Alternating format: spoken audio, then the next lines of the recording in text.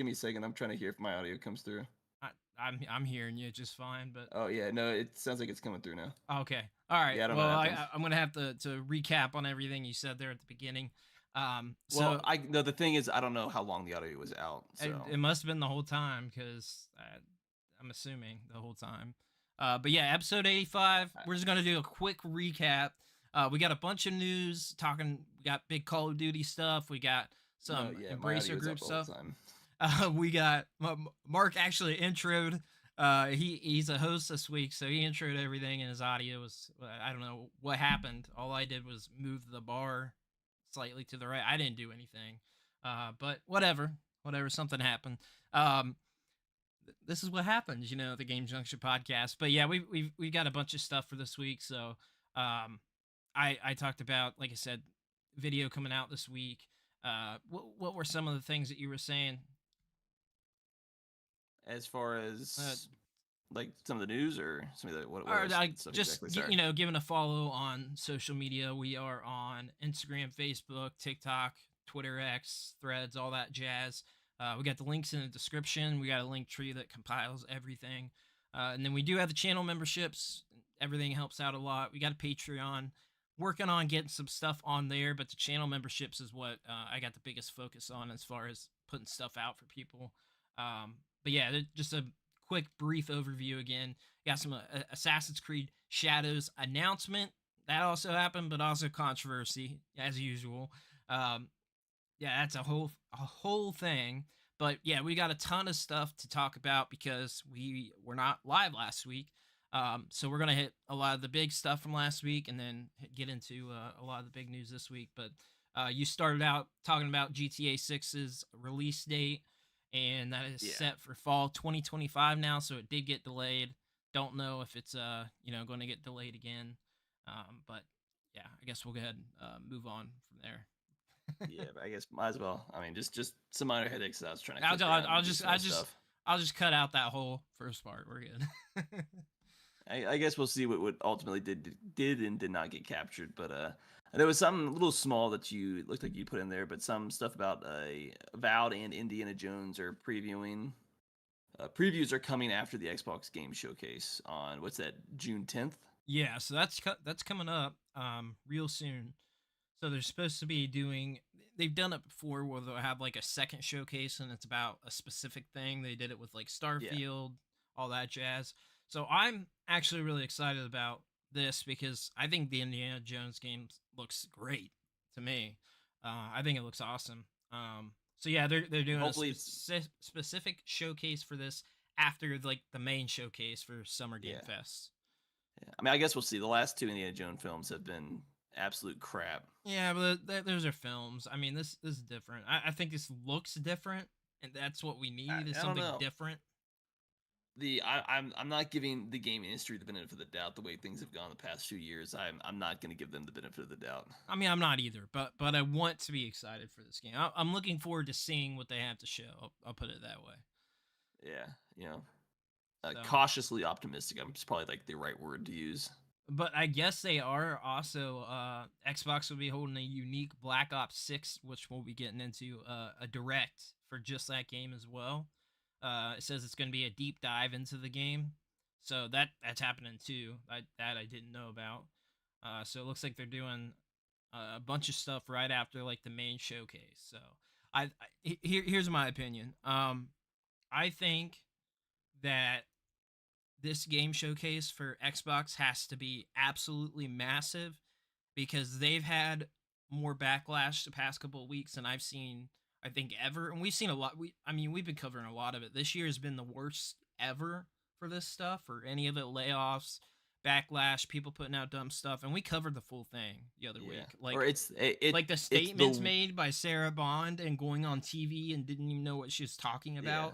Like, Xbox needs to. This needs to be good, or like I feel like Xbox and Sony can't get their foot out of their mouth. But no, I was just gonna make a joke that hey, it's the worst year so far. You know, time will tell. Well, I keep saying it, man. It's got to kind of burn to the ground, in like a different way, because gaming, is the most popular medium, so it'll never be like the video game crash, but it needs to crash in an aspect where I mean, I all think it these already companies, is. it's happening as we speak. We're Well, watching the it happen. AAA is crashing. The Yes. indie side is just thriving right now because where else are you going to go if the AAA industry is trash? You're going to go to the indie side where it's not corporate greed. It's people making games that they have a vested interest. They enjoy making games. They want to make good games. Yeah. They're not tied to shareholders. So I think that's why there's a thriving indie, and then obviously there's studios coming up from that are starting to get more money, get more funding, start making better games. And there's some other news later on that I think shines a good light as far as the indie side of house. But that'll be later on in one of the other segments. Yeah. Yeah. So I guess what do we got next? No, we got some other news. Apparently, they're expecting Black Ops 6 or Black Ops. No, yes, Call of Duty Black Ops 6. I thought I misread that for a second. It's expected to go straight into Xbox Game Pass, which, considering the fact that Microsoft bought them out, it's not really all that surprising if you ask me. No, not at all. I mean, what is surprising is that they were acting like they weren't going to do it. Remember, it was mentioned that they're debating on whether they're going to do that or not. They don't think it's a good move. These were like Xbox's words, and then all of a sudden it's going straight to Game Pass, which it should. It doesn't make any sense not to. It's one of the top franchises. Why would you not? And I think what changed their mind is all the stupid stuff they said, all the backlash they got. Their stocks dropped. Their investors were mad. Gamers were mad. But how many times have they said one thing and ultimately did another? You can't trust what they're saying. It's just PR speak at the time. Like, this is what we're gonna say, and then if we change our mind, we're gonna pretend we never said that. That's just a standard industry thing at this point, where it's just like, I'll believe it when I actually see it. You're probably just lying to me because you do it more often than not. That's like a standard AAA industry with everything else. They just, either they're gonna be quiet on something or just straight up lie about it, and then like, oh well, we're gonna do something else. Yeah, I mean, this is stuff that they do. All the time. Yeah, nothing new. But no, I was like saying to you in YouTube Studio to click the highlights so we can get a bunch of clips. It'd be easier to get shorts that way. If we start just clipping highlights right in the studio. Me to do something I have no idea what I'm doing right now. You'll see it. It says create highlight video at the top of YouTube Studio, and like you'll make you select your section. So like during a certain segment that we talk about, clip it. Enough for a short or two. Do it a few times throughout the podcast. That's all I was saying. So sorry, audio listeners. I learned this last week. I didn't realize that you could do that, but yeah, that's how people are doing it when they're live on YouTube. So. What else have we got? So we got what College Football 25 trailer revealed. NCAA makes its return to video games. I think it's kind of a big deal. Do I care? It is. No, not necessarily, but I will say NCAA games. NCAA games were the ones that I always enjoyed more. I mean, I guess it was for me because I watch periodically the NFL, but I'm much more of a college football fan personally. Same. Huge college football fan. You'll be upfront with that. But I'm excited. Like, am I going to be that person that buys a new game every year? No, but it's good to have a new game at least for once, and then I'll just have it play it for a decade until I got to upgrade to a new hardware. Essentially, instead of having to go back and pull out the old 360, blow off the dust and play a game that has not aged well, with a controller that has to be plugged in because its battery's long since died. Yeah. But I know at least in that community, it's been big, and we've known this for a while. It's been coming for a better part of 2 years, probably realistically. But what really allowed this game to essentially come back was the whole, not revenue sharing, but the immediately blanking on the name, but the allowing the players the NIL, the name, image, likeness, which allows players to get paid and stuff like that. Essentially allowed this game to come back when I remember right after high school. What's it? 2014, 2015, the whole, paying players fiasco first kind of kicked off and stuff like that, which forced this game to go away because technically you're using their name and likeness to make money, but the players weren't making money off of it. Right. Yeah. NCAA 14 was the last one to come out, and it's worth a lot of money now. People are playing it and updating the roster. There are mods for it. They've been doing it every year. There's a new mod for this year.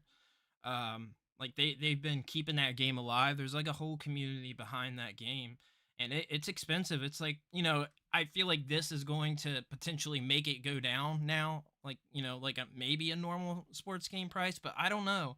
Like during, that 2020 time, it was going for $100 to $120, and it dropped down to about $80. Everybody wants the 360 version because that's where you can do the most mods, I guess. The PS3 Well, it's been version is out for like, so long and at it's this also point. better on the 360. So like the 360 version was always a little bit more expensive, but they were both very expensive. Like, Yeah. I never stumbled across it. I would never pay that much, but like when I was, really heavily collecting, like, just kind of whatever, I was always keeping an eye out for it, and I almost bought it at 40, which for me was like, I felt like, oh, God, this is a sports game. Like, I like NCAA, but I just don't know how much I care. I really just wanted to check out the mods. But there's Reddits, there's Discords, all dedicated to keeping that game alive. So, I don't know, might make, for the Xbox 360. So I said this was going to happen. I knew it would happen eventually. I don't know why it got so delayed, but I don't know if you saw, for some reason, I don't know what it is. I think it's just that generational thing where the nostalgia for each generation, Xbox 360 prices are rising big time. Games are going way up in price when, like, that was a very cheap, I mean, just 2 months ago, very cheap platform to collect for that has amazing games. I was always telling everybody, if, grab the games that you want on that, because I knew it was going to rise in price. Same for the Wii. I know it's going to happen. Um, there's already a bunch of very expensive games on the Wii, but 360 prices have gone up massively, and people are going crazy with trying to grab everything they want because they just keep going up and up and up, and I don't know what caused that exactly, but I think it's Nostalgia. no. Wanting to go Actually, back. I lied. I know exactly what caused that. They're closing the Xbox 360 online store, everything. That's what caused it. I'm sorry, I'm an idiot. That it's about to close. Like I think the end of this month. So like it could be down by the time this comes out in audio. I'll have to see. But I really, really wanted to do a video on the best digital only games to grab on the 360 before it closes down. But there's a lot of them out there, so I don't know. But yeah, looks like the shutdown is happening. Okay. There's a little bit of time. July 29th, shutdown happens. So all the servers are being shut down, which is a So huge bummer because a lot of people, you can go on there and look, like a lot of people are playing the 360 online still, and like I've got mine hooked up, for God's sakes. So, it sucks. It's bound to happen for every single system. Sony went and made the PS3 and Vita announcement and then delayed it, and now they're going to shut it down again, or it might already be shut down. I can't remember, but yeah, that's what caused this the rise of prices. So I keep telling people, man, because these services won't stay online. Grab those physical games you want now, because now look what's happening. These servers are shutting down, and I think the games have gone up like 4x, 5x. And not every game is expensive right now, but Yeah. obviously a lot of those RPGs, even the Call of Duties have gone up from what they were. There's a lot of stuff. The Fear games, those are the full. You can get the Oh yeah. full series on 360, and people are going after those. And Fear Files has always been expensive. So yeah, went on a whole tangent there, but yeah, the Xbox 360 store. I don't think we talked about it getting shut down, but yeah, that is just like right around the corner. So Yeah. So at least that's driving it, and we'll see. Eventually, that market's gonna quiet down eventually. yeah, it always So I think does. I'd be in the side that I'll probably hold off. I'm not gonna pay full price for a game that's 10, 20 years old at this point. But I mean, that's just me. No, I mean, I like the thing is that Xbox 360s have been cheap for a long time, and then if you've got a Series Yeah. X, they play most of the big 360 games already and upgraded. Um, I would never be in the camp to say I wouldn't want to play 360 games at all, because there's some of my favorite games are on the 360. Uh, Yeah. I it's a mean, Heck, one of the a really popular 360 game, and I have to verify that's still in the notes, is going to be coming back here pretty soon. I think I put it in here. Oh yeah, what's that? The Let me double check. Because if it's not on here, I feel like I did a disservice. But the Lollipop Chainsaw remaster Yeah. is coming out here pretty soon. Think Essentially, is like that's prime 360 era right there. amazing game. I've got that loose. I hate loose games, but I've got it loose. I got it in a lot. I'm very excited about that because it's like the price dropped down a lot, but that game got very expensive too. Like $80 to $100 at one point. And I think it's still sitting pretty around soon. You're about to have the whole remaster. You just buy it on modern platforms. Exactly, and it looks really good. Like I like you can watch some of the gameplay. They've shared a bunch of teasers and all that stuff. So I think it looks really good. Yeah, but I mean, to follow up on that, pretty short little announcement. But there is a Total War Star Wars game reportedly in the works at Creative Assembly. So if you're not aware, the Total War games is kind of like yeah, it's up your alley. I never got in, but it's kind of like it's like a real time strategy type game, but not in the traditional sense. You've essentially got different battlefields, and either you can simulate what you're doing to be a battlefield, or you can go in and actually control the actual troops in whatever said battle that you're in. It's a really popular series, and the Total War games have a lot of them. From Total War Pharaoh to like Total War. What's that? Rome to Total War, like medieval Japan and stuff like that. So these old ancient battles where you're dealing with like mass armies and stuff like that. So not exactly sure how they would do this. Maybe it's gonna be like, hey, you're going from planet to planet, and each planet's gonna be like its own campaign or something like that. But I could see this doing pretty well.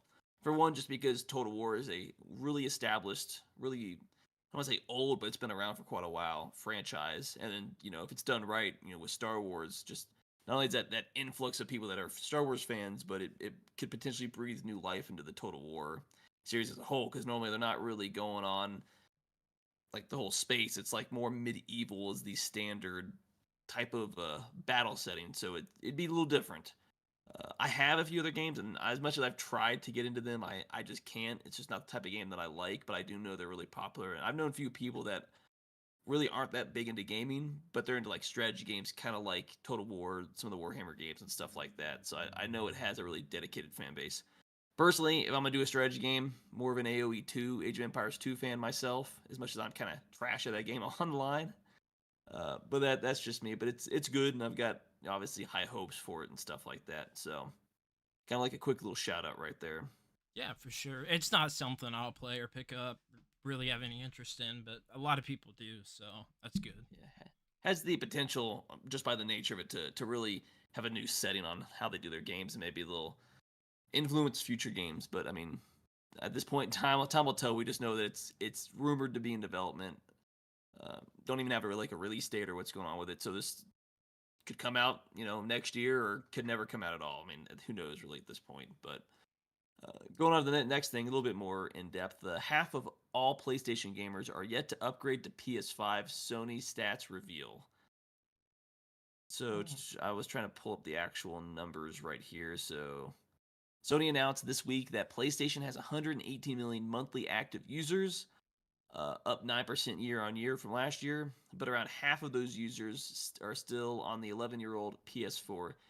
PS5 has sold over 59 million units since going on sale in November 2020 and is yet to see a price cut. Actually, they've actually gone to raise the price of the console, but that makes sense with everything with inflation the past 3 years. That just kind of makes sense. But I'm not really all that surprised when I saw this, mainly because literally every game that comes out is on the PS4 just because of the install base, and it's on the PS5. There's very few games that Sony's put out, they've started to put out, they're exclusive for the PS5 to kind of force people. But from my own experience, the only difference between the PS4 and the PS5, realistically, that the average user sees, is you're going from a hard drive to a solid state drive. So stuff can load faster, and obviously it's pretty much it's been standard for like a decade plus at this point when it comes to PC gaming. But it allows certain things to render and load faster, so it makes sense eventually you're gonna have to go straight to it, because that old hard drive is just not ideal for newer games. But outside of between that and there's more of a graphical fidelity, but the fact that games have been coming out on both, and it's been so expensive in its early history, their first few years, it was so hard to get. There's really just been no incentive to force people to upgrade until they want to, where there's like an actual sale with, especially with how expensive the PS5 can get. Right. And I upgraded myself. I got lucky on the pre-order back in November 2020 when I got mine, but I also still have I don't have my old PS4, but I got my PS4 Pro sitting in a box. And I'm no reason to really get rid of it. Maybe when That's it cool. eventually it dies, God knows how long that's going to be before the hardware kind of takes a crap, because it's going to sit in a box for, who knows how many years. But yeah, outside of that, it's just, I get it. There's no massive incentive to force people. Normally, when a new hardware comes out, you maybe support backwards compatibility with new games for a year or two, but after that, you want people to play your games, so you're only going to put Yes. games out on the new hardware. This came out in 2020. We're I think pushing what, I think the almost 4 years max now, should be and 2 there's still years of the backward cross. compatibility. Yeah, I feel like there's max 2 years of getting the PS4 and PS5 versions of the games. That's where I'm at. I think 2 years, that's a good point to allow time for people to switch over to the console. But I feel like you need to make. We talked about it. The problem with if there's two versions, you're just getting a PS4 game that runs better on your PS5. You're not getting a native Yeah. PlayStation 5 game ever. None of those. Like, I think the None of only those game are native. that I've actually paid attention to that I know is only on PS5 is Stellar Blade. This is the games Ratchet that I and bought. Clank. I mean, it's on I PC guess that's the now. one, but only so many games are on PS5 exclusive. Like, they've not forced people. Like, if you want to play these new games, you have to buy it. They're just kind of supporting that because it's such a large base that they don't really want to lose when it comes to software sales. But eventually, you have to go to the newer hardware, or you're bottlenecking yourself in game development, which is eventually going to be a problem when you're developing for hardware that's very different, especially at the base level between hardware and SSD, and how that works with games and stuff like that. God knows it's more complicated than I can actually explain, but eventually you have to just choose one, or there's gonna be a hard limit when it comes to games on the PS5, as well as it's not gonna really feel like a next gen game at that point. Because it's Yeah. developed for old hardware that's Yep. 10 years old at this point. And it's essentially upscaled for the other system, which is aggravating Yeah. if you've invested in that $500 platform and you're like, I'm still getting a PS4 game. You know what I mean? Like I get it because the install base is there. That's why I said I think 2 years is a sweet spot, and I think after that it should be all development straight for the PS5. Now, if companies like Limited Run and Premium Edition are putting out PS4 games, that's completely different because these Yeah. companies are still putting out NES cards and Genesis cards and stuff like that. So that's Those are fine. the same rate that could actually That's a sell different mask. that's a different Yeah. market. That's a Yeah. niche Much more market niche market. for people that care I about mean, physical editions. I get it for like your sports games, your party games that are gonna look like crap on both consoles. I don't know, your Just Dance games, which are they still coming out on the Wii or the Wii U? It's crazy. The last one came out on the Wii in 2020. I had That's it and crazy. sold it for $80. I bought it for $5 at I mean, Walmart. I get it for a handful of games or for more the indie market, but when you're talking like first party games, like eventually you just need to commit to, if you want to play these games, you got to buy the new hardware. Or at the very least, if you want to get this game, you don't want to get on new hardware, that's great. It's pretty much standard to come to PC within a year or two of when it comes out. So just get a PC at that point. See, I am of the mind that I don't know. It's weird for me because it's like it's great that a lot of these things are coming to PC and like PlayStation. I mean, they have to. I love that Xbox Game Pass is available pretty much everywhere at this point. But I do feel like consoles need to have their exclusive stuff, or people aren't going to care, and they are just going to go to PC. But I mean, like everything doesn't come to it. I mean, obviously, if you're a Nintendo fan, and we got a comment this week. I don't know if it was you that replied or I replied, but somebody said everybody's just going to move to PC and Nintendo. They're going to get Nintendo Switch 2 and PC, and that's it. I mean, that's where I think personally the gaming's going, but that's just because of the freedom that comes when it to the PC gaming and stuff like that, and that just feels like that's where the market's going, especially with everybody publishing on PC. It's like, well, why bother unless you're like a kid who can't afford it? Just invest into a PC because you can just do far more. You're essentially getting access to all games plus indie games and PC only games as well as you want to do emulation. It works far better on PC because it's where most of the emulation happens. Yeah. So I think it's a natural progression. Plus, I mean, technically, your game console is a PC, just not in the traditional sense. It's just computer components with a forced proprietary operating system from either Microsoft or Sony or Nintendo, technically, that runs very specific games. Like, and I get it, it's just a plug and play, but most PC gaming now is just kind of plug and play. Like, once everything's built, like if you just bought a pre-built PC, essentially, everything there just works. You just download your game as long as your specs are up to date. It's good, and most PCs, even mid-range PCs, if it's good, you're good for like 4 to 6 years, maybe 8 years is pushing it as far, but like a good 6 year cycle that you would get out of that. But you have Yeah. the added benefit of you don't have to drop all that money on a new hardware. You can update, one piece at a time at the very least. Because the initial investment in PC gaming can be expensive. But if you just stayed mid-ranged, every, 6 years you just stayed in the mid-range part, it's not like it's overall going to be that much more expensive than investing in the PC. At the very least, you can offset the higher cost with, on average, cheaper games if you just buy games on sale, especially when it comes to the Steam platform. Don't buy Yeah. a Well, game at no. launch. Wait for it. Wait a year or two when you can get it for $20 on a sale or something like that. Yeah. And the amount of games you're gonna have in a backlog, anyways, it's not like that's completely unrealistic to wait for a game to go on sale. Or maybe there's one game that you're willing to buy at full price, but half my most like 60 to 80% of my game library I got probably at 50% or more off. Like it's just most of those games I got at dirt cheap, whether it was a game that came out 10 years ago when I bought it or a game that was only a year or two removed. Because some games like I want to play that, but it's not like I want to play it right now. I'm willing to wait. I'm playing other games, and by that point, it's not a priority. And they're like, well, I guess I'll just wait for a sale, and I'll catch it, at that point. Because you pretty much don't really get sale. You get sales on Sony and Microsoft's platforms, but they're very restrictive, and they're never going to be like 50 to 75% off that Steam will give you on some games.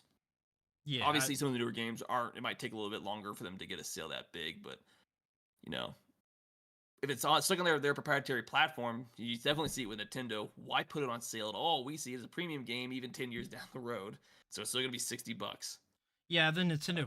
So, The Nintendo price thing is just absolutely crazy, but I mean, it still sells like a Mario Kart. I mean, yeah. massive. I mean, There's no it's need to so discount cuz what do you see when the actual not like Steam cuz Steam, deals a lot of that's usually on them to some degree, but when it comes to other platforms, there's no incentive like unless they're trying to boost sales like this game is failing and you see it go on sale, that's like the only time, but that's not a good sign when a game that came out 6 months ago, 3 months ago is now on sale. You see that as, oh, this game is just failing, and they're just trying to boost some sales to lose less money when it comes to like reporting to investors and stuff. But I mean, it makes sense with Nintendo. They're all good games. They're still good to play year after year, and they're not. Nintendo sees it like we see this as a we put a lot of effort into this game. It sells well, so why discount it? Because there's always gonna be that back of the mind, or that's kind of how it's gotten into to the zeitgeist of if it's on sale, there's something wrong with the game. yeah. Man, it's so weird with like what games go on sale quick and what doesn't. It seems like Yeah, it, it's strange and but it makes you like want to hold out. A lot of times on picking things up, which I do. Really, the only stuff that I picked up, new has been like really big things that either mostly for the channel that I've wanted to talk about, or a lot of the Nintendo stuff that I want because it's not going to drop in price. Now there are a few. I have one Switch collecting goal, and that's just to get all the first party games. That's not that hard, right? I've got most of them already. They keep coming out. yeah, There are some that I don't have, but there's some like I'm okay with waiting on finding for like $30 or $20, like the Mario Tennis game. I don't have that yet. I love Mario Tennis, but I knew that this one was going to come out with issues, and it did, and it's not like incredibly fun. So like I'm cool with waiting. Like I don't have the newest Mario Party. I have the Super Mario Party on Switch. So like there's it's a game by game basis for me on what to grab and um like I don't know. It's just depends. So Yeah, so and I kind of brought that up because I did kind of see this. I didn't put it in the notes because it just seemed like a minor thing, but it was reported that from Thursday May 30th to Tuesday June 6th, essentially, Skull and Bones is pretty much doing like a free weekend type thing. And obviously with all that news, but on top of that, it was also reported that ahead of season two, it's lost 90% of its Xbox player base on that game, so they're doing it like a free weekend. Like you see news like that, and it's like, oh, you're just trying to boost failing sales because this game is a complete failure. No one wants to play it anymore. So you're trying to artificially jack up your numbers, get people to buy it. Whether Yep. you start incentivizing free weekends or it's discount, you just see stuff like that, and it's just like it's bad news all the way around. You're just like, yeah, no, that makes sense. I've heard all these bad news, no one's playing it, or people get in, play it, don't like it, and they just leave. Which Ye- comes off that game definitely. It's the whole games as a service type thing, but it's We when you love make that. a bad game, We love that I games think as a service. it's I think it's the best thing for the video game industry as a whole. I think mean, every game it's should be just games as a service. I just think it's a good example of Obviously, I'm all joking. all the issues. Yeah, no, I I knew you were agree. joking. No, I agree. I hope, yeah, I hope for the best with all of this stuff, but I am still pretty irritated with Xbox for all the stuff said, the other week, and like Sarah Bond should not be in the position she's in. She doesn't even know anything about the games, about the company. And then like they're like promoting their Xbox mobile. What did they title it? It's like they want to build their own I'm not platform. sure. I know. I have a feeling. I know what you're I'm just talking gonna call about. it now, and I did before. I said I'm 95% sure they're building that up for a handheld they're gonna release. But yeah, they're like, hey, yeah, you can come play Candy Crush and whatever the other game was. And I'm like, are you kidding me? Like you're literally talking to the hardcore gaming audience. This statement is not going to reach the people that play Candy Crush and care about those little No, mobile they don't care games. about it at all. No, it's crazy. Um, but yeah, I mean, like, I hope for the best for all of it. Honestly, I really do. Um, but we'll see what happens. So Yeah. So there's some other news about the Borderlands 4 with it essentially waiting in the wings. New Gearbox owner Take Two, which just used to be the publisher but is now technically the owner of them, plans to pursue growth opportunities, whatever that actually means. So obviously, if you don't know, back in March, the Embracer Group sold Borderlands developer Gearbox to Take Two for about $460 million because they lost a lot of money on that sale from when they bought it. yeah, But as part of the deal, Take Two, which through its publishing division, 2K already had a long history with Gearbox, essentially was taking over, running everything and stuff like that.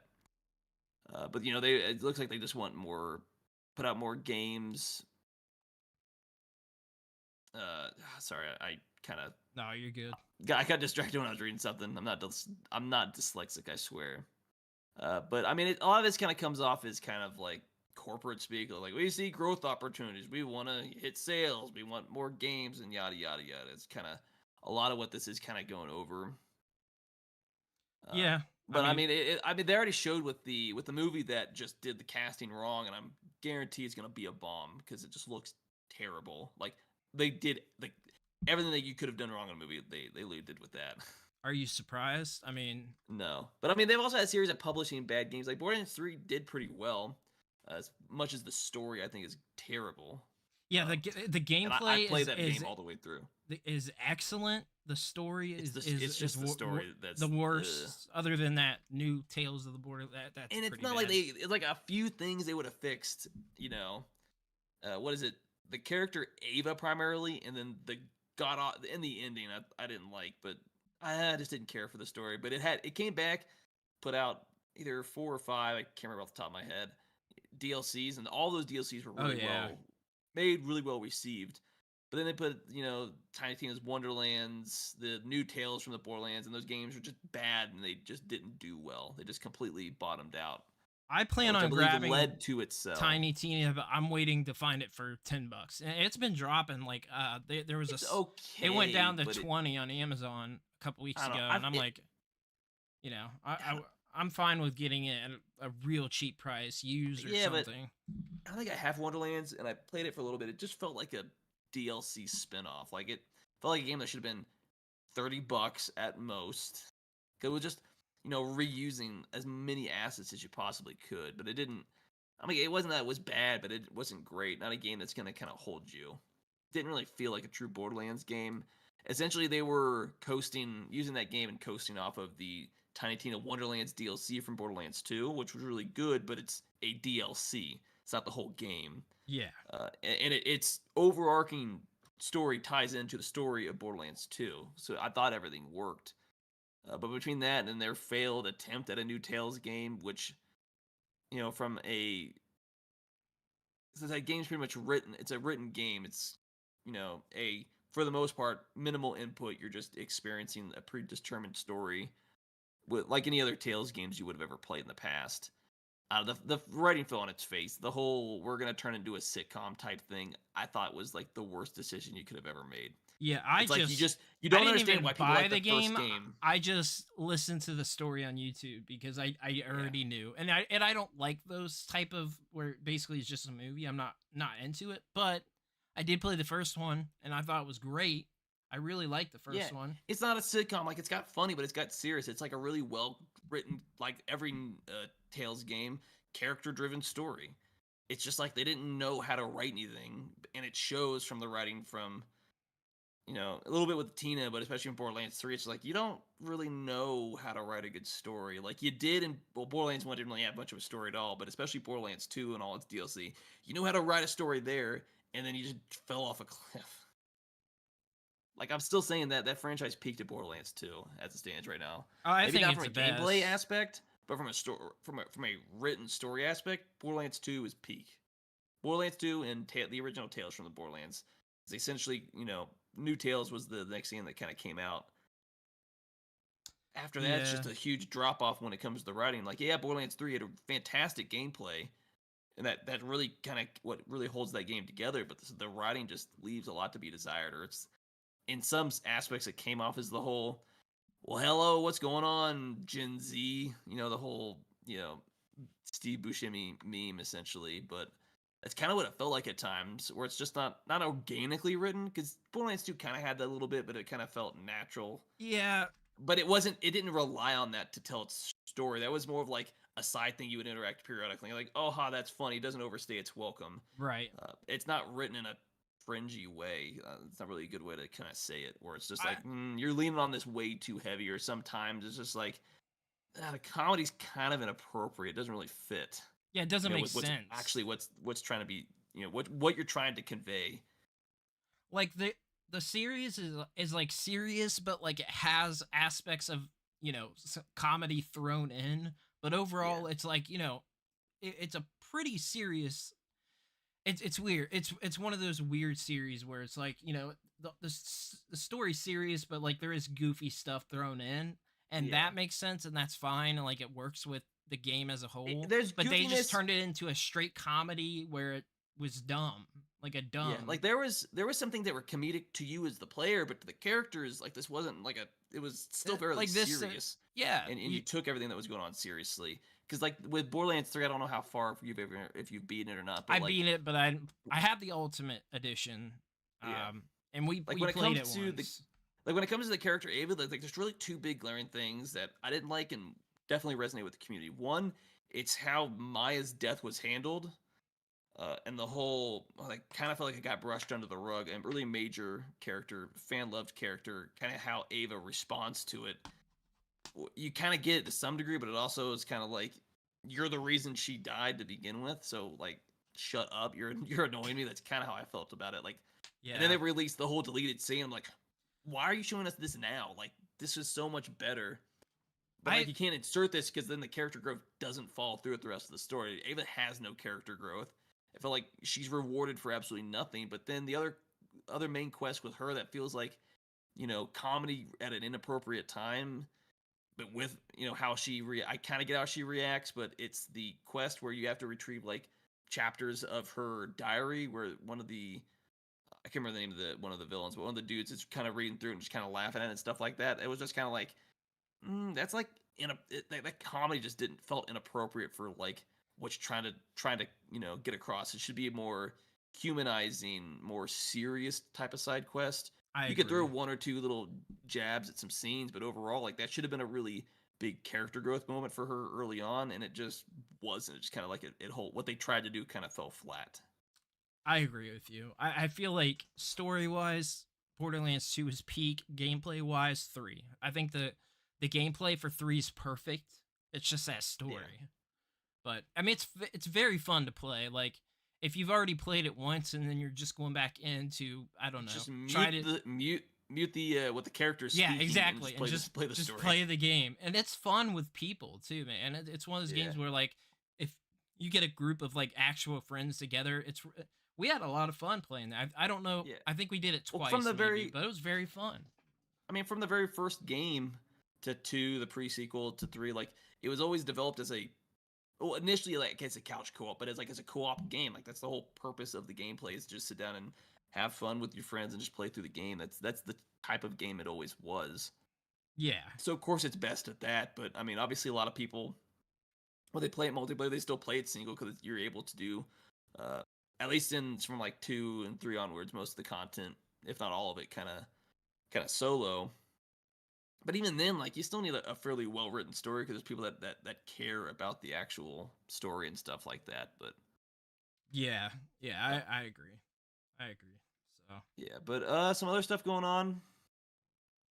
Before I get to some of the Assassin's Creed Shadow stuff, to hey, kind of finish up this intro segment. if you are watching the show live, be sure to hit that subscribe button and the like button because it helps us a lot. And if you're watching audio, leave us a rating or a comment depending on the platform you're on, or you can follow. They're all different. They all work differently. So we appreciate all your guys' support.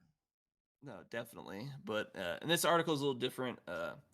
But obviously, I think it was if it's not last week, it was week before. The Ghost of Tsushima PC port had come out recently, and Yeah. unlike what you would have expected, because obviously there's a lot of controversy because it's not available in any country that can't make a PSN account. It's still getting good reviews because obviously you don't need a PSN account to play the game, but you do need to do the online multiplayer. But I never really cared for it; just play the whole single player game. But it's doing pretty well. Good reviews. It's sitting at a 89% very positive review on Steam right now. So people that got the game and played it, it's really well. And I've not played a whole lot of the game on PC, just because I think some of the controls did not map really well to an actual controller with some of the stuff they were trying to do. It's a really well done port, and the game plays fairly well. Uh, I know some people kind of complain. There was like a bug with the opening first villain boss with the is it Kublai or whatever the Khan dude is, who's like the overall main villain. Whereas some people technically glitched out because you're not supposed to be able to kill him when you first face him. But some people were able to essentially Dark Souls their way to defeating him, and it just essentially breaks the game. It's essentially like, I want to say it's soft locks, but not really. Just go back to a previous save and just kind of continue forward. But I thought that was kind of funny. But well, there's like a few glitches here or there. For the most part, it's doing pretty well, and I thought it's a really good game. And on top of that, it was actually properly ported to use a widescreen on a PC, where a lot of games aren't really able to do stuff like that. But that was just kind of like a minor thing, and it was a Yeah. really good game. But as far as the Assassin's Creed Shadow stuff, uh, was announced. Was it early last week? Yeah. Yeah.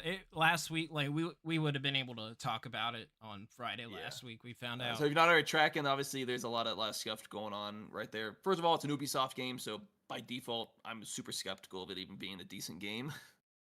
But I don't think Ubisoft's put a good game in years at this point. But that's like a personal opinion.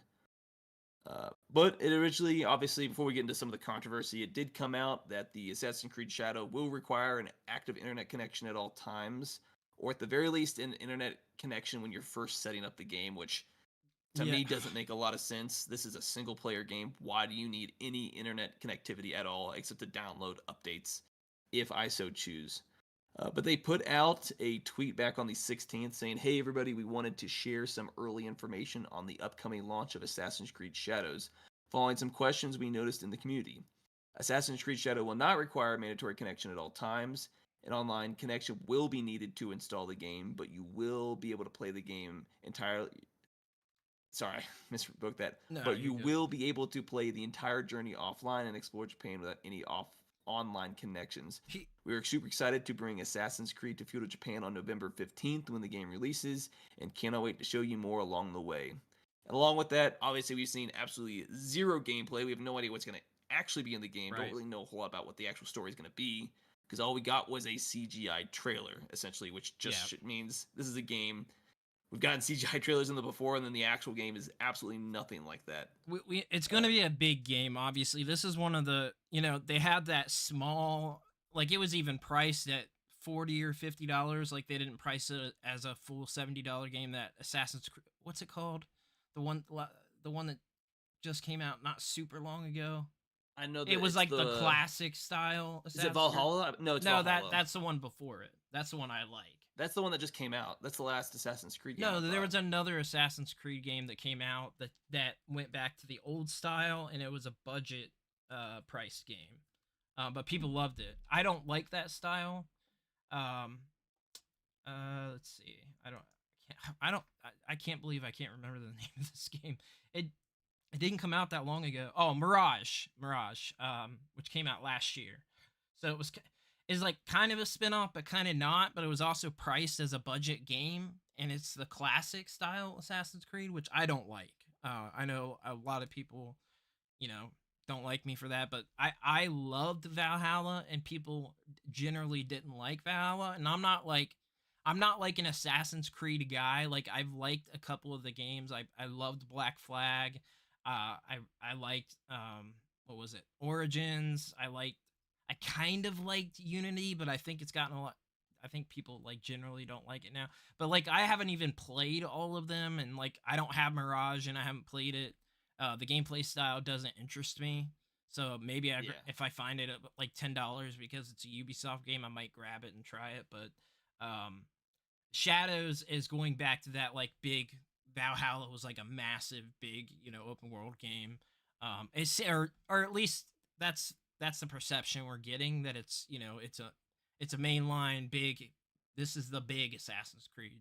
The other one was the holdover, and so like this is the first one where it's been. Valhalla came out in 2020, and I know this because it was the only game I got with my Series X. It launched when the Series X launched. So it's been, 4 years since like a big one. So they've been working on this for a little while. Now, me, I love Japan. I love Japanese culture. I love all of that stuff, especially feudal Japan and like that whole era. And so I'm really excited about the designation of the game, and like I think I could be wrong, but from my understanding, you're playing as like 2 characters, right? Yeah, so unlike just choosing between the male and female, apparently it's been talked about that you're gonna play as both the male and female characters in this game instead of just having to choose one or the other. How they're gonna actually implement that, I don't know. Like I haven't outside of it, I've only played 2 Assassin's Creed games. The first one and then Odyssey, and I like the first game. I beat it. Odyssey just felt like a game that was just a bunch of busy work. See, a lot of people like that game. Just so much padding. There's so much padding in that game. Well, it's one of those games like, okay, so Valhalla, people really love Origins and Odyssey. Everybody keeps telling, like Lucas told me, go back and play Odyssey, really good. I think the thing is, when you're saying the padding, it's an open world game where you pretty much just do whatever, and there's always almost any open world game has padding. Here's a bunch of things to go and do that have no real impact. Unlock this tower. It's just pointless stuff to do. It doesn't really. It impacts who controls that region. Is when I played the game, and it just kind of feels like this could wholly be ignored. It doesn't impact literally anything, is what it felt like. It just felt like busy work. There's no story in some of these locations. It's just go here, do a thing, come back, report back. Here's your reward. That's why I thought it felt like busy work, and why eventually, after 20 to 30 hours in that game, I got bored and just dropped it because I didn't like it. The story was fine, but there's just so much other crap in that game that just felt like it just added another 50 hours of gameplay that didn't need to be there.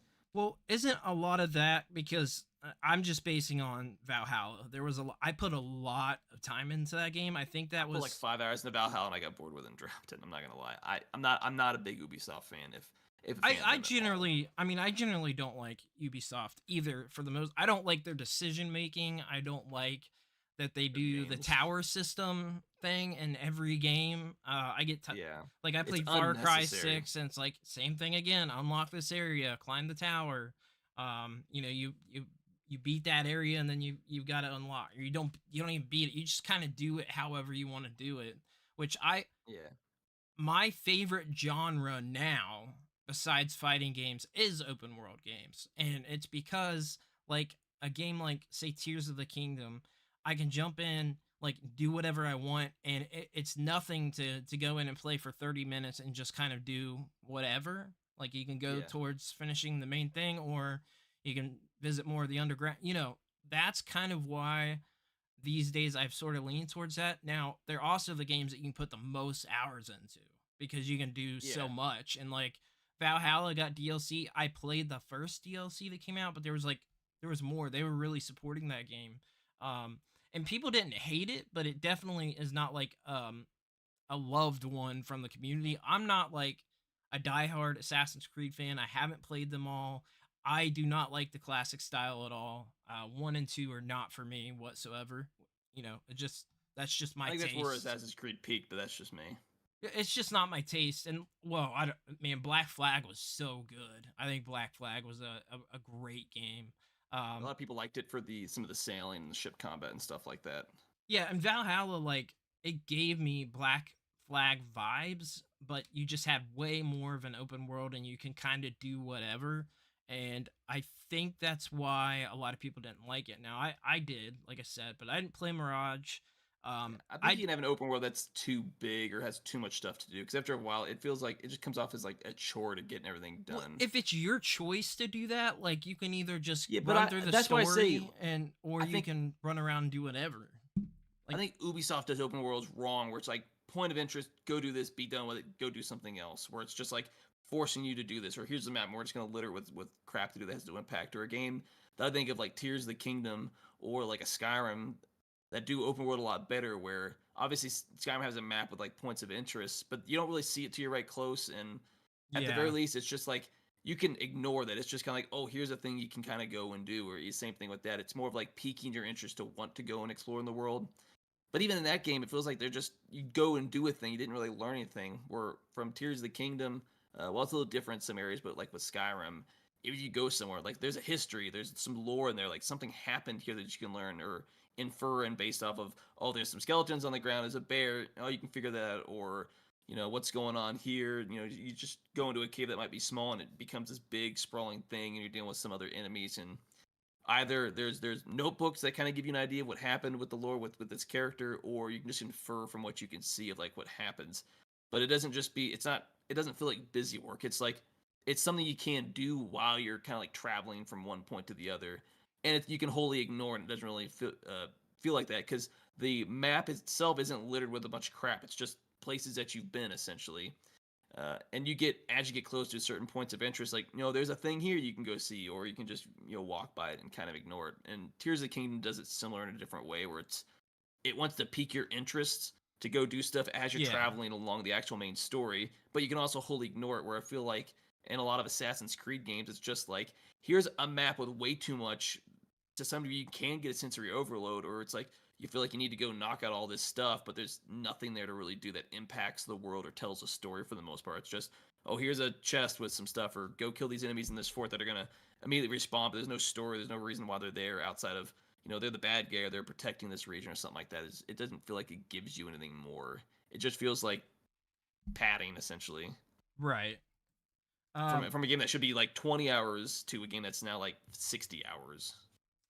And then they well, throw the live service on, and it's like, especially with Odyssey, because it's the one that I played the most recently with any amount of invested time. It's like, here's a single player game. Here's some skins. Give us money. Like that, I shouldn't be paying you any money in a single player game just to put more stuff on a skin on a ship. Like that's just so scummy. yeah, no, like I've said it 100 times. I absolutely do not like that. I think it's dumb, and I've also never done it ever. So, Yeah. I have never bought a skin or anything for a single player game besides like a like DLC, like story DLC or Yeah. expansion. I think it's really I dumb. mean, But I did want to but that's say, just my opinion. Some people like it, and that's great. It's not what I like out of an open world game. I did want to shout out Mr. Coffee, Mr. Radar is in here in the house, and then Inate said, I played all the Assassin's Creed games, and I liked Valhalla. My only issue was the actual map of Valhalla was terrible to navigate, and it was convoluted to try it and finally try it and finish the game. I agree with that. So like he liked it, but that Yeah. exactly what he said is the way that I felt about it as well. Like I really enjoyed it.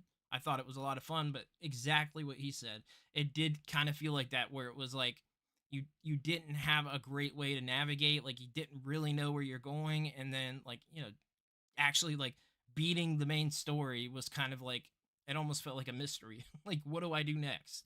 And then I Yeah. end up just 300 hours in to the single player open world game, like finally beating it, but I did all this other stuff, and it's like the thing for me is Tears of the Kingdom. I've talked about it. I haven't played it any since I talked about it last. I just haven't had time. But I already have 100 hours in the game, and I'm not even halfway through the story. Not even Yeah. halfway. I beat two of the what do you call it? The I- Like the essentially bosses, they're like dungeons, those. like the Yeah, yeah, I know what you're talking about. they're Yeah. dungeon, whatever those things are called. I can't remember. I beat two They're of essentially they're those. essentially dungeons. Yeah, That's the best way to describe them. yeah, they're basically dungeons, and I beat two of those. But mostly, like I've explored a ton of the underground. Like I've made almost, I would say like 60% of the map underground already. Yeah, And but I I mean that's a just like game that kind of can run like piques around your and have interest. fun. Yeah, I Yeah, but that's it. It doesn't like say, "Hey, here's a bunch of stuff to go do," and has no substance to it. It's you can ignore all that, just do the main story, and be done in like 15 hours. Or if you want to, you can explore all this stuff that we're not forcing you to do. It doesn't feel like it's being shoved down your throat. If there's all this stuff to do, you just naturally explore the world, discover things, which how an open world game should be. It shouldn't just give you where everything's at off the get go.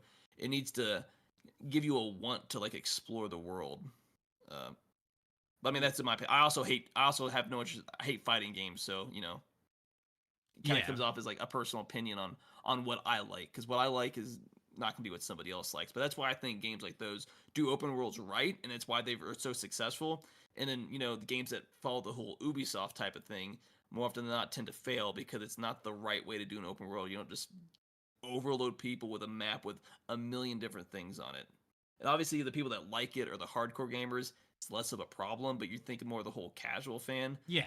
Well, Yeah. after a while, it just feels like I don't have 50 hours put into a game if you're busy, or it just feels like it's overwhelming. And I just you can get the whole sensory overload with some of Oh, those I agree. games. I agree. I mean, like, and that's one of those things where it is hard to like it. I have to really, really pick and choose. Like, there's this one called I think it's called Biomutant that I've wanted to play for a while, and I picked. It was on Game Pass. Hopefully, it's still on there. And it was one. It was an open world game where you were like a. I forget what animal it is. But like a lot of people talked to it was like a sleeper hit where like a lot of people didn't talk about it, but people said it was really fun, open world action RPG type game. But like what I have to do if it's open world, I like my linear games. I like my 2D games, ones that I can just like jump in and play a little bit. But that's sort of how I feel about open world, where like I can get one thing done and then drop it when I don't have much time. And that's kind of the thing with Zelda, where I put a lot of time in it, but I got it the day it came out, but I'm not even close to beating the story. Yeah, So you got to kind of pick and choose with those games, because some of them you literally can put it's easy to put 100 hours into one of those, but you can put 500 plus hours into some of those open world games, like yeah, Far Cry 6. Not my favorite. I think it peaked at 3. I still enjoyed it. I thought it was fun, but like I still put, I think, like 70 hours into it or something, like in total, and I didn't do everything. So yeah, I did beat the game, but like I have to kind of pick and choose with those. And I think that the Ubisoft format with the unlocking the towers to unlock the map, it gets old, and a lot of other people have adopted that too, because like you could really even say Tears of the Kingdom is that way too. It's the same. It It's that does, but I guess it does a little bit better. Like I'm it not the does it biggest fan of better. segmenting off the map in different regions. Yeah, Uh, it does it but better, I but like used it it. still doesn't. I And use it's that like more of like a as like a fast travel or transportation type thing. You go up there, at the very least, the tower is good to see where certain things are at, and then you can glide to wherever you're going. I like to Uh, unlock all of those first when I play games like that. That's what I like to do. I like to go through and like I get just want to all get the that map way I open. can get through exactly. I want to open up the full map, and that's like what I've been doing with Tears of the Kingdom. One of the reasons, like I said, I haven't gone through the story like heavily. Like I want to unlock the map, even the underground. I want to Yeah. get that unlocked, and But yeah, I'd say at the very least, and like, cause like I kind of already mentioned it, but it doesn't like unlock a bunch of stuff. It's really used like yeah, on the actual map itself, it unlocks the region, but use it more of like to find points of interest. The points of interest just aren't given to you, so it's not like the worst way you could implement a whole tower system. But as a whole, I would just prefer just give me the whole map to start, and then I can kind of figure out where I want to go, or give me like certain high points to go and like look for certain things. But I'm with I you. mean, I get it. It could be done far worse.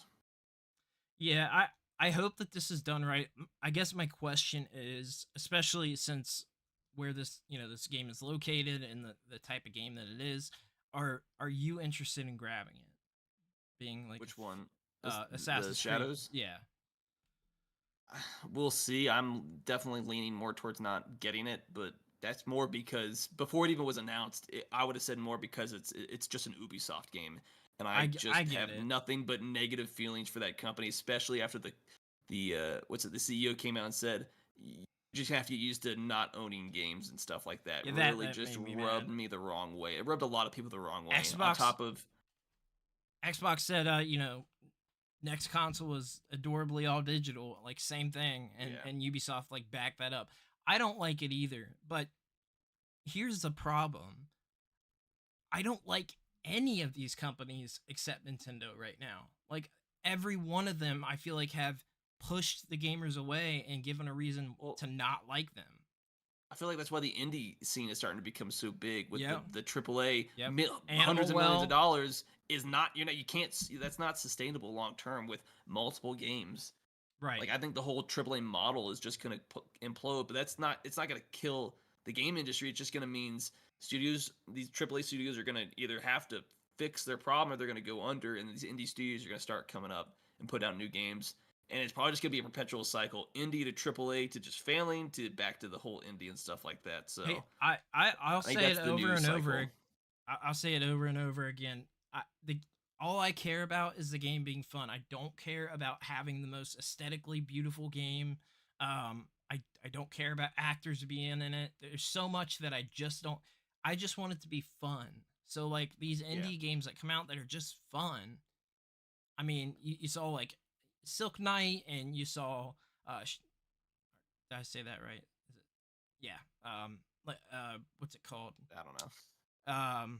The other night, Shovel Knight. You see, Oh yeah, Shovel and Knight. then Yeah, like, it's just a fun and this game. Animal Well game is like taking off, and it just got announced today that Limited Run is doing a physical and a collector's of it. People love it. That's gonna sell really well. Yeah. I want to check that game out. Like, I think it looks great. The indie scene, and like, the indie scene is so different than it used to be. Like, they're putting out a lot of games that are seriously like 10 out of 10 unique experiences that stick with you. Like people want people want Silk Song every Nintendo Direct. People are like, "Where's Silk Song? Is Silk Song coming?" They want this indie game, and like it's so good to see, but it's so disappointing that these AAA studios are the way that they are right now. And like I just don't. It's like, what do I you do when you don't like any of them? You say you don't like Ubisoft, but you it's just like don't now buy them. That I don't like what the only PlayStation has done the past all this year. I don't like what Xbox has done, said, any of that stuff. But what do I I mean this do? Like, just not put. You know what I mean? Like, yeah, not. you stop giving the only way to get change is to stop buying the product because you just keep buying the game and complain about it. Well, they're like, well, you still buy the game, so there's no incentive to change. I agree, but it's like for the general audience, people that aren't keeping up with stuff as much as us. a couple of us that are feeling this way, it doesn't make an impact as much as you want it to. It's just like I think recycling. It's just like global in some warming. ways It's it like it's does, but the community has to be so vocal and so like unanimously in support. It's the only way you're gonna get change is by being that the I guess the concept is the squeaky wheel gets the grease or something like that. I might be saying it, but the whole thing is like if you're vocal enough and loud enough, you can get some change to some degree. But at the end of the day, the only thing that really matters is money. That's the only thing these corporations care about. They'll say it's all whatever they money. need to say to make money. They have no moral framework outside of what is going to make us the most money, because that's what they'll do. So if you want change, stop buying games that you don't like. Stop supporting certain things, and then if enough people get behind it, that's great. If not, if you don't like what they're doing, you have to take a moral stand and be like, I'm just not going to spend my money on this because I don't agree with you. And if you fold and give in, it just proves that it doesn't matter what they do. You're still going to buy the game at the end of the day. Yep. I mean, I agree with you. I totally agree. It's Yeah. it's unfortunate, but I will say that I'm interested because of it being set in Japan. Whether I'll grab it like right away, I feel like People have been asking for years at this point. yeah, they have, and it might be just one of those where I wait for a super discount, so I'm not throwing that support that way with them. I'm grabbing it at the 20, maybe $30. Like Yeah. I this one I'm gonna wait, but I do want to play it because of the setting, and I liked Valhalla a lot. I have seen Don't some like people that have Ubisoft, said, but if you really want a good, but the problem is because Ubisoft waited so long. There's so many good Japan, there samurai is type a games lot. out there. There's a from, lot. There's a lot. What is it? The Rise of Ronin, which I bought and a week ago, and it's still in this plastic. God knows how long it's gonna be there before I play it. Or the Ghost of Tsushima, or there's another Souls-like game that I'm blanking on it. But there's on top of the million other indie games or the Japanese specific games though. So there's that niche is being filled by other studios and stuff like that. And I also know that Inate kind of brought up and stuff like that about wanting a game in Japan for a while and stuff like that. And realistically, I think he said some stuff. The AAA industry isn't really going anywhere, but you can kind of hopefully nudge it in the right direction. It's certainly Mr. not Coffee going said some anywhere, other yeah. stuff. Ubisoft has a bad reputation of putting their games on sales week after released. They do. So yeah, if you 4 weeks after, you can get it for $30, but Exactly. you were the sucker that bought that game for $130 because you wanted 2 days extra access to it and some skins in the game that gave you nothing. Like Ubisoft is terrible about overpricing their games at launch and just ripping people off. Well, $130. Anate, That's 2 games. He's picking up the Ultimate Edition. He says he's very excited for it. So I mean, there are people that, for me, I can get that if you discounted. want to. It's just not me. Like I've still been keeping an eye out. I have, like I said, played through Far Cry 6 and all that stuff, but there was a bunch of DLC, and there's an Ultimate Edition like there is for 75% of games these days. So I'm still keeping an eye out for that to upgrade to that and then sell the. My only issue is we've literally they're selling a game that they've shown you absolutely nothing about. We've seen a CGI trailer. That is it. We've not seen gameplay. We don't know what this game's going to look like. That's my only complaint. You're buying on hope.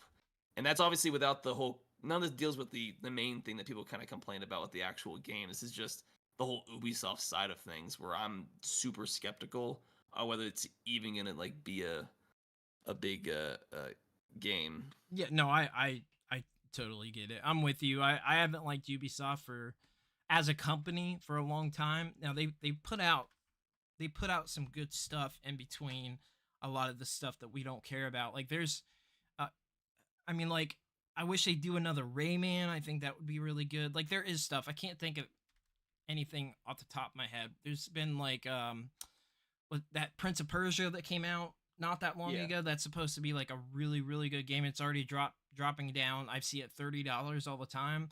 I want that at $20. I really want to play that. That looks like a super fun game. So, like, they have great franchises too that they do nothing with. Like I said, Rayman being one. I'm a big fan of Rayman. They don't do anything with it now.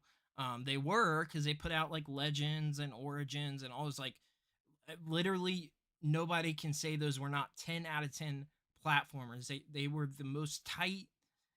They felt like Nintendo tight platforming. You know what I mean? Like really fun, doing crazy things through the 2D level, and they did really well. They were on everything. I mean, like Vita and Wii U and um 3DS. They were on everything. They were on all platforms.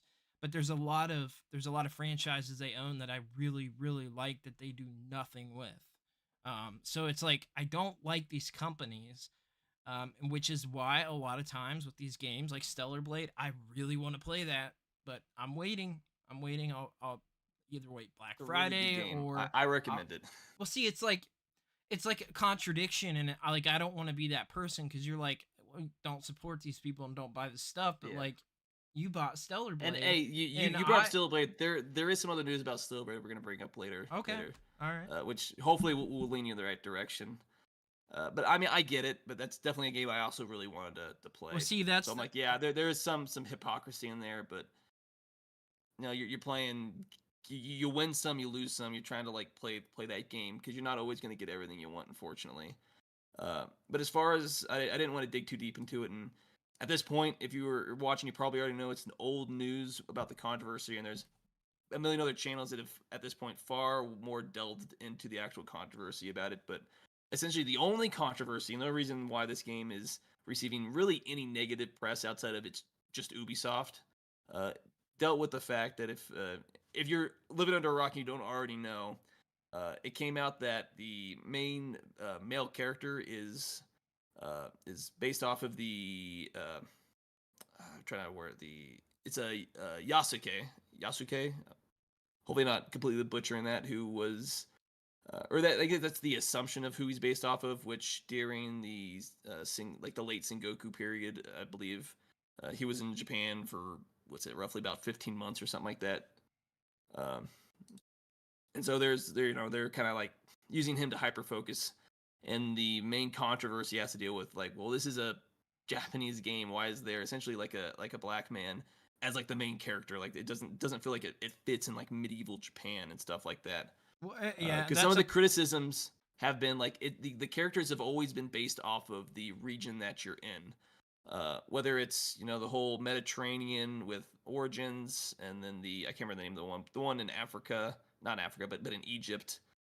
Odyssey. Kind of made sense, and obviously it was the Black Flag that dealt with the Civil War type, not Civil War, but the American Revolution era. One of the characters was essentially based off like an African American. It fit with it.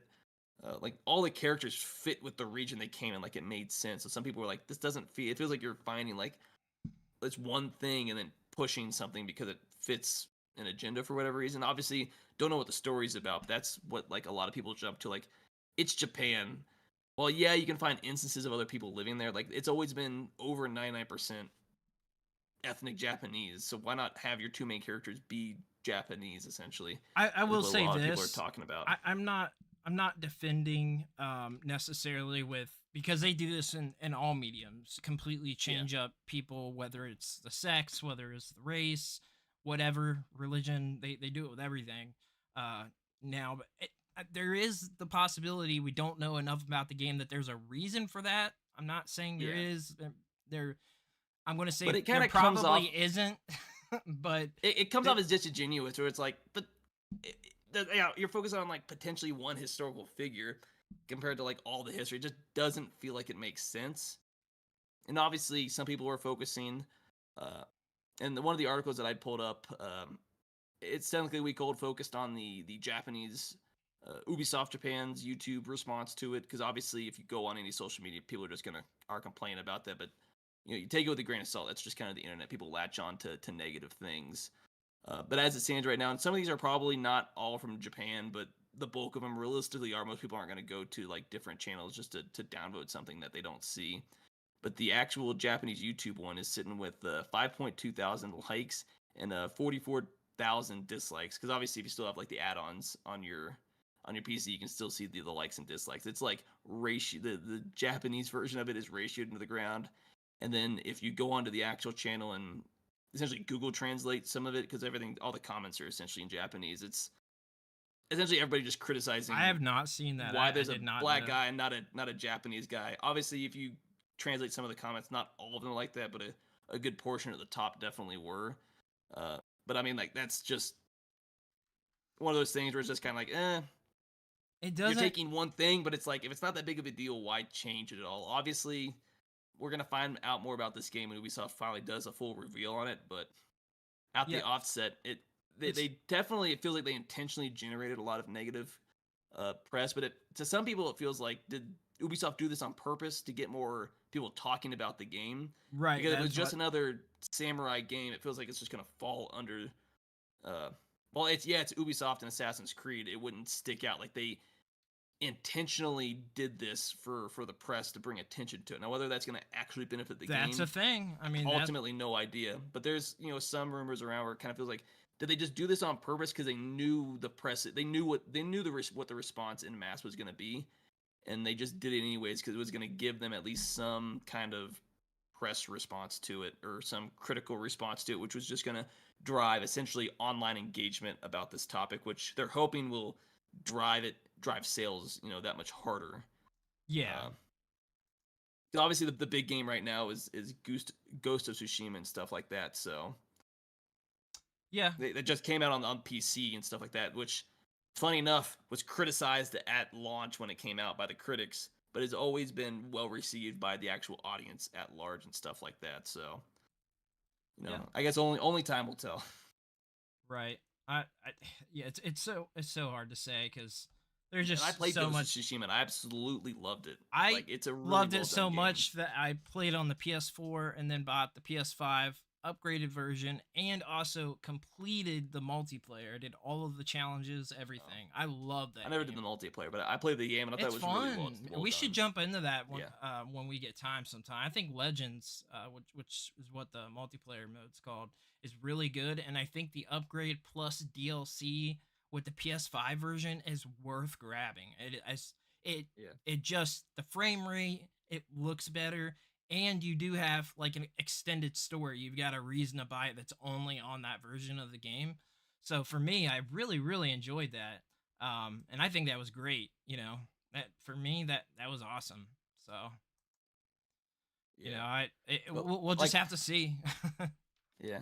But yeah, obviously that's like obviously the big one that obviously came out last week and we missed it, but it's one of those things that I guess we'll ultimately see what happens with the game and what the audience reception is going to really be Right. once the actual story. And there's probably going to be people like, if you wanted to do this, there would have been better ways to address a certain story, but it's kind of a wait and see. But realistically, you kind of know up until this game comes out, it's probably going to have a continuously negative reception from the internet at large, with the media, with the press and the media running defense for it, because that's kind of like the standard MO in any kind of media when it comes to an audience and the media, especially with how the whole Gamergate 2 crap kind of going on. So, pretty much like a wait and see at this point. Yeah.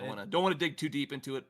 Plenty of other channels that have definitely covered the thing far more in depth, but just have a lot of other stuff to talk about, so I don't want to spend too much time on it. For sure.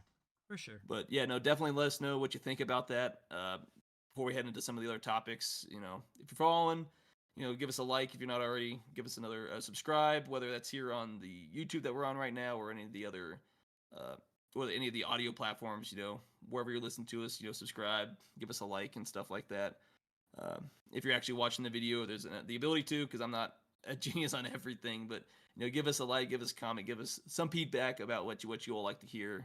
Like to hear some other things. We definitely appreciate your support, whether it's from Patreon to YouTube subscribers, or what is it, the Memberships. YouTube Premium memberships. Yeah, I couldn't think of that. We definitely appreciate support and feedback and all fun stuff like that. But we'll go on. We got some topics before we hit into some of our segments and a bunch of other general news. Oh yeah. Yeah, no, I'm just as we are doing this, I'm just sharing it out. So bear with me. I am in the conversation, multitasking as usual. Yeah, definitely. So, So I guess the first of these topics, and two of these, just to be aware for you, two of these topics I put a question to. There are articles tied with them and stuff like that. Kind of why I asked them.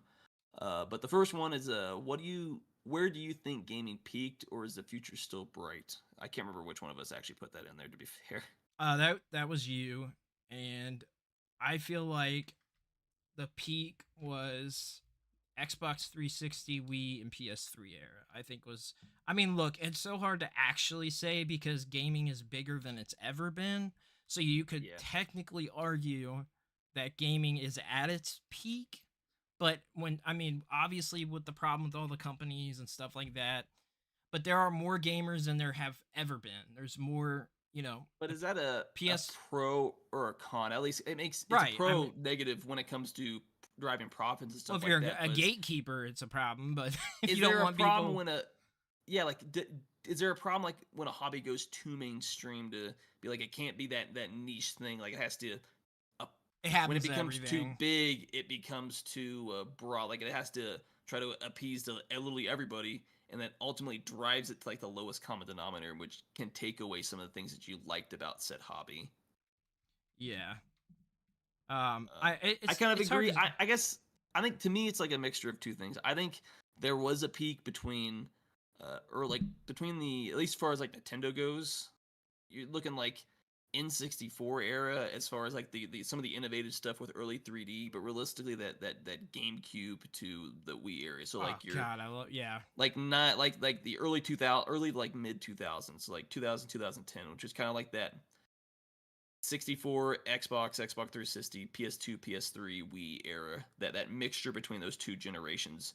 As far as because a lot of that's before it got super mainstream, where there's still a lot of heart and soul in a lot of these games before it really went as far as AAA went, straight shareholder, which is really all we cared about type gaming. As far as the development of a lot of these really good games and the willingness to take a chance on trying something different. Yeah.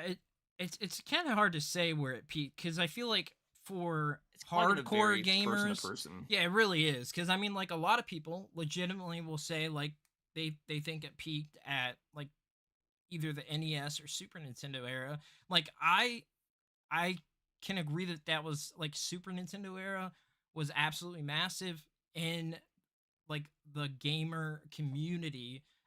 When you had Sega Genesis, Super Nintendo, Yeah. that was like But you're talking it like was really big and early. it be Essentially, it helped get it off the ground to when actually being something before just yeah. collapsing in on itself. Like the thing is with comparing it to then is that monoculture doesn't exist anymore.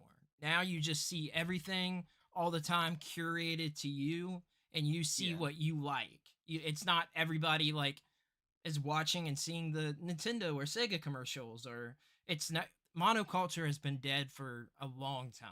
Like Yeah. social The media took that internet away. and social media killed it pretty much. Yeah, I mean, when monoculture existed, I mean, Super Nintendo Genesis era, and you got like TurboGrafx 16 out right before, and Neo Geo is out, and like there was a ton of companies. There was more, there were way Like more really the consoles. wild west of gaming. It really was. There was so many people, and there's many that I'm missing because I mean, people don't bring up like during that era, like the Wonder Swan that was really big in Japan, but obviously we didn't get it here, and like the N-Gage, like the weird attempts that don't happen anymore.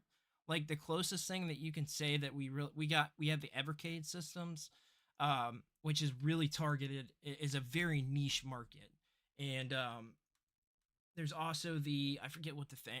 It's that little tiny console handheld that like a lot of people it like allows you to develop for and has a crank. Playdate, that's what it's called. Those are like the I only have no two idea what you're talking companies. about. Yeah, it's a little hand. It's the neatest thing. I really want to get one.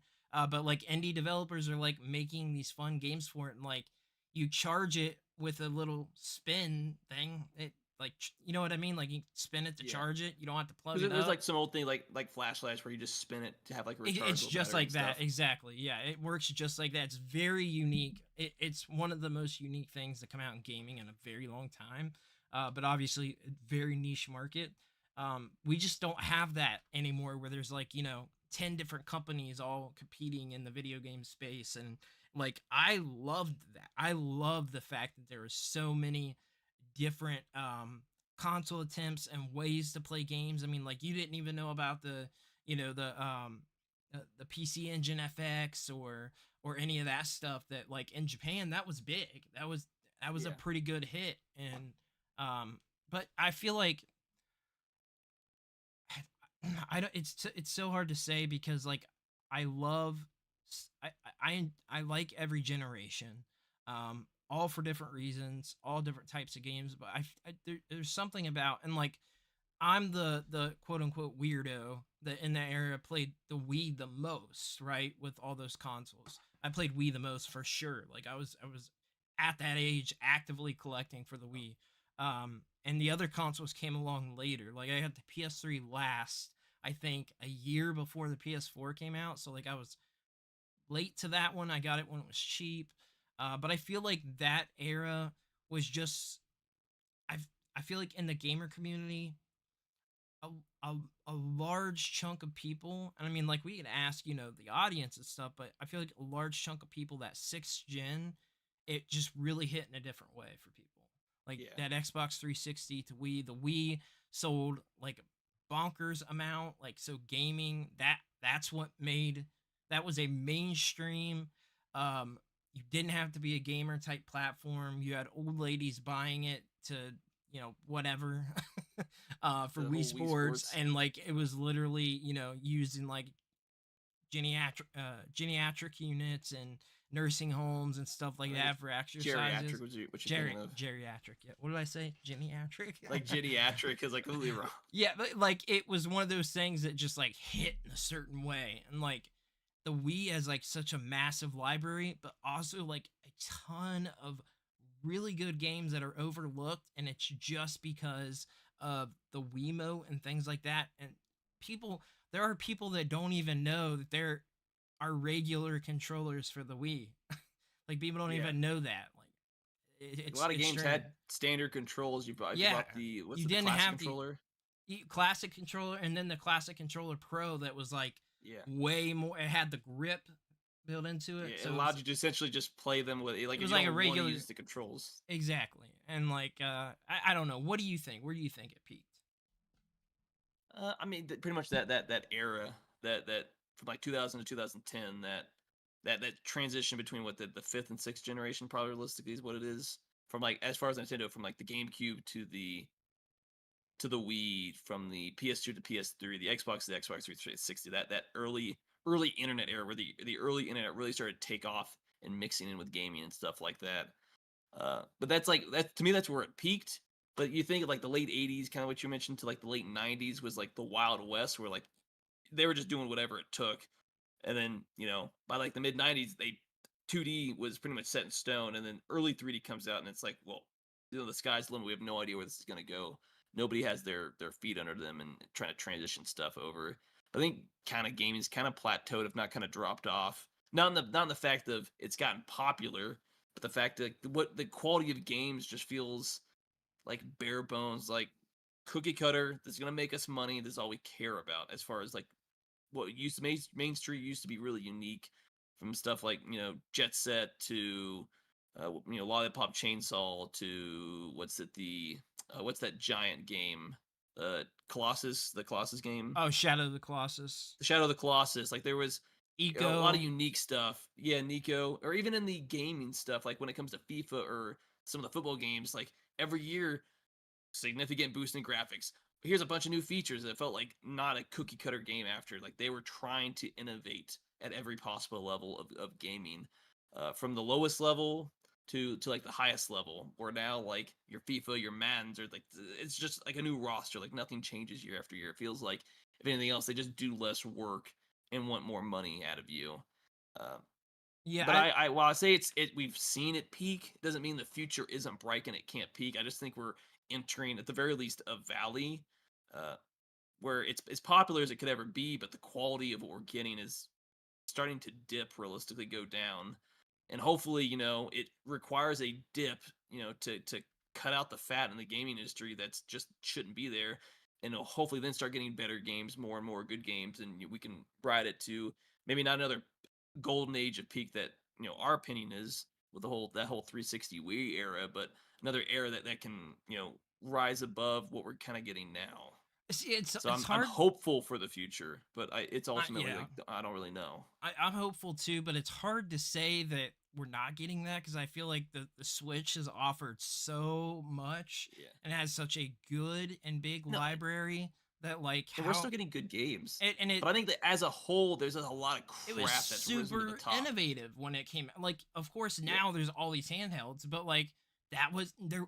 People weren't making hybrid handhelds, so like I feel Yeah. like the only innovation, from generation to generation was coming from Nintendo. And whether you see that as a good or bad thing, you're talking about there not being enough, innovation, and Nintendo Well, is the king of that's that. more like the actual games themselves, like games that Well, I feel year like after even year, with like that, these they do big that. studio games used to do unique stuff where now they've just been like, this makes Yeah, money, let's just do this. Let's I not risk a game failing.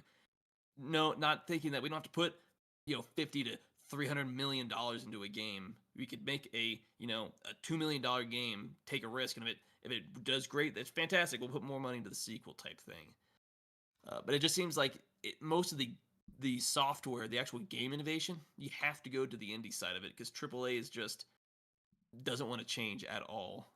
I I mean, I agree with you. That's what I was kind of bringing up about that. I'm not saying there's not innovations in AAA gaming, but as a whole, there's just Well, from the other stagnated. companies, like, yeah, you could easily argue that we're not getting that. I mean, like, if I don't know, there's a gigantic segment of people that are only playing the live service games. There's people, and like I know people personally, and like you see it online all the time.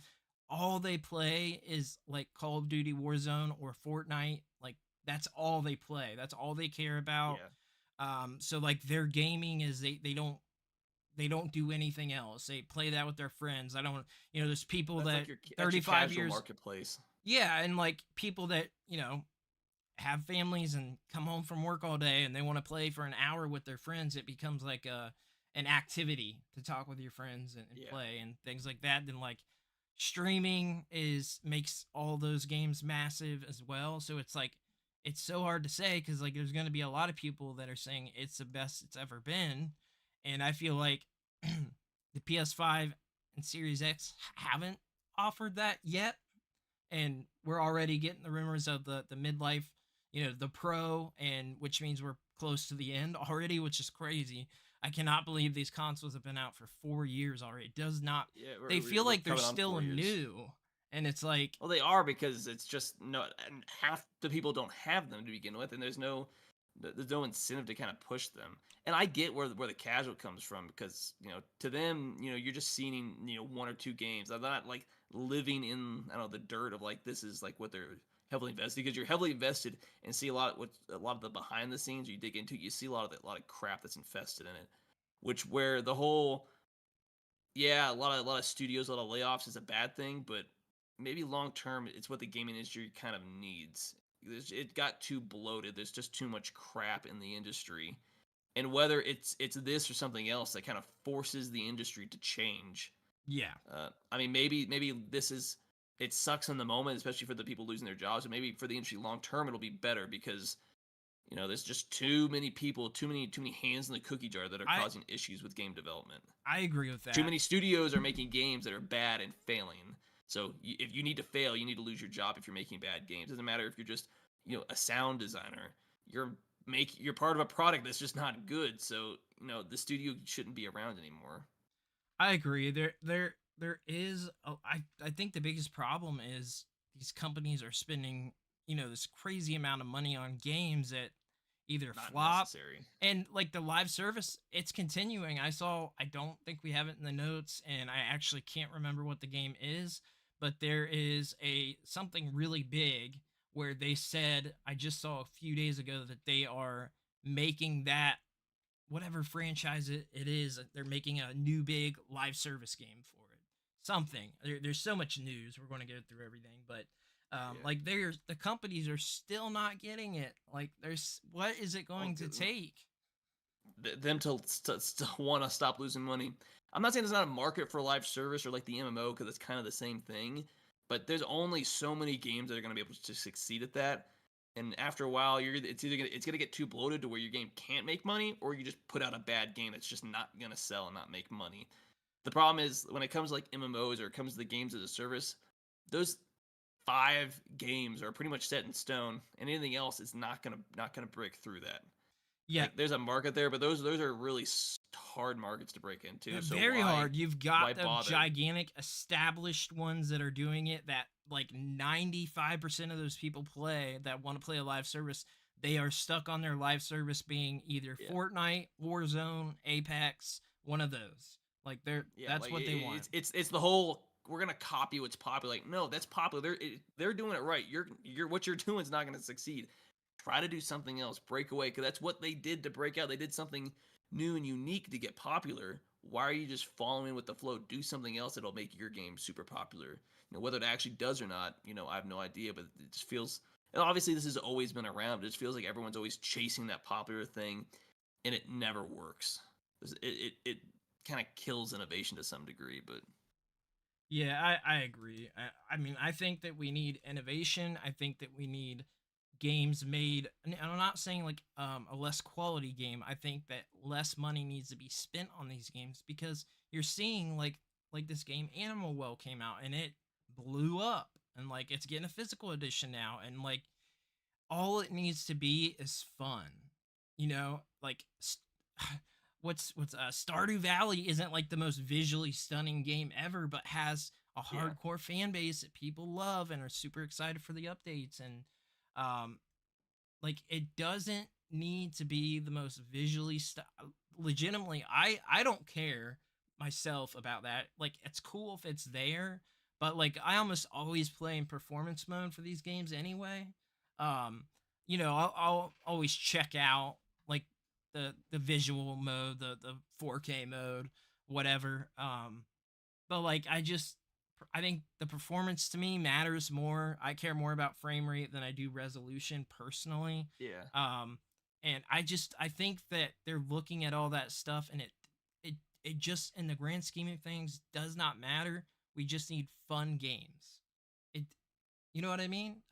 We just yeah. need fun No, games. definitely That's makes it. complete sense. And if you're going to experiment for a new franchise, which we do need new franchises, if you're going to experiment, don't go out and spend $6 million on this no-name game that people don't know about when you don't know that you're going to make your money back.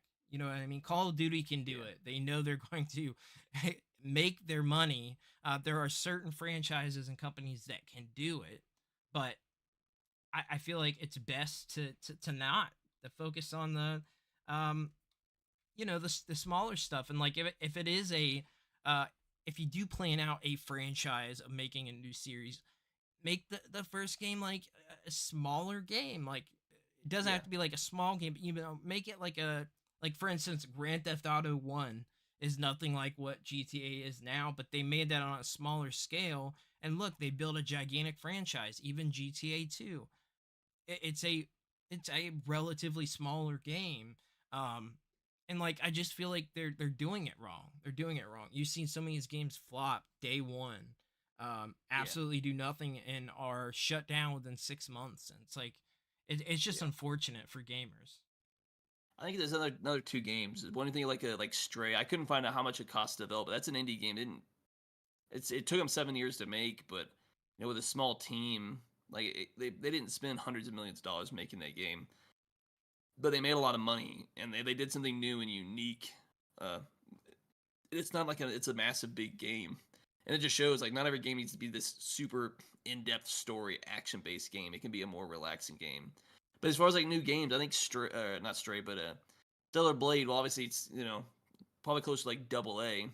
It's essentially a mobile phone developer making an actual game for once for consoles and PC, doing something new, unique. They did a lot of stuff new in that game, but a lot of stuff that's the same. Like what's worked in the past. Well, collect stuff and skins. We're not gonna charge you money in a single player game. That they said unless it's like a collaboration where that's a little different. Yeah, Uh, totally different. Totally but different. do something. It's a new IP. Take a risk, but you don't like. It's not overbearing on the story. It's not like it does a whole lot new. It's Yeah. not a super long game, but it just does enough to try something new. Like, all right, does this work? Is there an audience for this? I'd say there is, and so the game kind of whatever we get could start something new. Obviously, it still falls in that Souls like. I'd say Souls light because it's not the combat's not super hard or super heavy. Uh, it can be at first, but after a while, it's not the hardest thing in the world. But the bosses are still challenging. But I mean, it just it did something that a lot of games just aren't doing, and just let's try something else. It's not like we did anything new. We just took what worked in the past, fresh coat of paint, tweak stuff here or there, and I think it worked out pretty well. Yeah. Not ignoring the fact that game's music is phenomenal. Like, not a single bad soundtrack in that game. They're all bangers. And do you think, I obviously have not played it yet, and without spoilers, is there a possibility for Stellar Blade to be a franchise, or is it sort of a one-off? Absolutely. I don't know what the sales have been like. And obviously there's an article where it's been kind of leaked where they're kind of expecting it to come to PC, but that's not really a surprise. But I think once we actually get the sales numbers for that game and it did well, like if it doubled its money or tripled its development cost, I think it'll absolutely get a sequel. Yeah, 100%. But obviously that comes down to did the game ultimately make money? But I also think it's the world that's got potential. But I mean, ultimately we'll see some games kind of like Stray. It's just going to be a one-off. We're not trying to make a franchise here. We just want to make a fun, entertaining game. But some games do then make games become a franchise. But I think there's also a pro and con to that, because you look at like Halo, a game that's really unique, did a lot of stuff new and innovative when it first came out, but arguably has overstayed its welcome, and it's just another monotonously repeated same thing over and over again. Yeah, I mean, I agree with you. It's unfortunate. I guess we'll see what happens. Yeah. So I guess we'll go on to the next question, and we kind of already addressed this, and it shouldn't be as long, but should single-player games essentially be have any forced online of any kind? Because obviously, kind of somewhat already addressed it with Shadows, where it's like there were rumors you need to be online all the time, and that's like no, just for the initial connection. But like it's a single-player game, you shouldn't need any internet at all. It's not a multiplayer game. It's not a games as a service. Like, what's the point? I agree, but here, and they said exactly that you've got to connect to the internet to play it. Here's the thing: every single game, the only company that doesn't do it every time is Nintendo, because the last 3 that I bought, there's been no updates. But you got to update the game anyway. So I feel like I don't even know why this was put out. We 100% would have known that there would be a day one patch or update like there is for every single game for the other consoles. So it's the same exact thing. It's the but you can exact still same technically thing. you should still be able to ignore that patch if you're not on the internet and just play the game. Like, obviously the game should be ready to be played. But they never are. It is We've accepted that there are day one patches since Xbox 360. Absolutely not. I don't accept. It just happened. My shit's connected to the internet because it is. I don't accept that. That's unacceptable. The game should be. Nobody's fighting it when you launch it. It's been happening since the Xbox 360 era and hasn't stopped. So, and people aren't stopping playing games because of it. People don't complain enough, or just stop buying the game. Stop accepting crap like that. But at the very least, just because we were bringing like Stellar Blade, the game was playable at launch, because there are people that refused to update the game when it came to that costume stuff. Yeah, but the game's still fully playable like at launch, like most Nintendo games. But that update should still be an option for me to play the game. But like downloading something isn't like in-game requiring an internet connection. Well, I mean, you have to be connected to the internet to update. You get to download the update. Yeah, but that's not like connecting just to play the game. Like, the game should have no connection over the internet when I'm playing it at all. I mean, outside of downloading updates, but that's not within the game. These games should be done when they come out, but that's like a going nowhere argument, because this has been happening now for 3 generations and is expected for every game now. Everything. Like, it's expected that you got to update the game to start playing. Well, the expected is I don't buy it then until there's complete. But you bought Stellar Blade. You buy it was a complete game at launch, though. Like, the game was good at launch. It had a day one patch, which wasn't necessary to. Which wasn't literally every game has a day one patch. I get that, and I don't agree with it. But that game was playable without that patch. I mean, yeah, it's hard to say, man, because like just so many of these games are doing that, and it's become like the norm. I'm not saying I like it. I absolutely hate it. I intentionally go on a website. Norm is if that's required, you should be fired out of a cannon into the sun. because Well, you're making bad decisions, and I don't agree with it. so like this is how deep I am into the wanting to own the full game, is that I follow a compilation essentially of people compiling all the Switch games that are fully on the cart day one with no patches, no internet connection requirement, and the list isn't that big because most games require and have a patch day one. A lot of them are first party Nintendo games, like Princess Peach Showtime doesn't have an update. I want to say Super Mario RPG, there's no update. Like people are compiling lists, be. and like there are some PS5 games that are fully on the disc, but it's mostly from the companies like Limited Run, Premium Edition, the companies putting those games out that are targeting those people that care about owning their products, which you should. Yeah. We keep seeing it. Look, Well, the Xbox 360 store I can own it is all I shutting want. down. It just depends on whether I'm legally owning it or not. Is going to be the decision.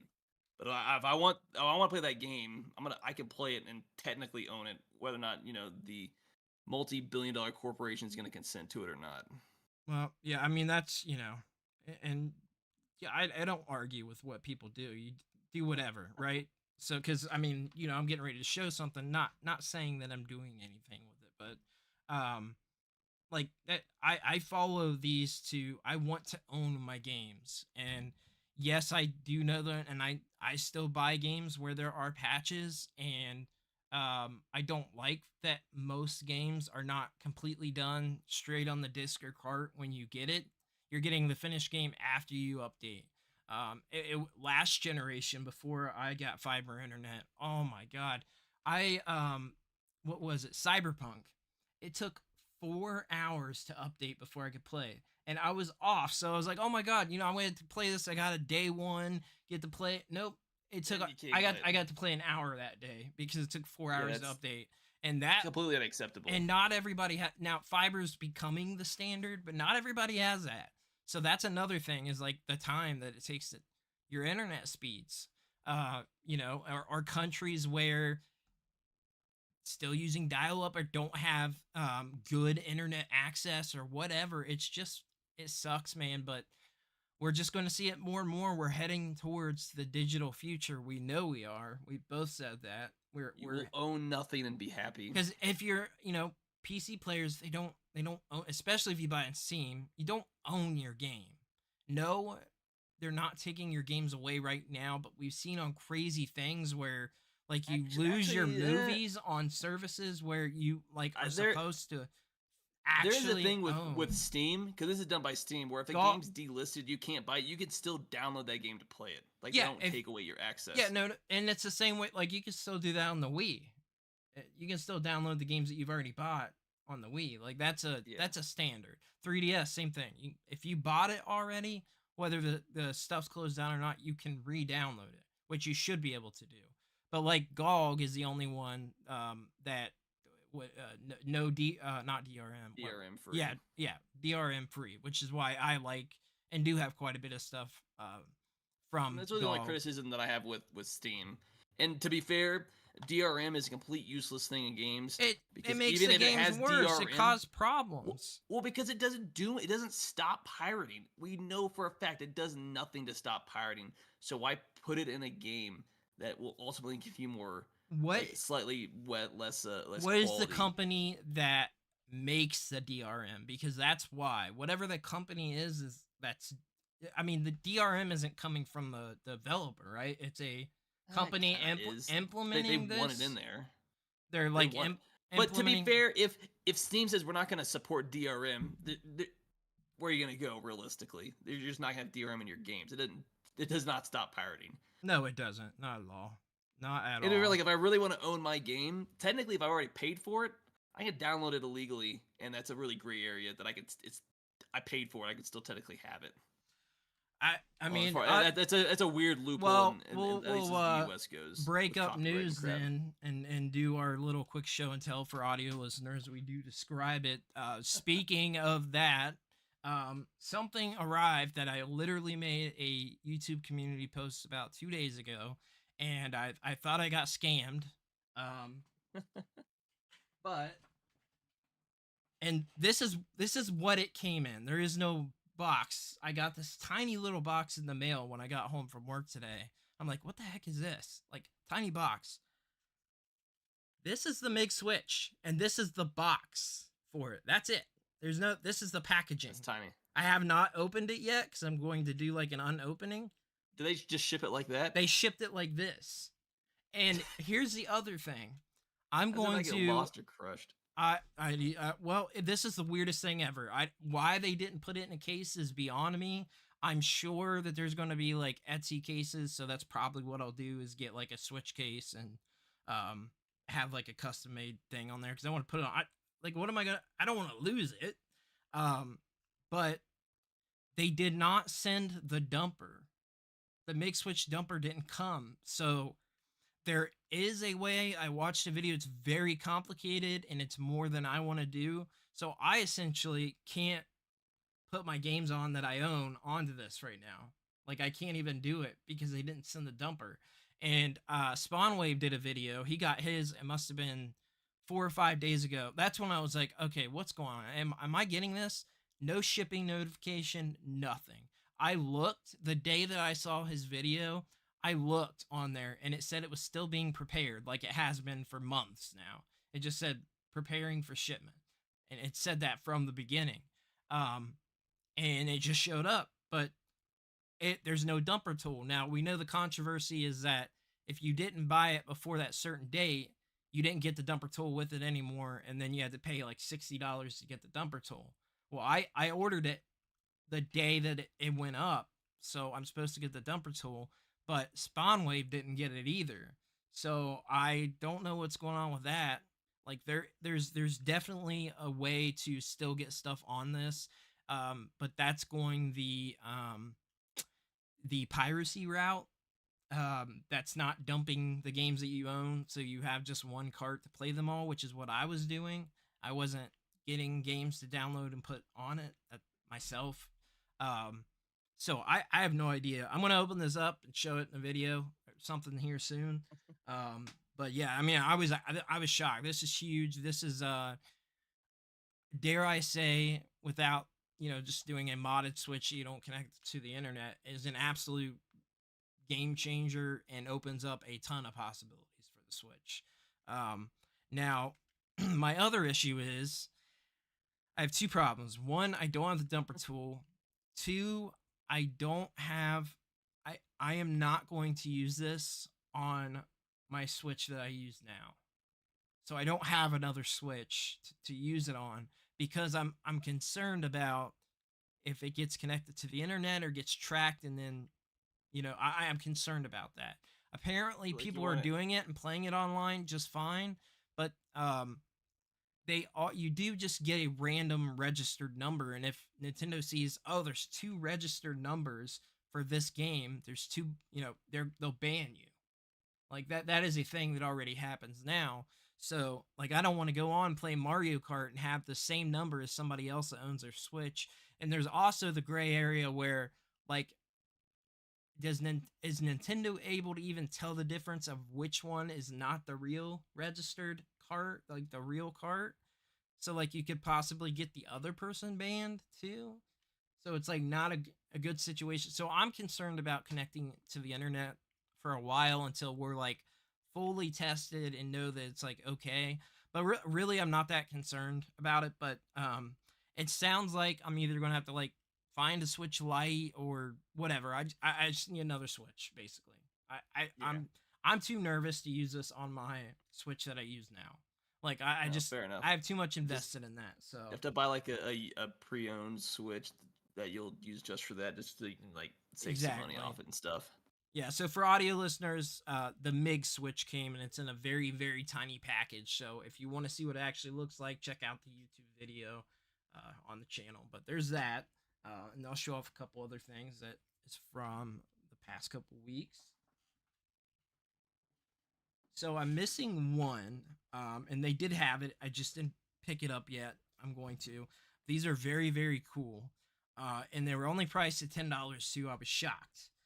But there's 3 of them, and I got 2 of the 3. So Sega put out some action figures for retro games.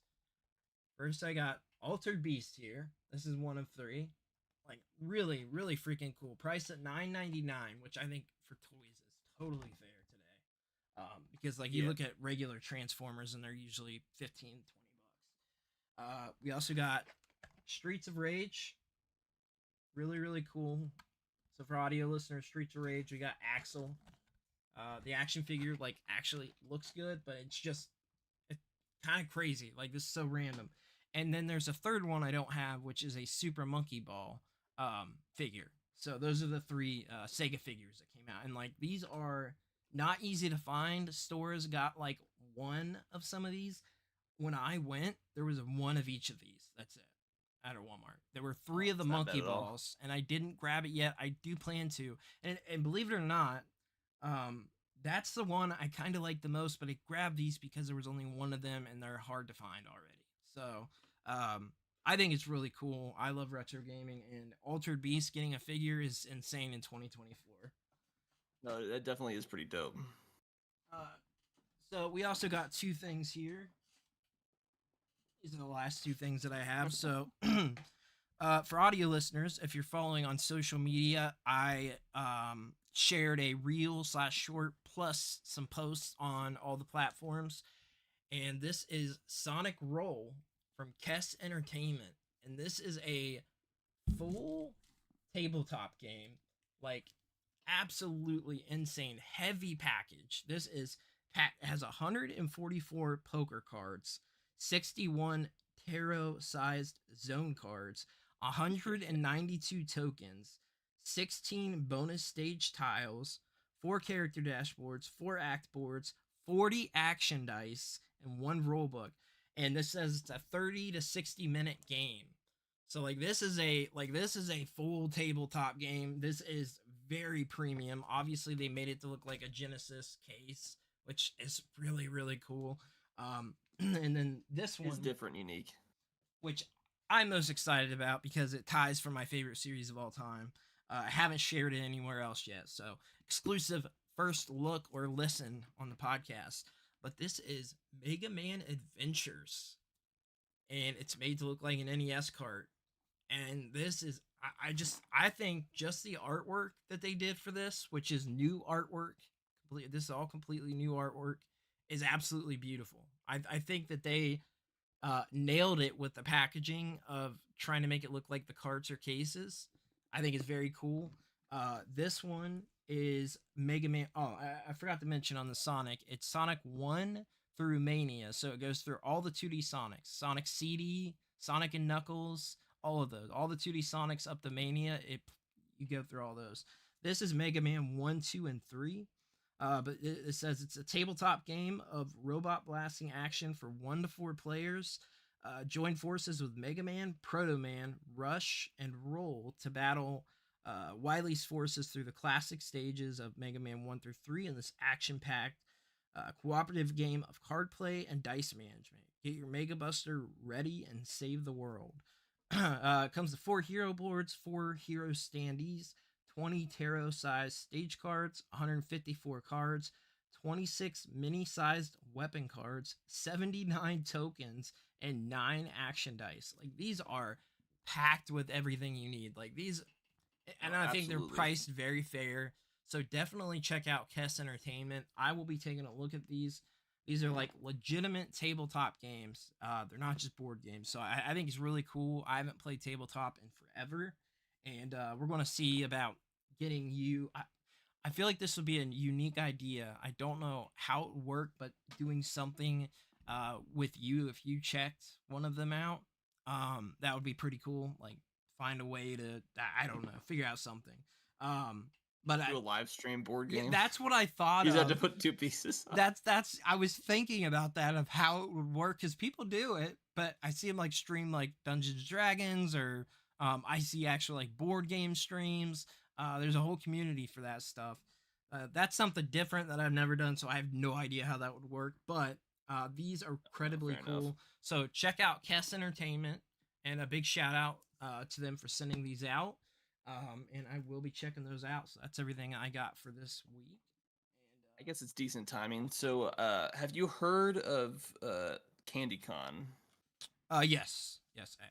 The I think I Switch follow on. controller that they and I think they partnered with GameStop or they sell them physically through GameStop. So And wait, not Candy Con. It's called Rock Candy, right?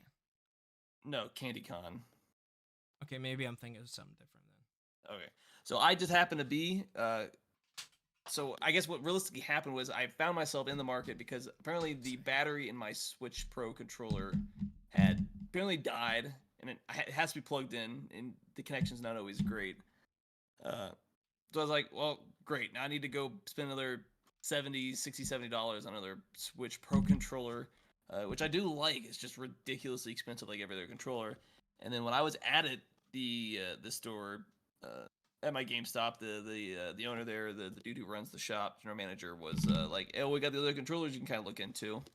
And while it's ultimately only saved me probably about $10, it's something a little bit unique. So, and I'll show it. But if you not know, it's technically sold in like two different sets. You've got like the base unit, the actual CandyCon itself, and it's not in here, but it kind of shows you what it is. But its big selling point is I believe it's the gyroscope uh, that's in the actual CandyCon itself. So essentially, and obviously this sticks with the Pro controller, but the actual it's supposed to eliminate the Joy Cons, and I have to double check with Brandon when he gets back. But the idea is it's made in such a way that the stick drift shouldn't be a thing with said controller. But the other benefit with this, because you have to buy it, it's about $45 for just the base. But you also need to buy essentially do what I did, which was a combo pack, and nothing's in here. Or you can buy like certain things individually, but your actual D-pad and your actual controllers can be different. Like you can customize them because the actual Joy base itself just comes with the controller. It doesn't have the front cover or the D-pad or any of these controllers, and it's without actually doing it. That's really awkward. The actual base pad is different, and I did the same, just did the standard black everything because I didn't really care. But one of the other unique things about the actual base CandyCon is the fact that you can customize both the style and what the D-pad looks like, what the actual Joy Cons look like, as well as the designs they actually have for the actual faceplate, because it just sticks on with these actual magnets based off where the screws are on. So it comes right off. Hollow Effect joystick, I believe that's what it is. I didn't have a chance to just double check before, but it was originally explained that I can't remember if it's that exactly, but it's supposed to get rid of what the style of the Joy-Con is supposed to get rid of the stick drift. I bought it. I've only been using it for about a week. I meant to look more into it. I just have not had the time to like verify and pull some stuff up, and I'll probably do that before. I want to verify on it. But outside of that, ultimately it was $10 cheaper. It's supposed to work also with the PC, whether it's plugged in or it's got a little USB Bluetooth dongle and stuff like that. Because on the back, it's got a option for Nintendo. You can't really see it, but it's got an option for Nintendo Switch PC. And then the only other option is it's got 2 additional programmable buttons on the back, and then every other button is supposed to technically be believe every other button is supposed to be programmable, or might just be the bottom 2. I don't have some of the stuff brought up like I planned to. But there is, at the very least, limited programmable buttons on this for the Switch if you wanted to do some customization. But it was something neat. I just happened to be in the... No, I do not believe it has an NFC reader on it. That's the one thing that most of these aftermarket controllers don't have. But a lot of them have, additional thing. Also, the HD Rumble, some have, but most don't have that. Yeah, NFC. But it had like everything else. So I just wanted to verify. So it's unlike a lot of it still has the motion controls in it with that the Pro has. Yeah. I wanted to verify. It only has these 2 back buttons, which naturally rest when you hold it. Those are the only 2 that are programmable, but it's an extra 2 buttons that you can program for whatever you want. By default, they don't do anything, but they're very natural when you're just holding the controller to be able to press. I really wanted you to check it out, and you had the opportunity, but the Mamba 1 controllers, like I got the black one, I'm gonna check. Well, I mean, should have messaged me, but shout out to Mamba 1. Like, these things are phenomenal. They got the back triggers as well. You can also control the intensity and the button press of the triggers.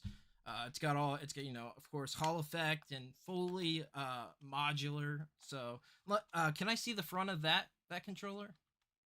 This one, Yeah.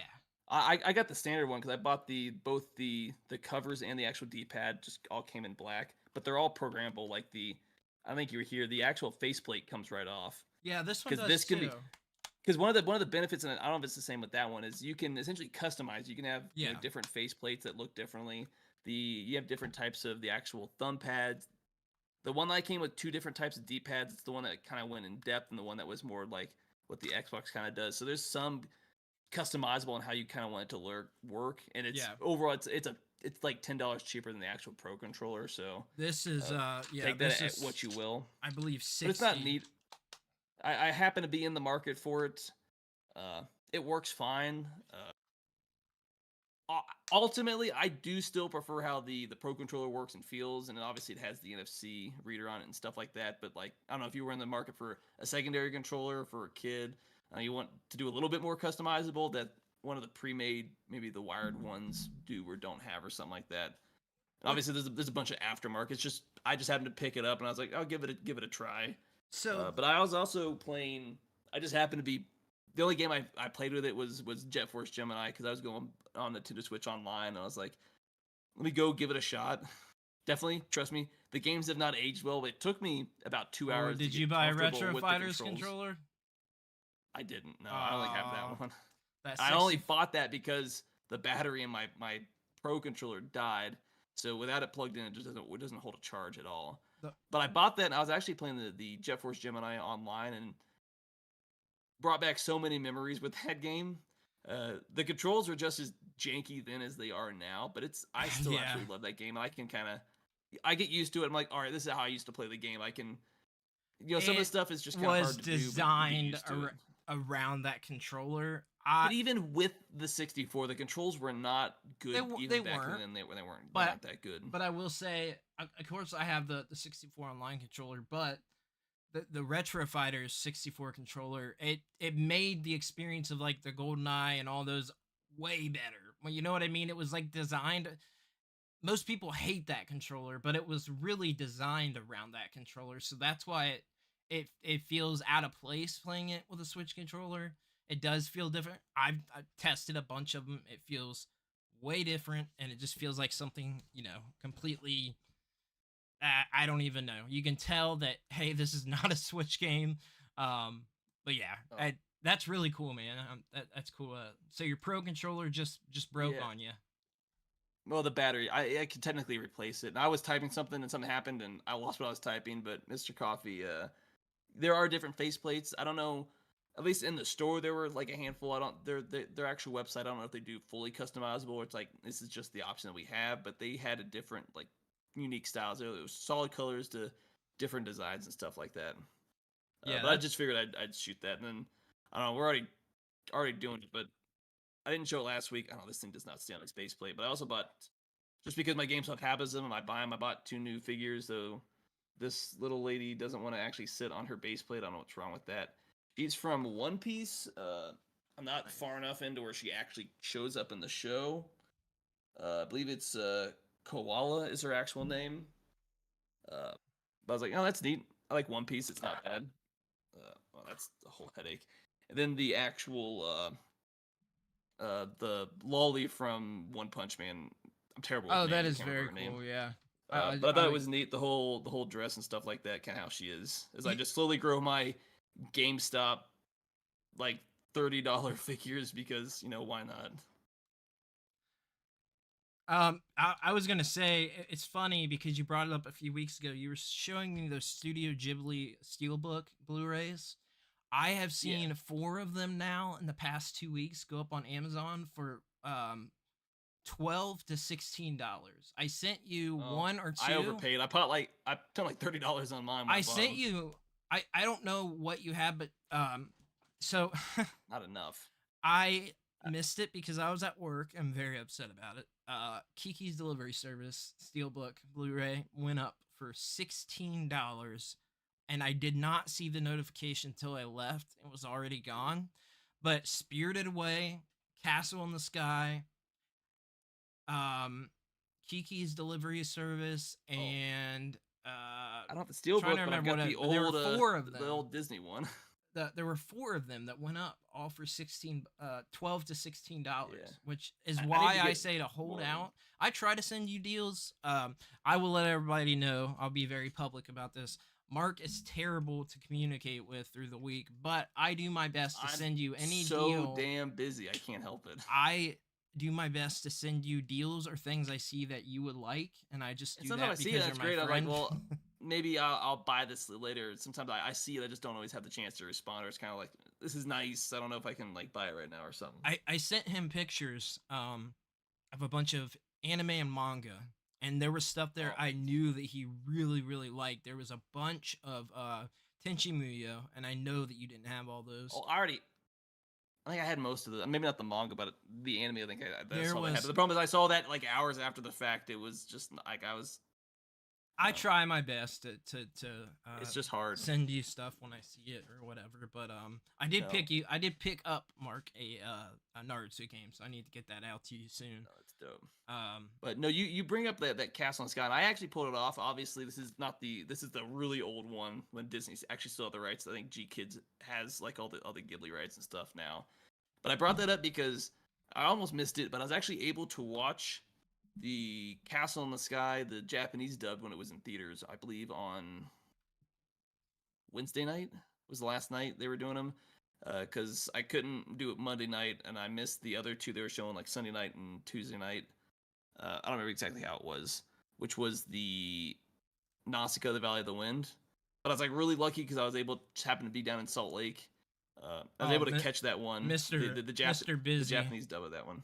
Mr. Busy over there. Busy, but I'm like not at home. I was home like one night this whole week, and I was literally in Salt Lake this whole week for like work related stuff. I will say, but I was able to see it. And I thought it was an absolute blast. I'd never actually seen the actual Japanese dub for Castle in the Sky, but the fact that I was able to see at the very least, my favorite Studio Ghibli film in theaters, and arguably one of my top 5 favorite movies of all time, I absolutely loved the experience. I loved watching that movie, like actually in theaters, because obviously it came out in like what 88, yeah, it's late an old 80s when it came out in Japan. So I wasn't even born when this movie came out. Yeah, that's but like that's I thought it was a really good experience. Much as like I try to hit these Studio Ghibli movies, I miss more of them than I actually be able to see. So the game store had one volume of Rurouni Kenshin, and it was volume 7, and it was like not in good condition. And then I was like, I would rather just get the omnibus anyway, like you have, rather than just buy the individual volumes. But you save money and realistically space. I think they look better too. I mean, I like the look of manga, like the numbering. Yeah. I think it's cool, but when there's like 300 of them, it was just a random 7, and it wasn't in good condition. So I was like, I'm not gonna grab it. But they didn't have any anime, unfortunately, for Rurouni Kenshin. Just that one manga volume. But they had some. I can never find the manga stuff that you would love. Like there was some cool stuff there. I was like shocked. Like game stores usually don't have that many anime items like that. No. Surprisingly, Best Buy does. That's where I buy a lot of my stuff now, used in class. They even had a few VHS, and they had VHS up to 4K Blu-ray, and then manga. So I thought it was really cool. Yeah. And I saw my first. I have one. I have the Duel Masters, but we talked about it not that long ago. The Anna manga, where it's the collared manga taken from the anime.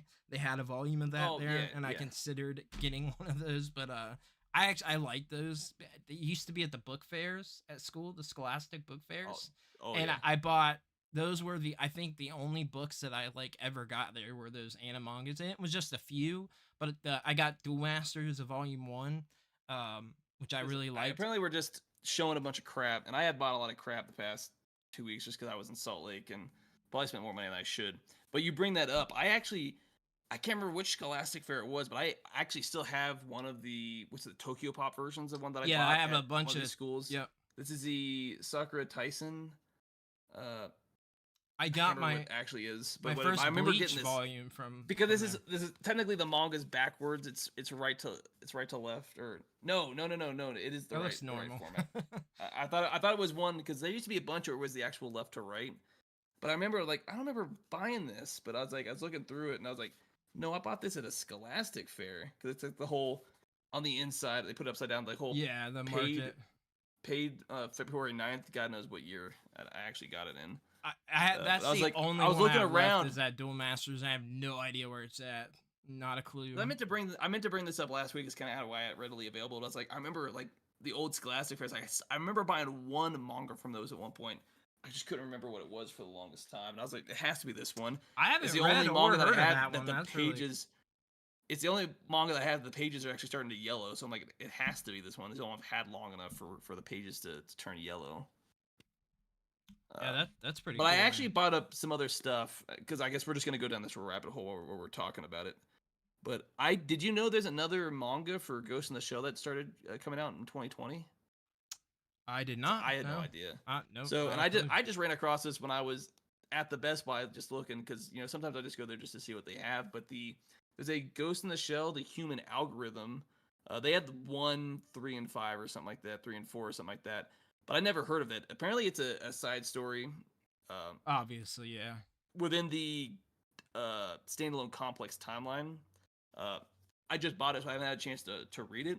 But it's not supposed to center around the major herself, but some of the side characters in it. I can't remember off the top of my head everyone's actual name, but I was like, that's really interesting. I'll buy the first volume, see if I like it or not, or something like that. That's pretty rad. But I was like, I yeah. had no idea there was another one. I was looking for because I've got 2 volumes of the standalone complex manga as well as the OG Yeah. manga, so that's what I was looking for. Not expecting them to have it, or they have the hard volume of the OG manga put into one because I bought that recently when I was there, but I didn't realize they had other versions of it as well as I was like buying other stuff. Might as well. I'm trying to fill out my high school DD collection, so I think I needed the 8 that they had, the only one there. I'm slowly filling out the actual manga version of it, as well as I'm slowly getting the actual light novel of the version. This is volume 13. I came to the point where it's like, even if it's not the next volume I need, I'm just gonna buy it to fill it out. And I did this in like probably the worst way. So for Gundam Thunderbolt, I only have volume 1, and they only had one other volume there this time. And I was like, screw it, I'm tired of just not buying it. Let me just start buying pieces and I'll eventually fill them in. So I was like, screw it. I'm just going to buy volume 21. So I'm just missing like another 19 volumes between the 2 that I actually have. But I was like, screw it. I'll just buy it because I'm a huge Mobile Suit fan, and obviously I like High School DD. Really like the story, Well, but I was okay. like, screw it. I'm just going to start buying volumes, and eventually I'll start filling in my shelf with what I actually want. So, did you see? Because I thought you would have absolutely loved this thing. I've never seen it before. I sent it to you today. That Gundam arcade game. Did you see that I sent you on Instagram? You said the arcade. I think, yeah, Oh no, I my remember god, dude! It something was about the it. coolest thing I've ever seen before. I I was didn't get a chance to dig that deep into it, unfortunately. okay. Well, I'll see if I But can pull it up to I remember show. seeing it, but it was like a quick, oh, that's really cool. I need to check that out later when I actually have time to sit down and dig into it. Yeah, I'll see if I could pull it up. But that was the coolest thing, and I'm like, daggone. I love that arcades are still a thing in Japan. Like we Oh, have some yeah, here, absolutely. obviously, but like it's still a thing that people really like and an activity that they do. But this is the coolest thing. I'll see if I can show it on camera. But it's like actually like double screens. Like you're controlling it Oh, that's really cool. like that Steel Battalion game, and obviously you can't see it Yeah, really well, but like this might be the most unique Gundam game I've ever seen in my life. Like this looks like the Gundam game I want to play. like with the Like actual controls you're and stuff. controlling the Gundam. Yeah, that is the Oh coolest yeah, thing ever, and that's a Japanese exclusive arcade game. I'm not sure what the full title of the game is, but that is like it's 3 screens. It's insane. So cool. yeah. I know something Zap was saying. Something Disney puts it out, so I won't buy it. I don't know exactly what you're referencing, but if you're talking like the old Ghibli films, technically Disney doesn't have the publishing rights. They did when I bought that, but I think if that's what you're referring to, it's all under G Kids. But I think I missed exactly when that comment was posted. I don't know if Disney has some anime rights because they're starting to put on Disney Plus, which I absolutely can't stand. But yeah, Yeah, screw that's it. cool. I mean, we're already talking about it. Might as well because I got it here. I did pick up a few other things. Most of these are shows that I've already seen. Uh, so I obviously huge Cowboy Bebop fan. I already have the OG Bandai Anime Legends of the anime and then the actual movie Oh, that's DVD. cool. Yeah. I screwed it up. I don't remember how much. I think it was like another $30. I said, screw it. I'm just gonna buy it. Ended up rebuying it on Blu-ray because I've seen it forever. Never bothered to buy it because I already have it. I was like, screw it. I'll get the Blu-ray version of it. It's the Blu-ray anime, or not the live 4K action. Blu-ray upgrades are And justified. that's just it's just regular Blu-ray. I apologize. I am trying my best to not talk over terrible No, audio. you're but fine. And then two of the other ones that I started watching Spy Family. You already seen it. The whole season 1, part 1. I can't stand how they do it, but I was like, screw it. I just want the first. I'll just buy it because why not? It's a good show. But another one, I don't know why it took me this long to get it. You remember a show called Space Dandy? Yes, I do. Absolutely. I don't know why it took me this long to physically get this anime. I'm not wearing it now, but I have a shirt for Space Dandy. I absolutely loved that anime. At least this one's the all-in-one. It's not part 1, part 2, which I can't stand that they do sometimes. But of the other stuff I had bought recently, because I just want to get it out. This is the actual movie I haven't seen, and I was just like, just gonna buy a movie and see how it turns out. So I also got a movie done by G Kids because they do a lot of anime movies themselves. So it's a movie called Napping Princess. Surprisingly, I've never heard anything about this. That is one of the worst names I've ever heard in my life.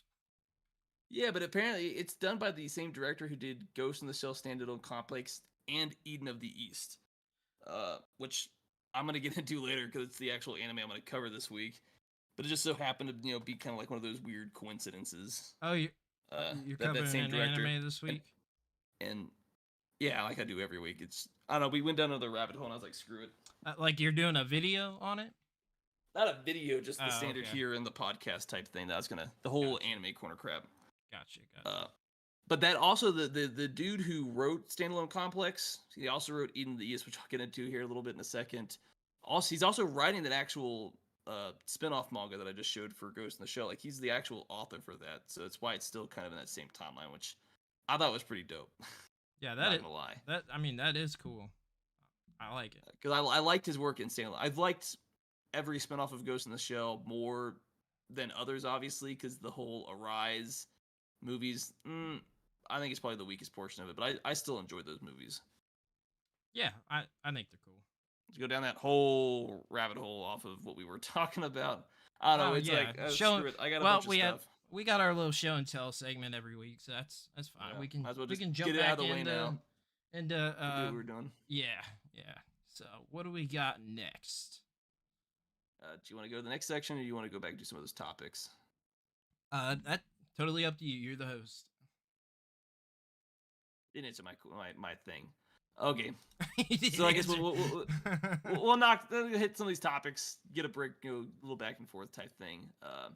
So I brought up the question: are gamers a threat to society? Which feels like a really stupid question. At least I think it is. Yes. But apparently there is an article from Spyscape.com that was titled "Gen Z Spies: Are Gamers a Bigger Threat Than Foreign Operatives?" And just reading off that title, I kind of had an idea probably where they were going with this. But like, what are your initial thoughts just on that question? Yes, they are. I think video games are not good in general for human beings. I think we're meant to walk barefoot, out in the wild, catching our animals, and really hunting for food and survival and trying to find clean water. And so video games are not good. Yeah.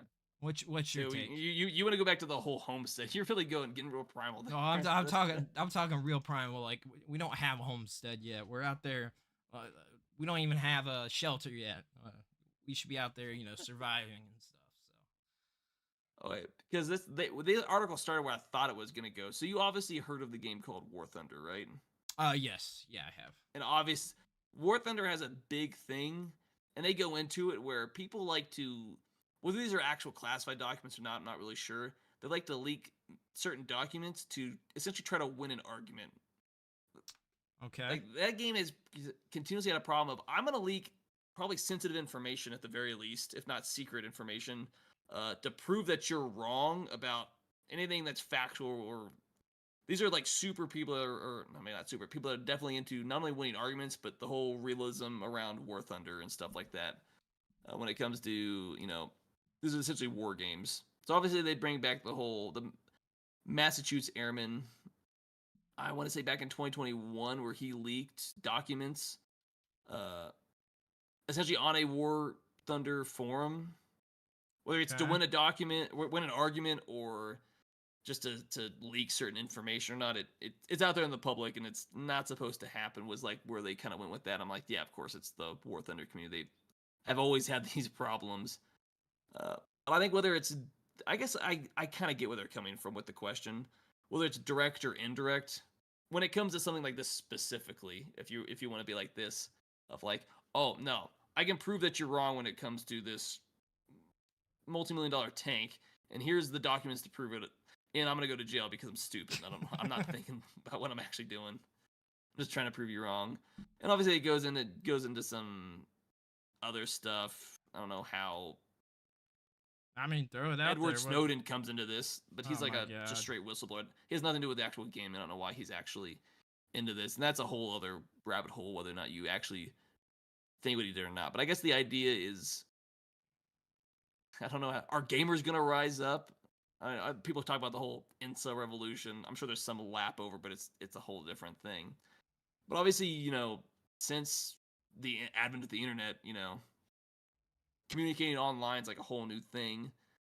And it's a relatively big thing. Do you think like gamers are gonna actually rise up in some kind of incel revolution, or is it just gonna be a I better way to put this? Dumbasses doing dumbass things on the internet to win an argument. that is always going to happen. Um, a threat to society, no. But what I will say is, and like, obviously, I use it and I like it. And there's stuff that I enjoy with the internet, but internet has changed culture, right? Like, you don't have that. Um, say you put out a video and you've got a guy throwing a negative, rude, mean comment, right? Like in the video, like super aggressive. Like these people wouldn't do that face to face to you. Do you know what I mean? Like Well, you're behind a screen, they're keyboard I'm warriors. 100. Trust me, you'll never find a bigger troll on the internet than me. I Well, will. like these people, Obviously, no, there's like a hard limit, but that I say troll people things with the that internet. are like, terrible, which has happened many That's times. the Like internet. But that's not a that's the gamer problem. specific thing. That's everybody on the internet just being assholes Well, to each that's other. that's where I'm going But with in this. Is reality, that it, most of us wouldn't say what we say on the internet if we were face to face. no, because you would get We'd punched only if get you punched in did. the face. You'd get punched, and you would never do it. And that's That's the the thing. old So COD lobbies. yeah, I mean, yeah, jeez, that takes me back. But yeah, I mean, That's prime right of that. What that is. yeah, I mean, they're not a threat to society. I don't know. It almost sounds like they've got a narrative with it. I don't know. Almost political with. I get what they're saying. I get what they're saying, but I was like, I don't think so. I was like, but people are gonna do these certain things. They're gonna leak sensitive information, whether it's related to a game or not. For whether it's to prove something to win an argument, not thinking about the consequences, or because someone gave me $5,000, which in turn I losing the money and I'm spending 20 years in a federal prison. Yeah. I don't think it actually has anything to do with gaming. I know some people want to talk about.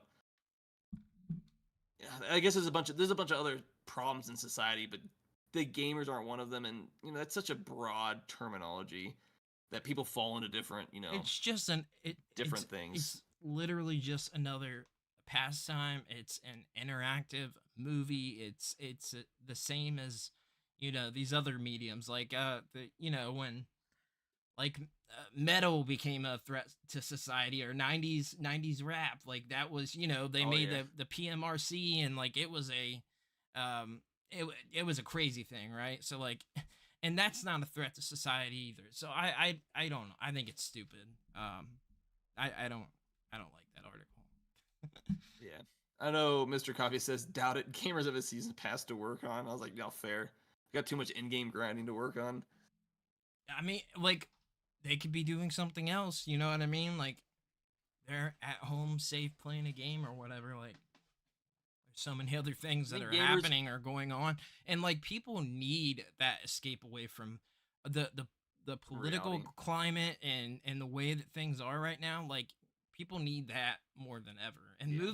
movies offer that, but not in the same capacity. Like there It's aren't not as many movies immersive. you get lost in and Yeah. kind of turn off your brain and interact with, which people need. And like that's one of my problems. I don't do that enough, and I need to because it's good. I mean, it's good for me. Like you just turn off your brain, and Yeah. that's like a whole rabbit hole. Maybe not for That's my hours. problem. I can't. Maybe not for hours or days on end, because I think the only thing they some gamers are at risk of, and that's not I don't think it's not a gaming issue, it's a society issue of our version of the what's it the hikikimori essentially, Yeah, that's what a it's called. recluse, where you just sit in your apartment or house for days or weeks on end. Well, And you never unfortunately, leave or there are receive food. bills and things like that, so I would never be able to do that. But Yeah, but I mean, I guess the concept is you either your parents pay for it or you just the whole live in your parents' basement type thing. Is yeah, what some people could essentially you're just becoming a recluse. But that I don't think that has anything to do with gaming. That's other societal issues. But that's like the worst realistically. But I don't know. I just saw an article jogged a question. I was like, this is an interesting and or stupid question. Let me just ask it. yeah. Of course, the article is going to focus on the War Thunder community because that's the only like black eye that I think the gaming community really has when it comes to stuff like that. Yeah, Um, that's wild. I don't. I'm gonna spend time in prison because I need to prove like how your argument's wrong by I don't know 10% or something like this. But something a little bit more shouldn't be as deep and a little bit more lighthearted. What are your three favorite childhood movies? Uh, actually, just did a short not that long ago on this. So Oh, it's perfect three timing. favorite. Yeah, Stand by Me, Dragonheart, and Godzilla versus Mothra. Those are my three favorites still today. My three favorites. They were my favorites as a kid too. Ones that I watched over and over and over. Like you can almost pick, probably 15 of the different Godzillas, but I think that's one of my favorites, and I think it's just the one I watched the most. Had the tape of because I had a bunch of those Godzilla tapes, and I think Oh it's yeah, just a really good Godzilla movie. So those three, Dragonheart is like people either loved or hated it at the time. I don't. Who knows what the Metacritic score looks like? I think overall a lot of people thought it was a bad movie, but I really connected with it, and it had a deep. I mean, dude, it was like the ending of it will tear you up. It is sad. It is a sad movie. At the end. oh yeah. I absolutely love that. And then Stand by Me, I think everybody should watch that at least once. Just a absolute classic. It's sort of a coming of age, but it's also not just that. Like there's a bunch of stuff that it's just crazy. There's a lot of stuff that happens, but it's like really representative of the time. It reminds me of me with my friends back in the day, just doing stuff. And I just think it's a really good film, and it has actors that came out to be really big actors in it. And then you got Will Wheaton is in it, for God's sake. With Um, Wheaton. Will Wheaton. But no, that's my favorite movie of all time. So those are my three favorites. What about you? Yeah. As far as like more childhood specific stuff, obviously Castle in the Sky is one of my favorite times. It's like the first anime film that I think I've ever watched. But I also think that, and while it's nowhere near as high on my list, I know it had an impact on me just growing up because I watched them at the same time, but also Spirited Away. Oh yeah. Uh, just because not only, uh, I think it just left a lasting impact on me. Because just the first two Studio Ghibli or anime movies that I really actually remember watching, they just left a really big mark. But there's another movie that I remember, and I actually still have this movie on VHS. I assume you're gonna remember it. It's a Nickelodeon movie that then became a TV show. I assume you've heard of a little boy genius called Jimmy Neutron. Yeah. Yeah. And just because I brought it up, I only get to see all the other third one. And I've actually, this is like the first movie I ever actually had. Oh, I think I was still, this movie came out like 2001, 2002, maybe 2003. I had this Yeah. movie and I got it before we ever actually met. That's why I know it's really old. But it's an old Disney movie. And I'm actually even nervous to Nickelodeon. even want to ever want to. I don't have a way to actually watch it. But it's a G. It's funny enough. It's still that's the whole 90th anniversary on it. But I was like, I'll just figure out I could pull it out, look at it. Like I don't even want to risk putting it in the actual a VHF player if I ever got one, just because the whole issue of eating the tape. And I was like, no, this. I remember watching this movie, and it also had at the end, like if you get through the credits, obviously you have to fast forward to it each time. But there's actually an actual music video on that VHS. Oh, that's with rad. What's it, the Kids in America or whoever did that song? Oh, There's yeah, a music video at the back end of it. Yep. But I would also remember watching. But I know that movie, I don't know, just had a lasting impact. It's like the only really movie as a kid that I ever had the physical of. So I'd say those are three of my favorite or some of my all-time favorite, movies from back definitely when I was a child. A lot of movies. I think obviously, I know I was a little older, but I'd put the SpongeBob movie probably fairly up there as well. It just didn't leave like an impact on some of the other ones. I don't know if I was late elementary when that movie came out. I can't remember what year it actually came out. My memory of the Jimmy Neutron movie was Matthew getting to go to an early screening and got like all the swag from going to go. I don't know how or why he got to go see it early before it came out in the theater. Yeah. But he got all this like crazy swag with it. Like I came over, he's like showing me all this stuff, this big bag of stuff they gave him. And crazy enough, I still have never seen that movie. I remember it very well, and I watched the cartoon. I never remember the TV show. Oh yeah, I watched plenty of that. I just never watched the movie. I never actually got to watch. And I hate that animation style though. I will say that. That early 3D animation. I just don't like it. I think Code Lyoko looks better than that show. And I don't think that's aged well at all. But I don't know. It's an early childhood memory that I got. But there was also a time where I just never was able to go to the movie theaters, which was unfortunate. But it's like I remember watching the crap out of that movie, like when I was a kid. That and obviously, some of the Land Before Time movies and stuff like that. I remember watching some of those as well. Yeah, I love some those. of those. There's so many of those. Yeah, some of them were before. I think the first one came out before I was born. But some of the later ones that we had, but long since actually lost it, and long since I couldn't go back and rewatch those movies now. Yeah, I will say I love the Land Before Time movies, though. I really like those. Oh yeah, I guess it was never my favorite, but I know some other people who was his favorite, but like the Brave Little Toaster movies. Oh, I like which kind of creep they kind of creep me out as a kid. Some of those scenes definitely felt a little dark for a kids movie at times. I'll tell you what I thought was weird. I think it was Beauty and the Beast, like the talking, like cups and stuff like that. I always found that to be weird as a kid. I liked it even then, but I always thought it was kind of weird. I think the only Disney movies that I actually really liked, I think there's only 3 that I actually ever really liked. So it was obviously The Lion King, which is massively popular. I'm trying to, for now as I'm older, for very obvious reasons, I like the Mulan movie. I think it, unlike a lot of people, I think that put me down on a weird path of interest in Asian culture and Asian women. I think so too. I loved Mulan. I really did. Did you watch the live action Mulan? No, I haven't watched a live action movie. By the time live action was a thing, zero interest in Disney at all. And then, because I think about it, it was the Fox and the Hound movie. I definitely remember enjoying that growing up. That's a sad movie. That's a really old movie. It's a sad, but it's an old good movie. What about Bambi? Do you remember Bambi? I never really cared for Bambi. That was sad too. I guess because Johnny just posted Aladdin. I never cared for Aladdin, to be fair. I liked Aladdin. Mr. Coffee said, "Is it my childhood movie? Would be Return of the Jedi. Saw it in theater." The first Star Wars movie I saw in theaters, I think it was the third. No, yeah, it would have had to have been Revenge of the Sith. I think it was the first the Star Wars movie I actually saw in theaters. I obviously didn't see the first one. I was just too young, and then I don't think I saw the second one in theaters. But I definitely remember seeing that one. I think that's the first Star Wars movie I saw. I grew up with the prequel movies.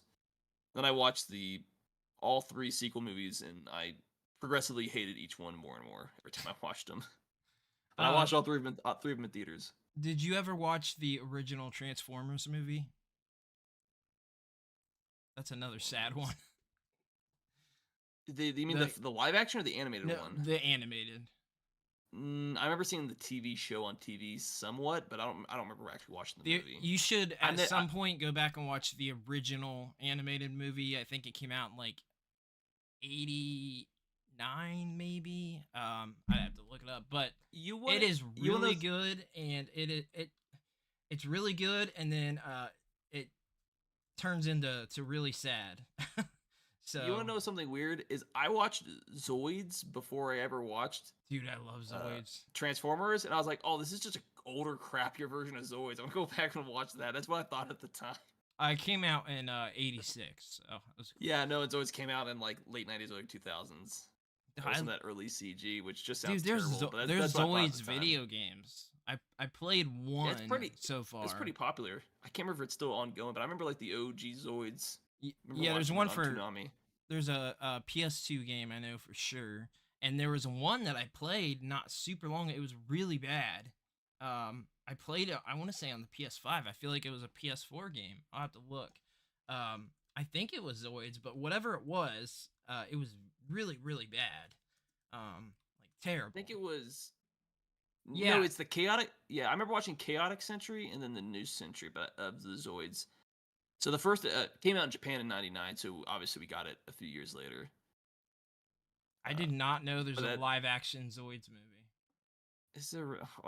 There's a lot of live action Japanese anime. There's a lot of live action anime that's been done in Japan. Most of them some are decently good, some are absolute crap. I think a lot of them are absolute crap personally, but oh man, all CG. It looks. Really they have like no. Some of those have no budget, and there's really crappy CG with them. I didn't know the guy at the game store because I brought up about Rurouni Kenshin, and I knew obviously because I saw the first 2 films. He said there's 5 films.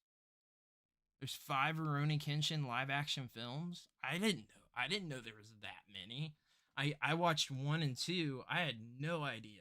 Which I did. That is one thing I did watch episode 1 of the new series, which I am going to watch through that. I would love to maybe do a video on that, like thoughts on that. Like it would just be like a random sort of thing, but I think it would be cool. Just you really like anime. I really like this series. I think it would be cool to hear thoughts and comparisons and stuff like that. But I did watch episode 1, and it was good.